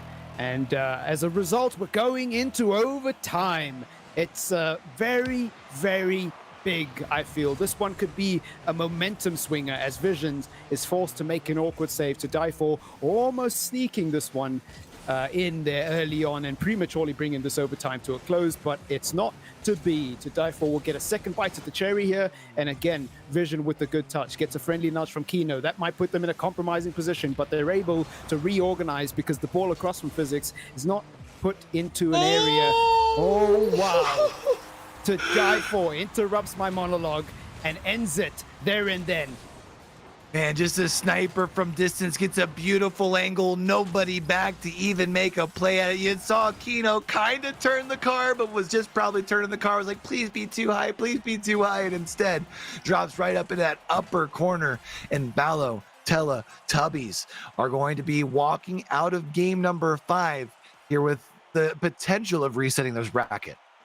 Yeah, and a fun fact, Moz not only had more shots in that game, but they forced more saves out of the opposition to die for Physics and D-Money, all making 6 saves in between them. That just shows how much work they had to do offensively and defensively as well. So it wasn't an easy game for Balotelli Tubbies. It wasn't the most convincing performance by them, but somehow they emerge the victors in game number 5 and send this into match points. So now Moz need to win 2 in a row to close this out and end it right now. But if they can't do that, we might get the bracket reset that some people have been waiting for. So this is huge. And I did say that game felt like a momentum swinger. So I feel like this now is going in the favor of Balotelli Tubbies. But we shall wait and see. It's lights out and away we go for game number 6 in this oh so important series here.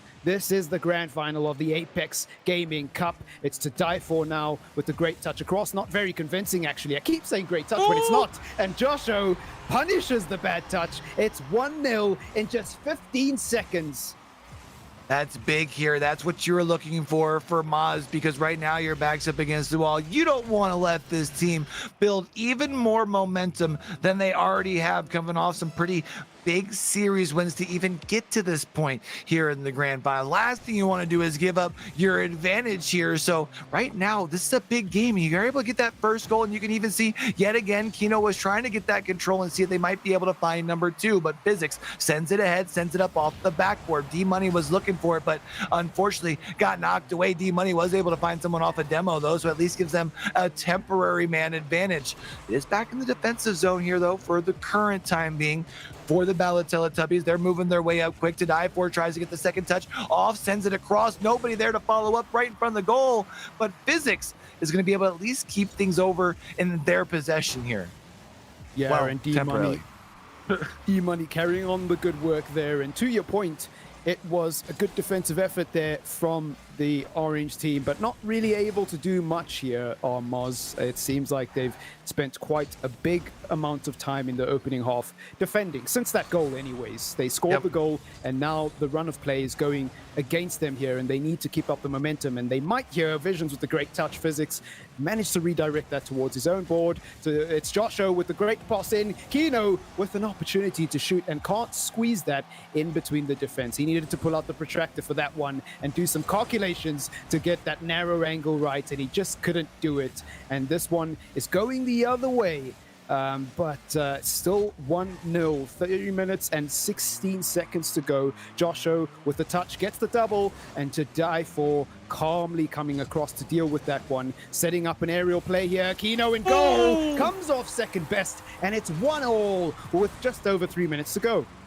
That's exactly who we were looking for to come up with a response for Teletubbies here, and doing a good job of getting that ball close onto that goal line before Kino coming up with that quick redirect to the direction from where Kino was coming from. So in no way they're going to be able to get back over there and get to it. We're now all tied up, and it's going to be up to Maz here to try and see if they can find another goal in their own right. Do you see a demo coming in from Vision that leaves themselves an opening here? But just as Die4 gets a shot on net, Joshua comes in with a good save, followed up by D Money, and now all of a sudden Teletubbies in the lead.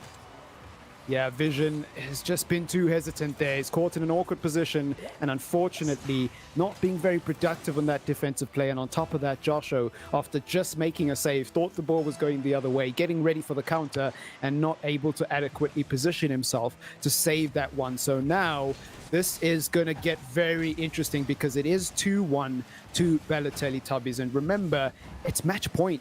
So if they win this game, I believe that is the bracket reset complete. But there's still 2 minutes and 30 seconds to go for us to find out what the answer will be. It's Physics with a great pass across, and Kino makes an awkward save, but to die for gets the follow-up.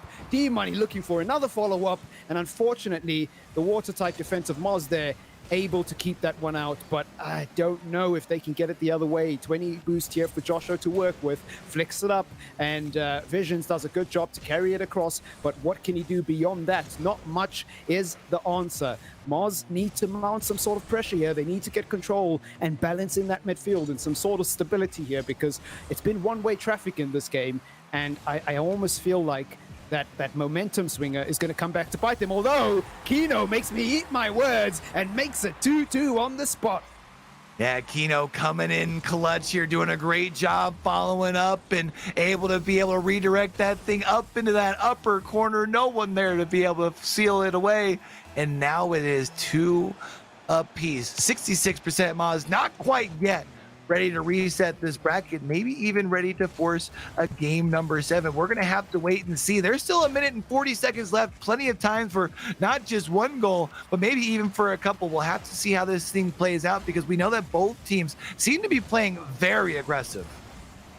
Absolutely, and with 90 seconds left on the clock, a potential overtime on the horizon, I don't think either team wants to do that right now. After the grueling weekend they've all had to get here, they want to wrap this up as quickly as possible. They don't care about our entertainment. They just want this done and dusted, and D-Money reinforces that thought by making it 3-2. The initial pass from Physics and carry across there, and a great challenge by D-Money there, and a not so great challenge by Visions. Leaves his teammate flat-footed in the goal and can't successfully parry that one away. So 1 minute, 14 seconds to go, and Moz, they need to find a goal to send it to overtime, and then some more just to avoid the bracket reset. And actually, they would still need to win one more game subsequently after that. So they've got a lot of work to do here if they don't want to play an additional series. And, well, for Teletubbies, they've just got to hold this lead. So things are set up quite nicely. The narrative has been set, the story has been told, and we are in the final chapter with 47 seconds to go. Visions with a great shot,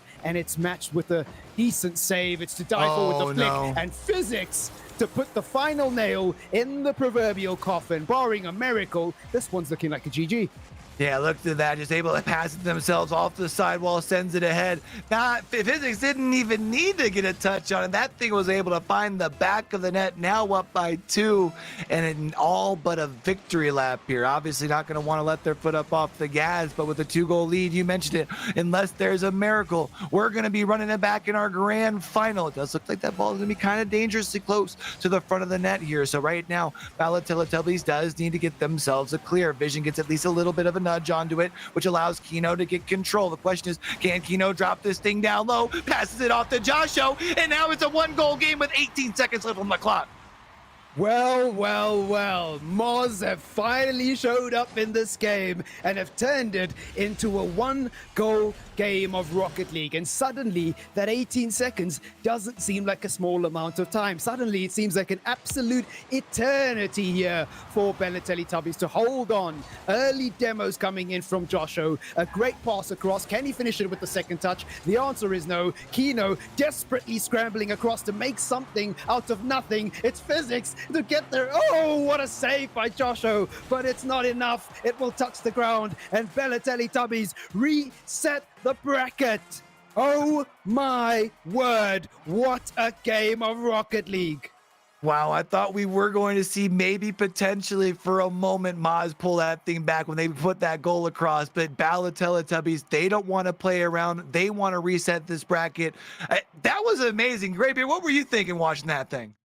Well, I'll tell you this. After the second game, I got my pajamas ready. I was like, oh, good. We're going to wrap this up. I'm going to bed. And here we are 4 games later. So, yeah, well, look, I mean, the desk was in favor of Teletubbies taking this series, but Moz were looking good. 2 games up, but then, man, they came storming in. So, yeah, we have a bracket reset. And so, yeah, don't go to bed just yet. Don't go away anywhere because we're going to set up this lobby all over again. But, yeah, Q, your thoughts?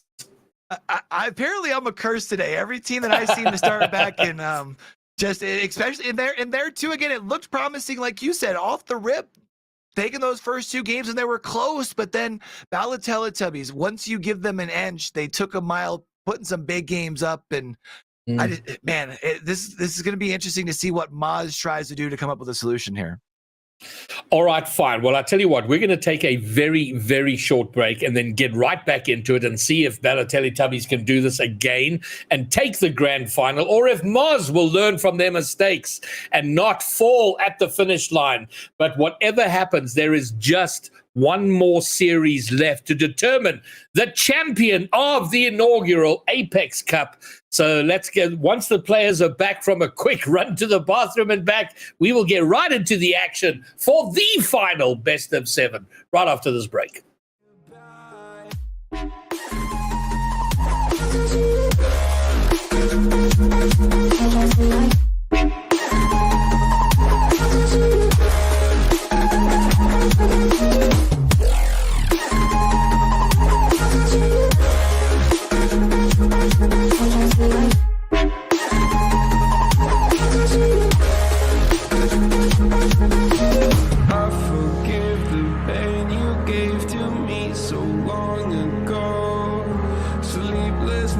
I laid awake just begging to let go. I almost got to suicidal thoughts, but you stepped in.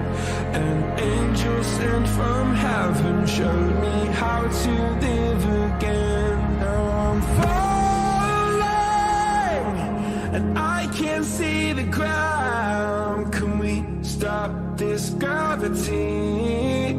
It keeps bringing me down. I can't breathe and I don't want to die. Stop this gravity, 'cause I don't want to say goodbye.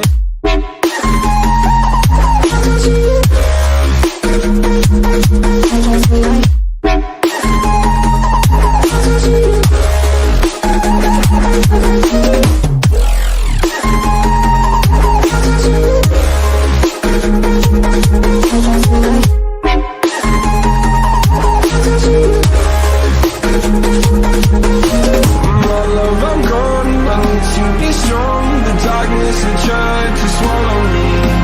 Some days I fall, but I hear your call. I pray I don't hit the ground. Gravity.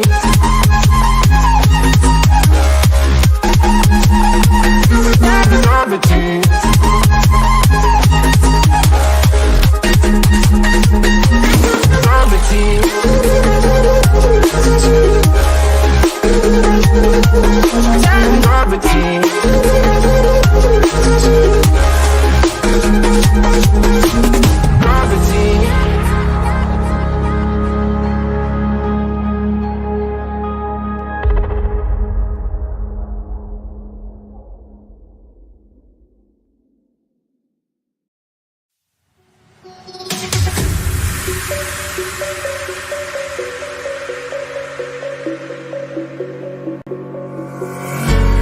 When the lights go down, I've seen hell in you, but you don't care, no, you don't care, no, you just rather watch me fall. This is it. No more games after this next one. One more best of 7, the AIPX Cup. And I want to see, I don't know who's here in chat, who's supporting who.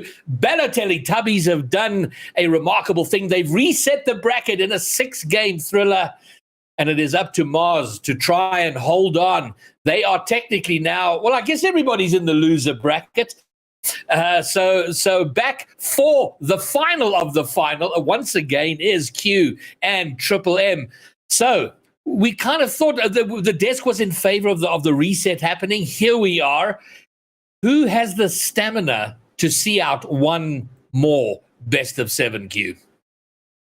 I feel like it all depends on how long the games go, right? I feel like if this is a 6 or 7 game series, I feel like we're starting to get to that point where, especially if these are tightly contested games, I'm going to have to start to lean a little in favor of Maz. Teletubbies has now been playing for how many hours straight at this point, right? I know it's getting late into the night as well.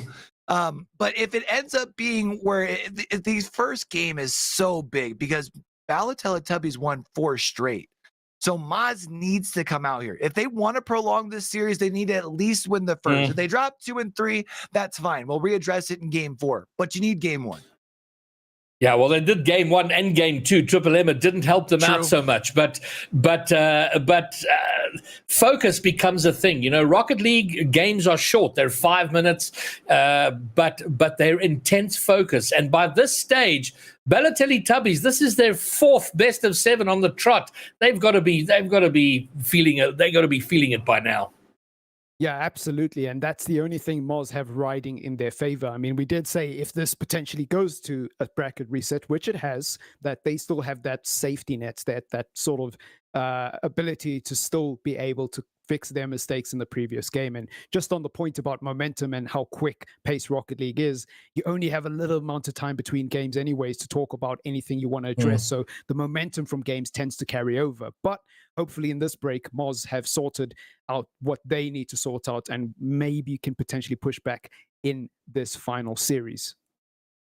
All right. Well, so far, chat is in favor of Balotelli Tubbies, but I wouldn't say chat has exploded with their predictions. Joshua obviously not happy with that, but let's see. Do we have any fanboys for the Moz team in chat? Let's go.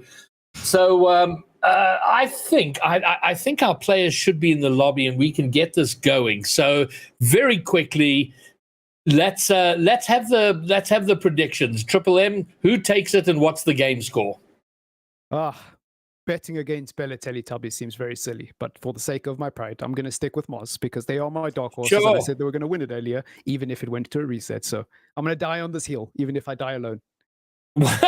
Well, listen, I mean, your options are quite simple. You're on the hill. You're on the hill. You're going to die on it, or you're going to stand victorious. It's a fairly binary result at this point. It's one or the other. And did I get a score? Did I get a scoreline out of you, Triple M? Oh well, you're putting me on the spot, but I'm going to go 4-3.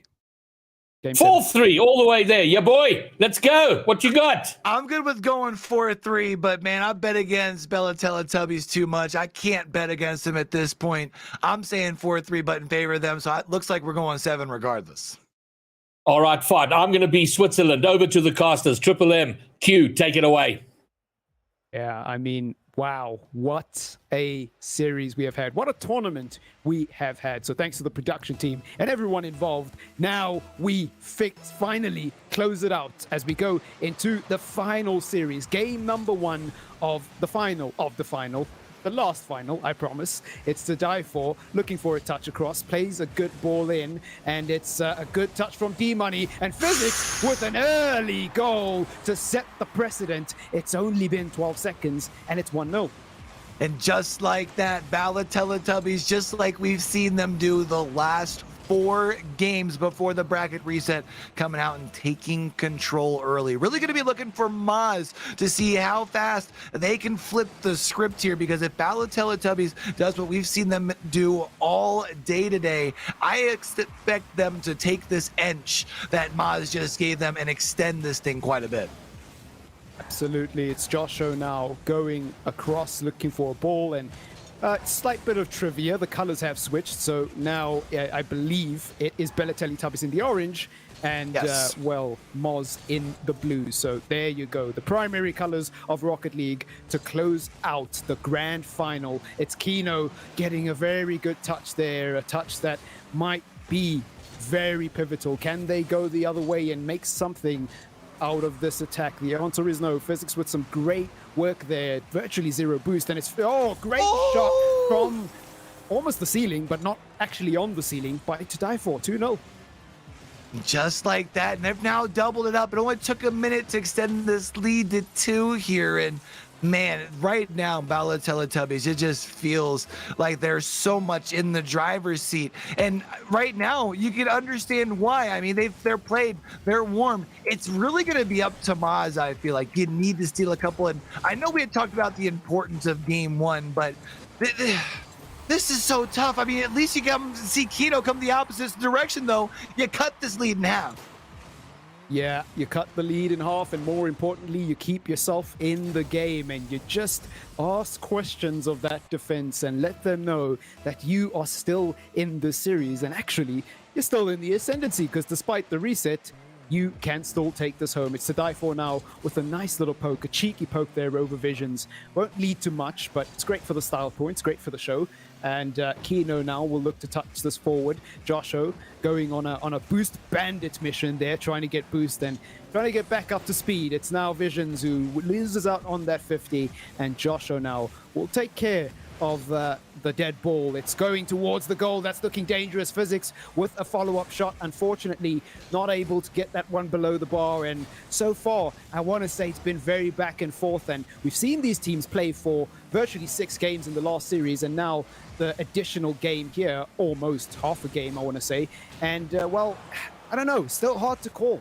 They look very even. Yeah, they do look even, but it just seems like when it comes time for crunch time at the end of the game, we have to remember how the last 4 have ended. And unless there's any sort of change to the script here in this game, the way our start of this series will be going as well. I mean, right now you can see being very good, playing aggressive, keeping the ball quite often, pushed up into that Maz side of the territory. Right now, I feel like Maz needs to, I don't know if it's their spacing or what. Sometimes it seems they're a little bit too close together, but it just seems like they're not quite on point. Yeah, absolutely. And to extend on that point, it also seems like Maz just, again, not being able to get that control. It's a goal from Joshua, though, to make a 2-2. Every time I say something to criticize them, they always find a way back and a way to shut me up. This time, it's Joshua with the great shot from the heavens. 2 minutes and 17 seconds to go, and we're all even Steven here. So this sets things up nicely for game 1. And from the get-go in this series, it looks like it's going to be an absolute doozy, a very good one to reflect on later on. But for now, we've still got some Rocket League to cover, and it's 2 minutes of intense action. Can Bella Teletubbies start off on the front foot and make this really their series, or will they have to come back from behind like they did just 6 games ago? Well, 4 games ago anyways. And now it's D-Money looking to go across. Can't get the touch there, but Physics does well to redirect, looking for to die for, and finds him very nicely in an open pocket of space, but Kino will take that the other way. Great idea there from Balotelli Tubbies. The execution just quite wasn't there. Physics with the unconvincing touch. Visions with the great shot to punish the bad touch, and that is the first lead in the series for Moz. Yeah, and that's going to be big for him here. I mean, you still have to make sure that you finish things out, but you've been able to continue to crawl back here. We talked about the importance of game number 1. Now you've taken the lead. The question is, can your defense hold firm? Because if there's anything that we know of, to die for and company is going to try and play relentless here. I would imagine they're going to play very aggressive, very fast here to try and find that equalizer, knowing that they've got just 75 seconds left. You can even see here at this point in time, the die for tries to send it to the corner, unfortunately to no avail, drops it over one, but Joshua able to rise up before actually getting interrupted by D-Money. And this again, you'll see Bella Teletubbies, everyone sent up here in this corner, playing super aggressive. To die for gets the progress, but unfortunately D-Money sends it a little bit wide, but Physics able to follow it up, and we're all tied up with 56 seconds left. 6 goals, half a dozen, split straight down the middle. It's 3-3 with 56 seconds to go. And it's that man again. Who else but to die for? The main character in the story. The other teammates are they're just peripheral characters at this point. They're not that important to the narrative. I'm only kidding, but what a great goal by To Die For. Their awareness to be in the right place at the right time. You've got to be in the positions to get lucky is what I always say. You've got to create your own luck, and he does that oh so often. It's now another touch here from To Die For, looking to play it across. Great flick onto D-Money, looks for a poke, and this one not looking very convincing for Moz, but somehow they managed to weather the storm. It's not too much commitment coming from Balotelli Tubbies, because they know that, you'd rather go to overtime here than overcommit and concede on the counter and follow the theme of the series so far. So it's very wise by them. And, well, 13 seconds to go, I think this one's going to overtime. I'm going to call it prematurely.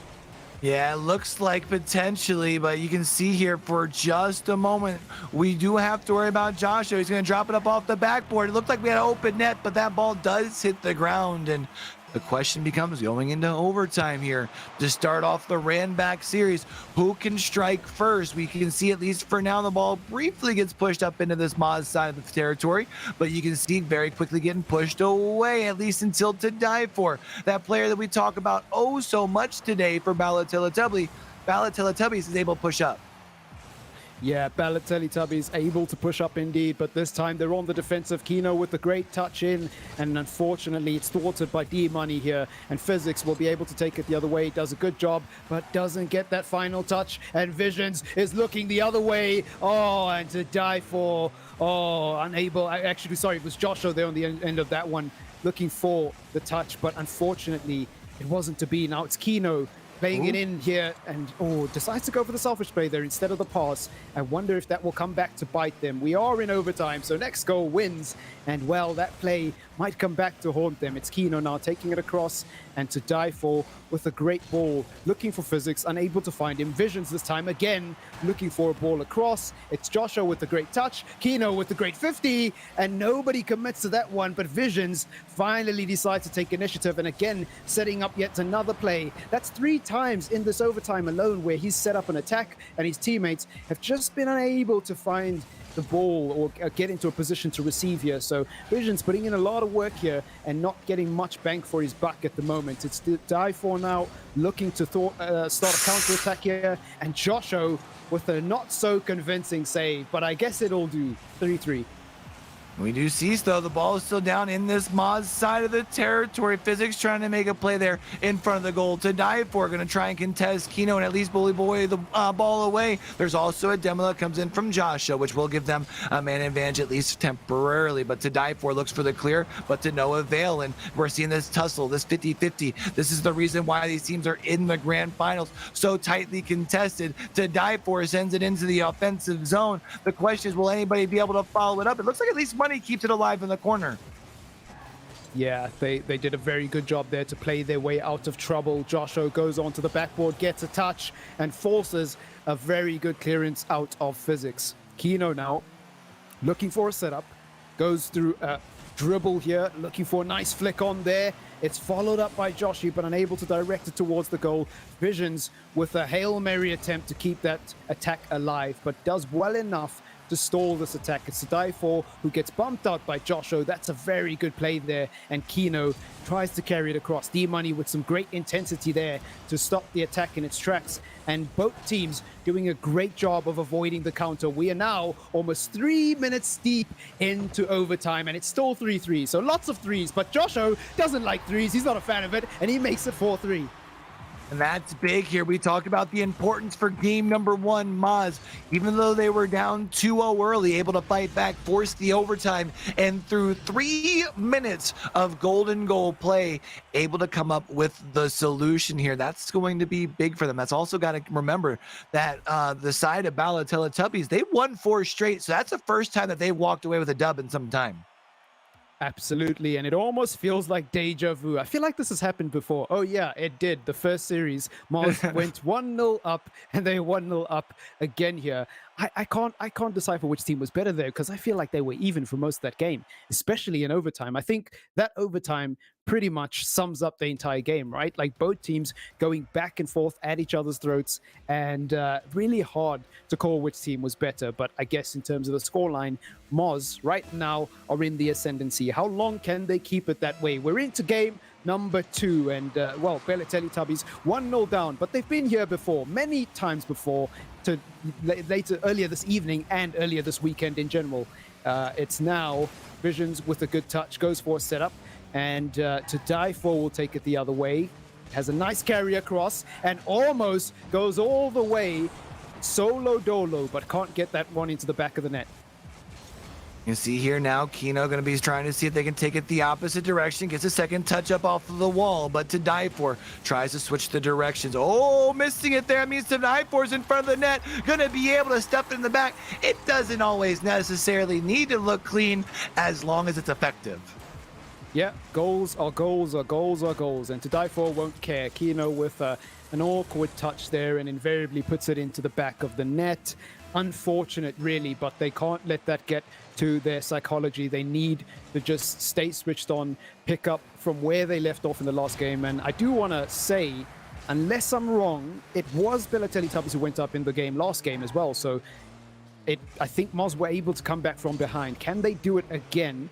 Kino decides to back out of this 50, almost half committed, half not. And well, for now, he'll get away with that moment of hesitation. It's Joshua going up tall, gets a touch off the backboard. Kino with a great follow, lurking like a vulture on the halfway line, and from downtown finds his way on the end of that pass and into the back of the net. That was absolutely beautiful. The teamwork that makes the dream work all the way around. That's going to be able to tie things up. Plenty of time left here in game number 2, and you were right. It was Bella Teletubbies that we had seen taking the lead in game number 1. This time, though, Maz doesn't wait until they're down by 2 to find a response. Makes me wonder if they're looking to be a little bit more aggressive here, not waiting until overtime to walk away with the dub. We see Kino able to knock it away from the Bala Teletubbies, at least for a moment, but that offense right now from Bala Teletubbies, you got to be worried about it. When you give them any sort of space, they can really make magic happen. Yeah, they really can. To Die For, Physics, D-Money, as I've always pointed out, they've had some great tournaments, specifically To Die For, because obviously D-Money having technical issues and having to miss out some of the games yesterday.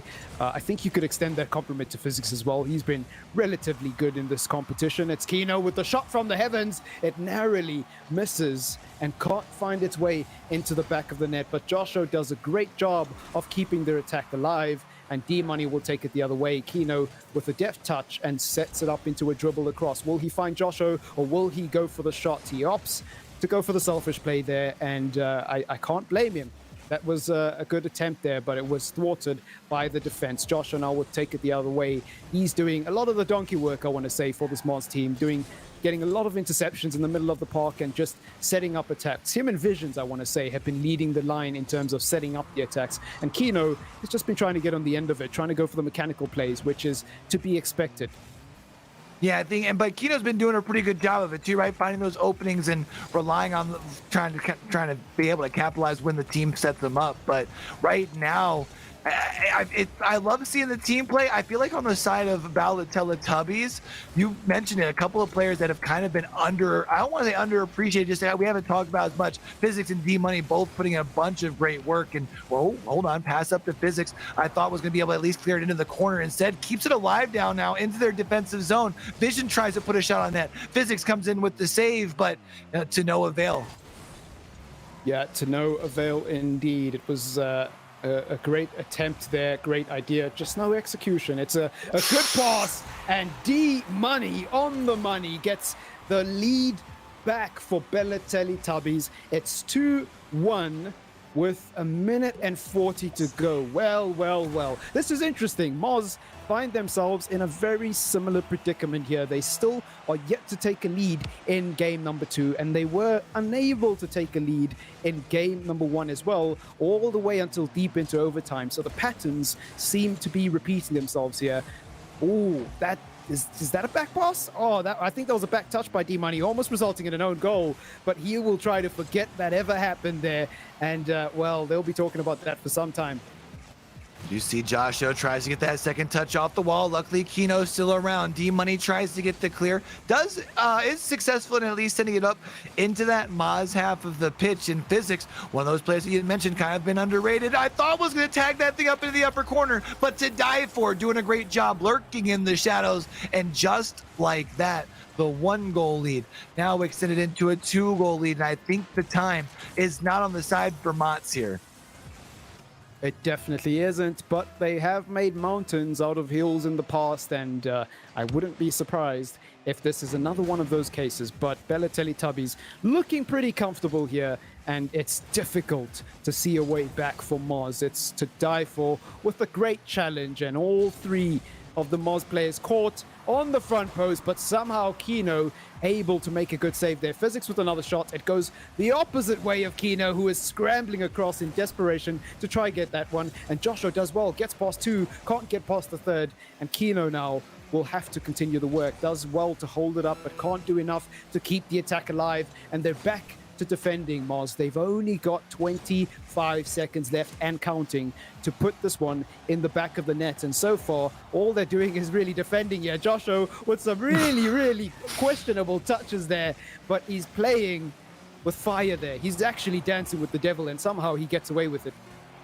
Yeah, the only problem, though, is they spent all the time that they should have been trying to push up in the offensive zone back behind their own goal. So even if they found the back here, there's no more time. Time has now expired, and Bella Teletubbies are going to be walking away with game number 2, knotting things up here. And it's now a best of 7, has now become a best of 5.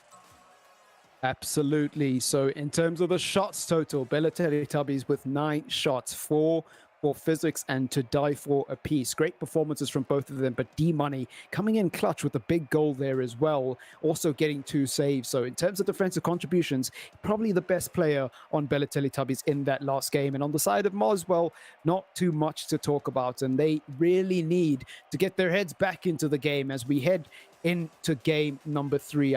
I don't know if there's anything I would change per se. It's hard to pick up what Moz are doing wrong. It just seems like the sharpness is lacking, and that's to be expected. We've had a lot of Rocket League in the last couple of days, and one of these teams was inevitably going to struggle with sharpness and start to look a little bit fatigued.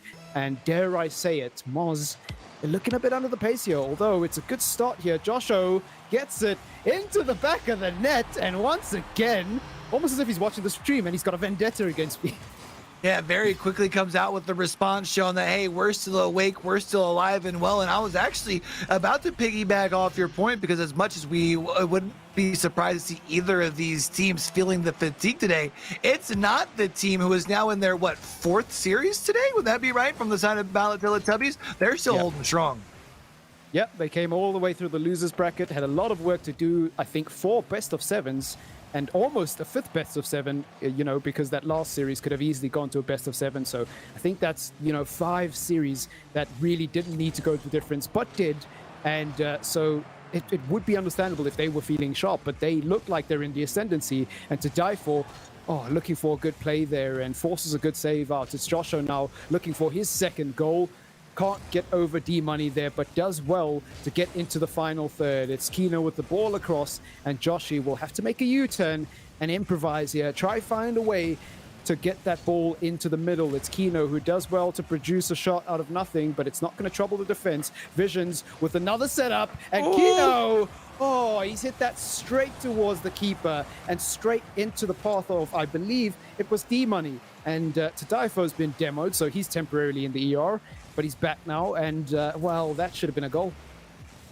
And we're seeing, they're at least doing a good job making sure that they're pushing the pressure up into that zone, but by not capitalizing, you've got at least just the one now, but I wouldn't be comfortable with it here, right? We can see here now at this point, Kino's going to try and push up into this corner. Unfortunately, physics is going to be there to be able to disrupt them, but I would try to continue to keep up the pace. You've been doing a great job on defense, but on the offense, it just seems like some opportunities you're not able to capitalize on here. Josh Show doing a good job backing things up, though, to flip this ball to the opposite side of the pitch. Vision follows it up, but to no avail, and is actually going to get now passed back into their defensive zone. Kino bounces it up off the wall, tries to send it up towards the net here, but a beautiful save coming in from the I4.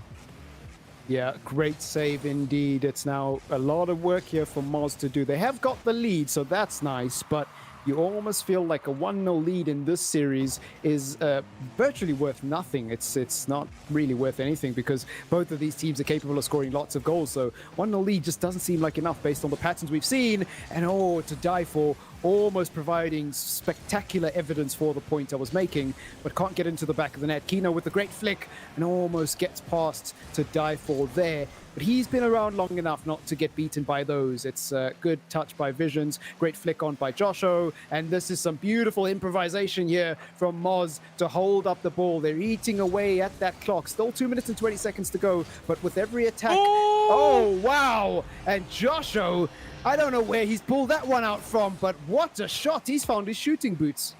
Yeah, pulling the rabbit out of the hat here, I think was just trying to make sure that they could push it up into that Balotelli zone, but instead finds the back of the net. Sometimes better to be lucky than good. Another goal here that extends it to 2, gives you a little bit of that cushion, that sense of protection, that little safety that I'm sure you would love to feel right now.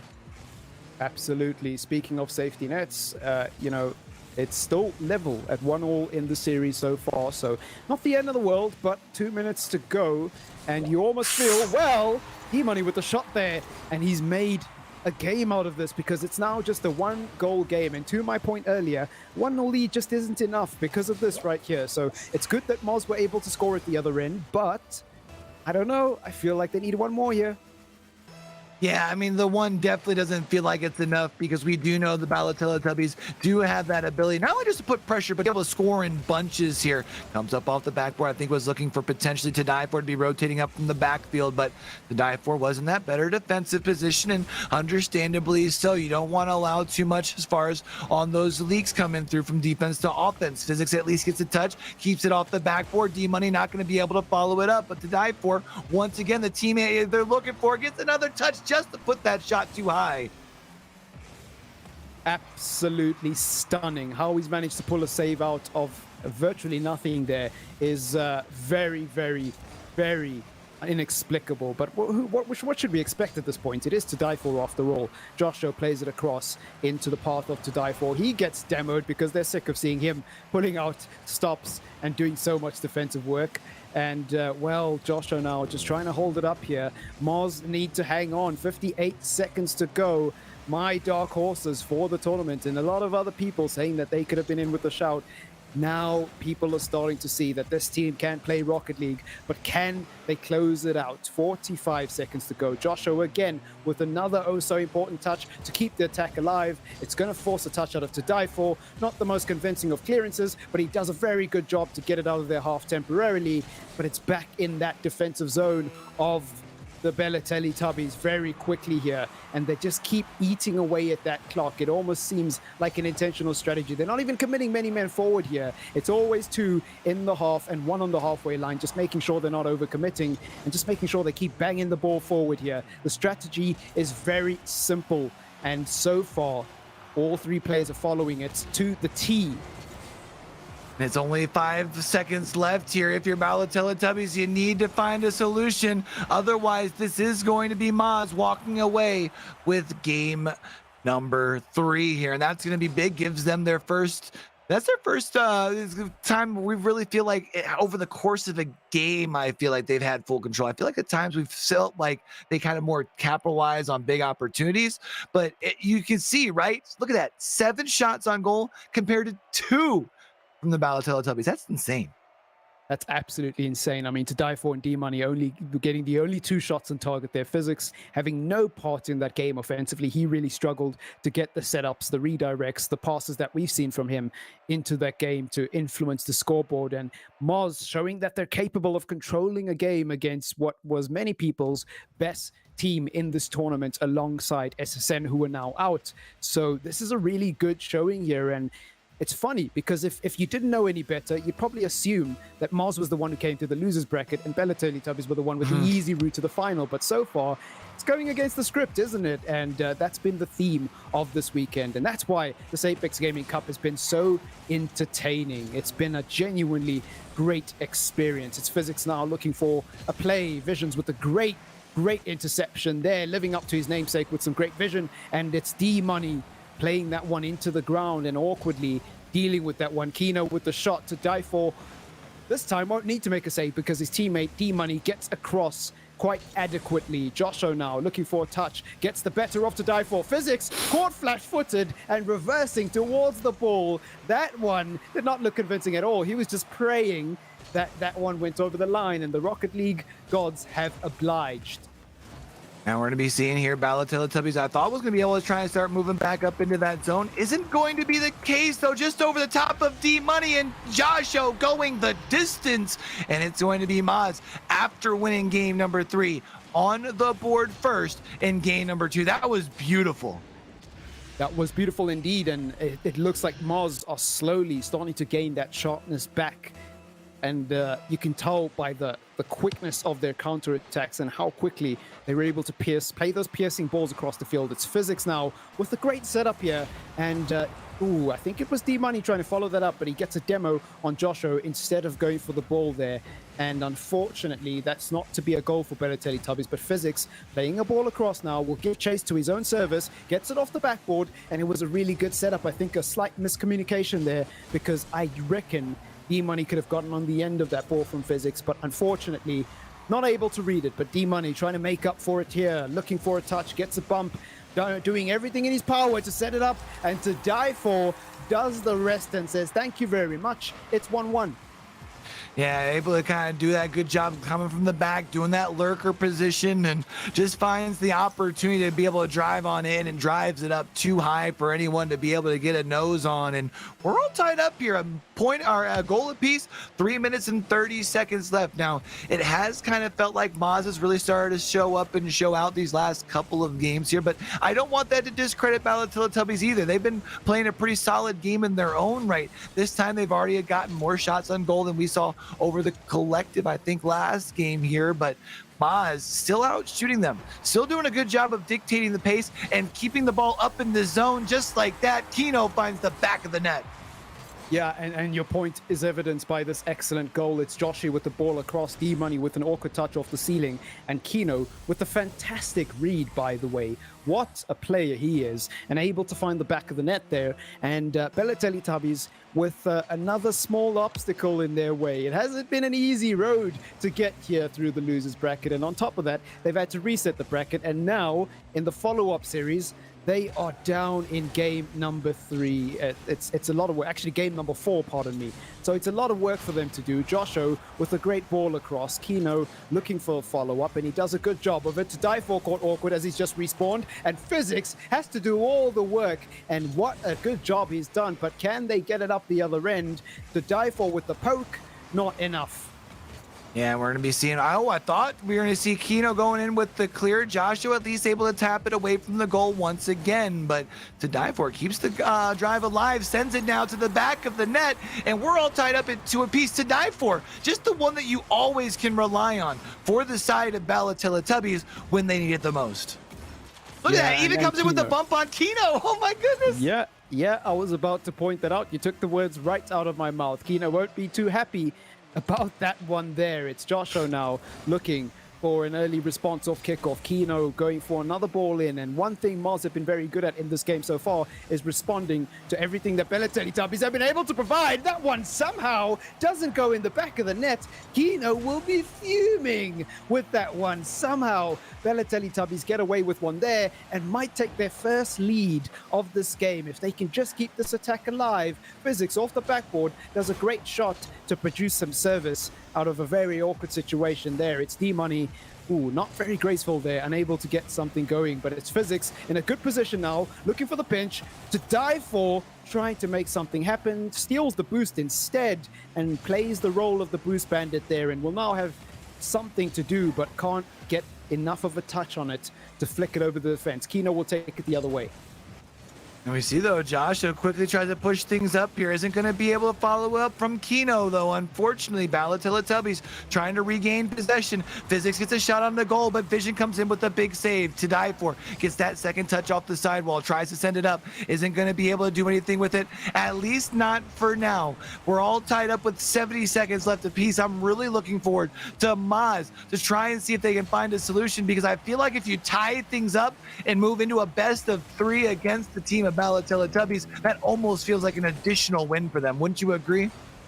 Absolutely, considering where they've come from, considering who they have on their roster, and considering what they did in the last series, which was just half an hour ago now. It's not beyond the realms of possibility that they can win from that position, and D-Money with a shot almost prematurely calling an end to this game. 40 seconds to go, or just about anyways, and so far it's hard to call this one. Bala Teletubbies have put on a lot of pressure, but they're caught defending now. Joshua and Visions waiting for the touch. They both come off second best. D-Money with a great touch over, and every Bala Teletubbies player was on the same, operating in the same corridor there temporarily, all waiting for that ball to come off the wall. And it's so far it's paid off. This gung-ho approach and this very aggressive style has got them into this position. But will it go to overtime, or will this be a late goal here? It seems like I think we got an overtime on our hands, just waiting for the ball to drop. And Visions, there we go. It's overtime. Yeah. Visions didn't even want to give it a try. Second figured, you know what? Let's just go ahead, start this thing on off in overtime here. Did look like Kino was able to win the draw, but D-Money plays it off of the sidewall from there. It was a shot on the goal, at least before Joshua was able to come in with the save. Quickly moving things up to the other side here. You can see moving slowly up into that Bala Teletubby side of the pitch. It is going to be up to Vision here. Needs to win this 50-50, able to win that one, but to die for follows it up with a quick knock away from the net. And you can see moving up into this corner here is Joshua.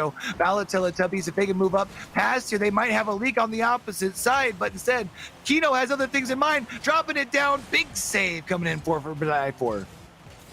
Who else other than to die for? He just keeps popping up in the most important situations. He's so inevitable.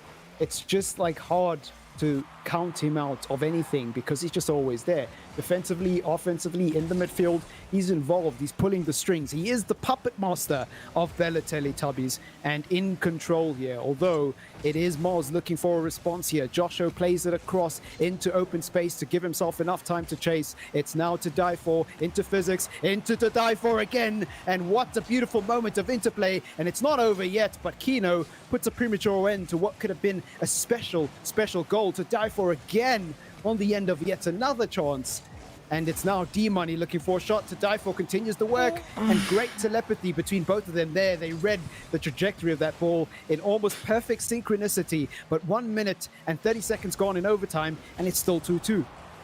Yeah, but now you have to worry about, as far as off of that demo, if they can push things over across the way. I was going to say they might have the man advantage because everyone else is over on this side of the pitch, but to no avail there. Unfortunately, not able to do it. But this time around, I thought Kino might be able to get that second touch. We're starting to see this little tussle, the back and forth. Big demo coming in from Physics here, puts it just over Kino. Big save coming in from Vision this time around off the shots from Physics. Right now, if you're the side of 66 mods, you need to get it clear or at least put things over to the other side and take it in actual possession. But right now, it just feels like Teletubbies is bound to find the back of the net here in overtime.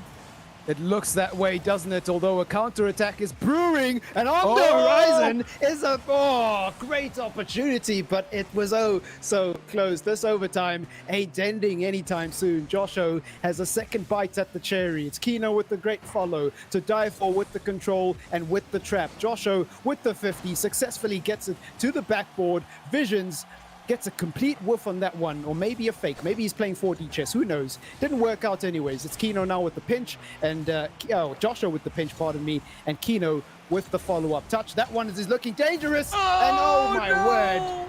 What a goal by Physics. It almost feels anticlimactic because it was against the run of play, but Teletubbies find their way back into the series, and it's 2-2, and we are getting that mini best of 3 for the second consecutive time in a row. This feels like deja vu. Yeah, all over again for sure. I mean, 66 mods just, it felt tough. You saw that defender had clear vision of that last goal as it happened to go right on into the back of the net. Definitely heartbreaking. I'm going to be intrigued here though, because that game took quite a bit. And as much as Teletubbies walks away with the dub, it felt like quite a bit in overtime that Maz was dictating the tone, didn't it? It did. It did feel like Maz had control of that game, especially towards the end, but Teletubbies able to produce such good shots from across the field. And that's the thing. If you overcommit, you will get punished at this level. And it's just such a shame to see Maz go down there. But for majority, I want to say, of the chat, they will be very happy that Teletubbies has edged their way back into the series. So it's 2-2 going into game number 5. And well, it's all come down to this. The AIPX Gaming Cup will be decided over the next 2 games at least, possibly the next 3 games, depending on the scoreline. And D-Money now with an awkward touch. It's Physics to recover and to dive for, not taking too many chances. He decides to rotate and maybe just get himself in a position to deal with a potential shot there, to dive for with another touch. And this time it will go the other way. Can Mars get an early goal here? Because that's one thing that might just take the edge off here and give them that momentum. It's to dive for who gets a shot, and the answer is no. Teletubbies with the early lead.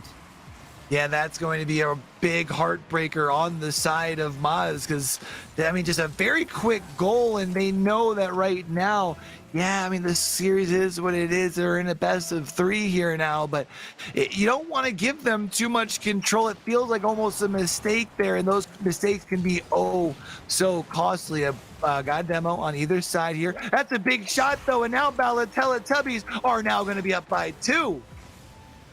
And who else other than D-Money? He's been doing that all evening long, getting shots from these very, very awkward angles. And this time, Moz are unable to produce a good save. And they are 2-0 down, staring down the barrel of defeat when they were in the ascendancy. Came through the winners brackets, looked like they were going to win. They were the champions elect. They only needed to win at least 1 series out of the potential 2 this evening. And right now, it's looking like they might lose both. The dive for, great second touch. Physics with the great follow. And D-Money again with a ball into the middle. And Physics looking for the redirect. It's to dive for now, betting it all on that potential 50, but doesn't get any wins this time. Physics with the great touch to dive for, looking for something again, and he does get this one.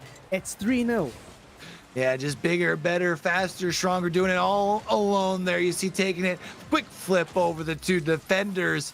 And right now on the side of Maz, it feels like starting to come unraveled a little bit. They're allowing Teletubbies to start to push them around a little bit. They're retreating back into that defensive zone instead of pushing up the way that we saw them do kind of in that early part of that first set.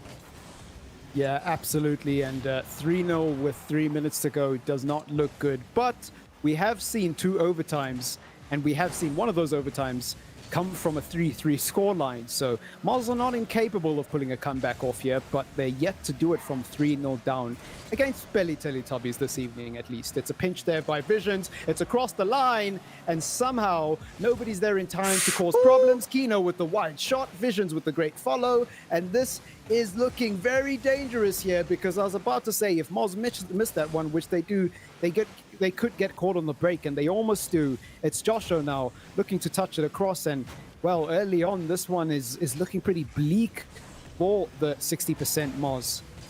Yeah, I mean, it's definitely not looking good for them, especially because they've still been held scoreless here. And they were also obviously scoreless through, what was it, 3.5 minutes of overtime in that last game as well. The defense on Bala Teletubbies really getting started by an aggressive offense here. I mean, only one shot right now from 66 Moz, and you can see the aggression coming out, even trying to create a little bit of additional space, seeing if they might be able to open up some opportunities. Kino comes in, but not to any sort of success, thanks to the beautiful save from Physics. Yeah, and he'll get a demo there on the back post just to get some of his frustrations out there. Just a cathartic attempt to relieve some anger from that miss. It's now to die for, taking it the other way, and Kino with a good 50 to slow down the attack. But to die for recovers really well and almost creates a very big problem for Joshua, but he finds a solution in lightning speed, and Kino looking to get over. I believe it was D-Money there, but unfortunately can't. A great shot there by Joshua, and unfortunately there is an additional man in the goal. And even though To Die For's ankles were broken there, it doesn't matter because he couldn't get past the final man. They're going to be seeing here, though. Now they're going to try and see if they can add up onto the scoreboard, but Vision says no. Hits him with the Dikembe Matumbo Wag, but very quickly, D-Money flips the script, goes the opposite way here. You can see not happy with just the 3-goal lead. They're trying to still maintain that aggressive play. They aren't starting to do what we've seen from them previously today, where they start to play not to lose. That's what you love to see in a grand final play. The aggression, the ruthless aggression, as To Die For here. Now going to be trying to play this thing up off to the side, while them in Physics were trying to figure out who was supposed to commit to that. You love to see the communication men work.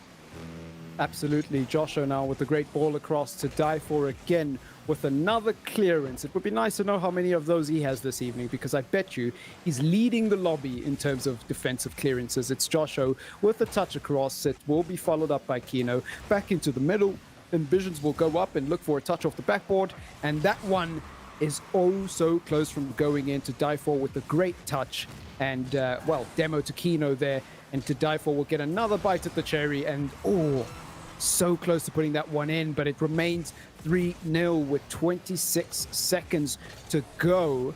Well, this one's been tough, because Moz, they stepped up in the second half, but it just feels like too much too late.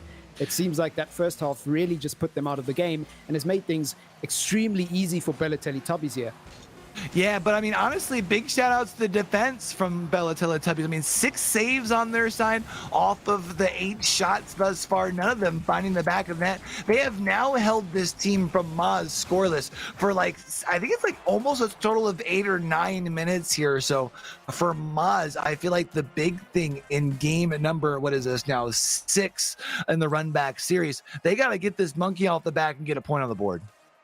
Absolutely, and the monkey on their back is something we've seen before earlier this evening, and in many other instances involving different teams, where you go up in a series and then things turn. That momentum swinger, usually around game 4, game 5, sometimes even game 6, it just somehow is able to completely derail the confidence of an otherwise very confident roster. And in this case, Mars have fallen victim to that monkey, but can they get it off their back is the question that will be answered over the next 5 minutes and then some of Rocket League. We go into an important kickoff here in game, I believe this is game number 6 now of the series. It's Physics now with the great touch across, and it's an awkward position here for Kino in no man's land. He wins the ball. To Die For with another great touch and another great clear. Joshua will intercept and look to make something here, but it's not to be, and it's D-Money.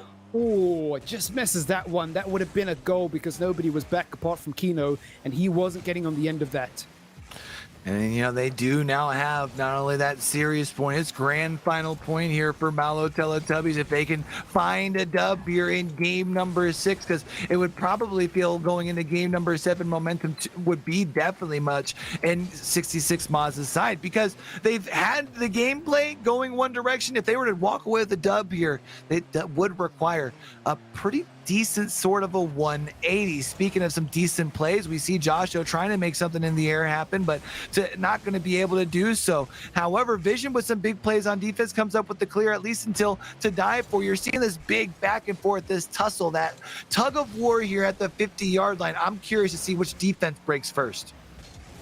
Yeah, absolutely. It's to die for now with the ball across, gets a second touch, and your answer has been delivered. It's 1-0 with 3 minutes and 45 seconds left on the clock, and this one is really, really hard. I think Joshua there, instead of rotating towards the goal, should try to get that second touch. I guess he's not aware of Tadifo coming on the chase there and looking to get that second touch. And again, the alertness, the sharpness, just not at the level of Teletubbies from Moz here. So it's something we've discussed and a point that we've labored over and over in the series, but I think now it's becoming more and more relevant. And this one, dangerous ball across, but it doesn't get into the back of the net or get anywhere near the target. So it's a fairly innocuous ball there. Vision's now with a touch across. To die for does well to intercept that one, and does incredibly well to hold that up for Physics, who can't intercept, although he does thanks to a whiff from Kino, and Visions will look to parry it away. To die for, great 50, and gets it on the board for D Money, and he won't miss from there. Thank you very much. It's 2-0. 2-0 with 3 minutes left on the clock, and Maz still remains scoreless. Something about their offense here has really kind of come to a stall. I'm not sure if it's the teamwork or if it's just the side of Malo Teletubbies able to apply that much pressure, but they need to find a response here, not just once, but twice of force in overtime, 3 times if you don't want to go that far. And I'm going to anticipate probably needing more than that, because I don't see Malo Teletubbies not finding another goal before the end of the game. Yeah, and a demo coming in there. We need to see more of that from Moz. If they want to get this goal and get this lead, I think they need to change up their play style and be a little bit more physical. It's Kino with the save.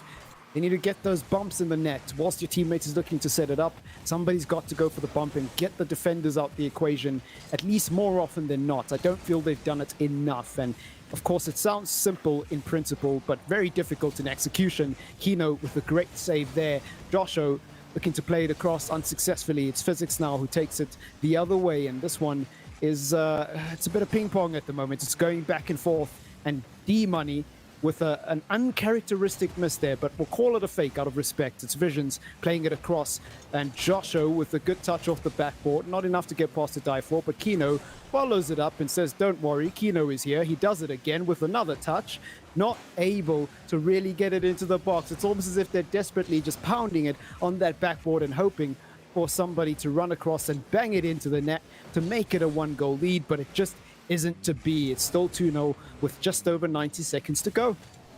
Yeah, and you know, we had talked to Triple M heading into the entirety of this grand final. I thought that if this went longer, that it was going to start to see fatigue from the side of the Bala Teletubbies, but that's Maz's first goal in well over 10 minutes of gameplay. Yeah, and it's not a great goal, is it? But a goal is a goal is a goal. Visions will take that, and this could be the game changer here with 90 seconds left on the clock. And to your point, it's absolutely spot on. We haven't seen that at all. Another bump coming in there from D Money into Kino, and to die for responding at the other end and stopping the comeback in its tracks, nipping it right in the bud. And wow, what a challenge.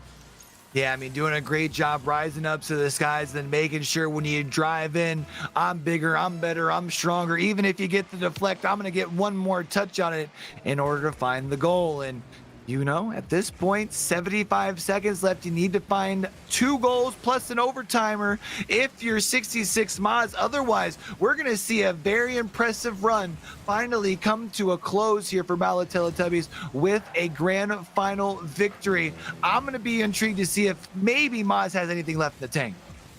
Well, We're about to find out. 50 seconds to go, or just about on the clock. Great ball in. Josh and Kino caught flat-footed, but Kino does really well in an awkward situation. No momentum and no speed at all. Just precision. Sometimes you don't need power, you just need accuracy. Oh, look at that.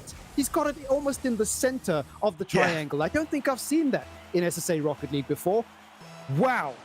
Amazing. 48 seconds to go. Match point for Balotelli Tubbies, and a lifeline here for the Moz. I was just waiting for something to happen there, and it didn't come during that abrupt pause. It's Joshua now looking for a tap off the backboard, and D-Money with a great stop there. Suddenly, there's a spring in the step of Moz. Suddenly, they look like they're back alive again. It looks like it's... Okay, there we go. To Die For ends it immediately.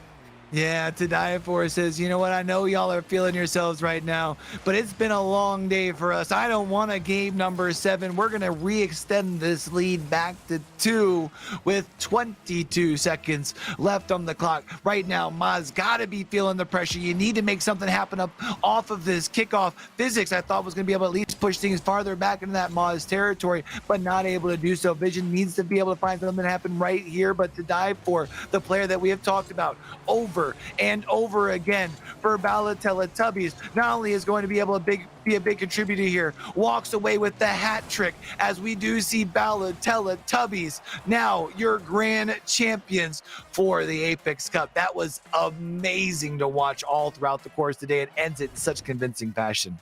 Yeah, we're going to bring Greybeard in to get his thoughts on what has been a very long evening. 4-2 again, mind you. Wow.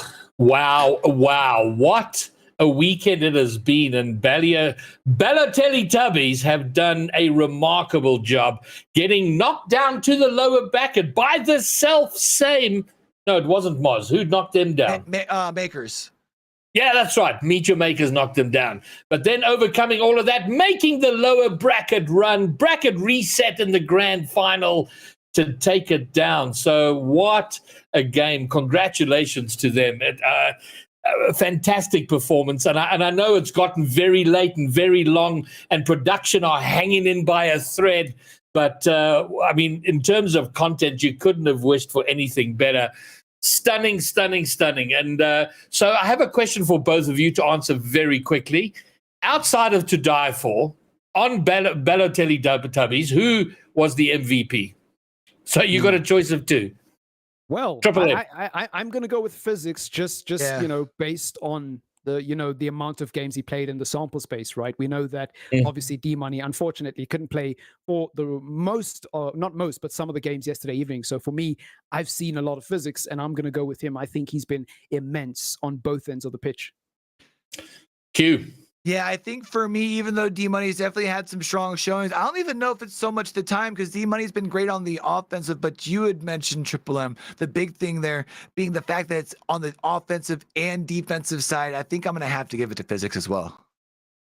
Nice. And then I think also just to everyone who's been involved. I mean, such a great thing that was done, the inaugural AIPX Cup, bringing in top-level players, but also those sort of mid-tier, lower mid-tier players, having an opportunity to come and strut their stuff, be on stream, showcase, work with, play with top-level players. It's such a fantastic initiative, and we need more of this. Because it just does so much to help build the scene. So I think at this stage, I need to. There's a long list of people to thank, but there are MVPs. It was announced that there would be an MVP announced for the tournament, and there'd be a 500 Rand prize. Apex have extended that to 3 MVPs. So 3 people getting the 500 Rand MVP prize. And those are the man, Triple M and Q you were just talking about. Physics takes down one of those prizes. The second is Josho. And the third is, I think it's Cesaric, but we're calling him CZ because we can't pronounce his name. So those 3 are the MVPs of the tournament. Congratulations to you all. And very later, and D-Money must be happy because he has load shedding in 5 minutes. So he's finished this under the wire, finish as a champion. So, closing thoughts from you, Triple M. I mean, what a fantastic event put on by Apex Gaming. It had everything you want in a Rocket League series. I mean, the fact that game was basically a reenactment of the first series is also great for the extra comedic value. So yeah, pretty happy with the Rocket League and hope to see more. Q. Yeah, I think for me, it was just a blast to see these teams coming together. You had mentioned you got some opportunity for some of these mid-tier players to kind of get that introduction, kind of create a little bit of a name for themselves. And, you know, we had, I feel like, the best broadcast schedule, especially yesterday. Every great game was on the schedule. And then today was just banger series after banger series after banger series. We're definitely going to have to do this again. Yeah, awesome stuff. And so congratulations to Dive and his team, but also to Kino and his team. Everyone, the level of play and performance was wonderful. And I do think those ranked BC players stepped up and made a fantastic showing throughout the weekend. So let's get this wrapped up. I just want to, once again, massive shout out to Apex for putting this on and the production. This has been a long weekend, and it is very often a thankless task. People toil to make this happen. The background work doesn't get seen. So I want to make sure that we acknowledge them and we shout them all out. Of course, the talent of Kedzi Poo, yourself, your boy Q, Ped. Who else did I think? Yeah, those were the casters. But then also the admins, Sprox, Excursion. And then who else? The producer, Jay, sweating bullets in the background, his computer steaming the entire weekend. And then also to Epidex, the director, and the visionary, the man who put this on, who made it all happen. And then special thanks to Drew, who put in a lot of effort and help to make sure it happened. And then Boyd on a wire from Apex Gaming. And then, of course, all the players. And then sponsors of Apex, very involved with them, Red Bull and Sabenza. And there you have it. What a weekend it has been. I hope all of you that have dipped into the stream and watched the games have been entertained and thrilled. But that is going to wrap it up. So from me, Greybeard, and everybody who put this on, thanks for being there. This will happen again. Big things coming from Apex. Stay tuned. But for now, it is good night and good luck on the grind. Peace!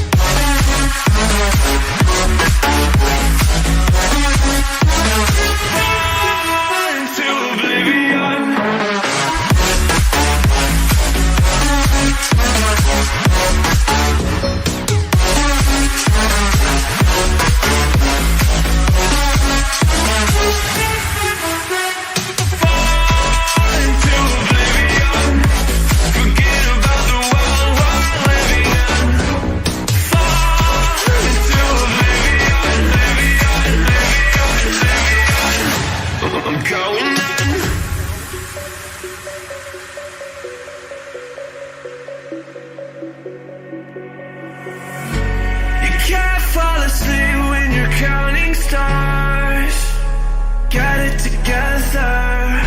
Your mind can't sleep when you let it serve. Now you wanna see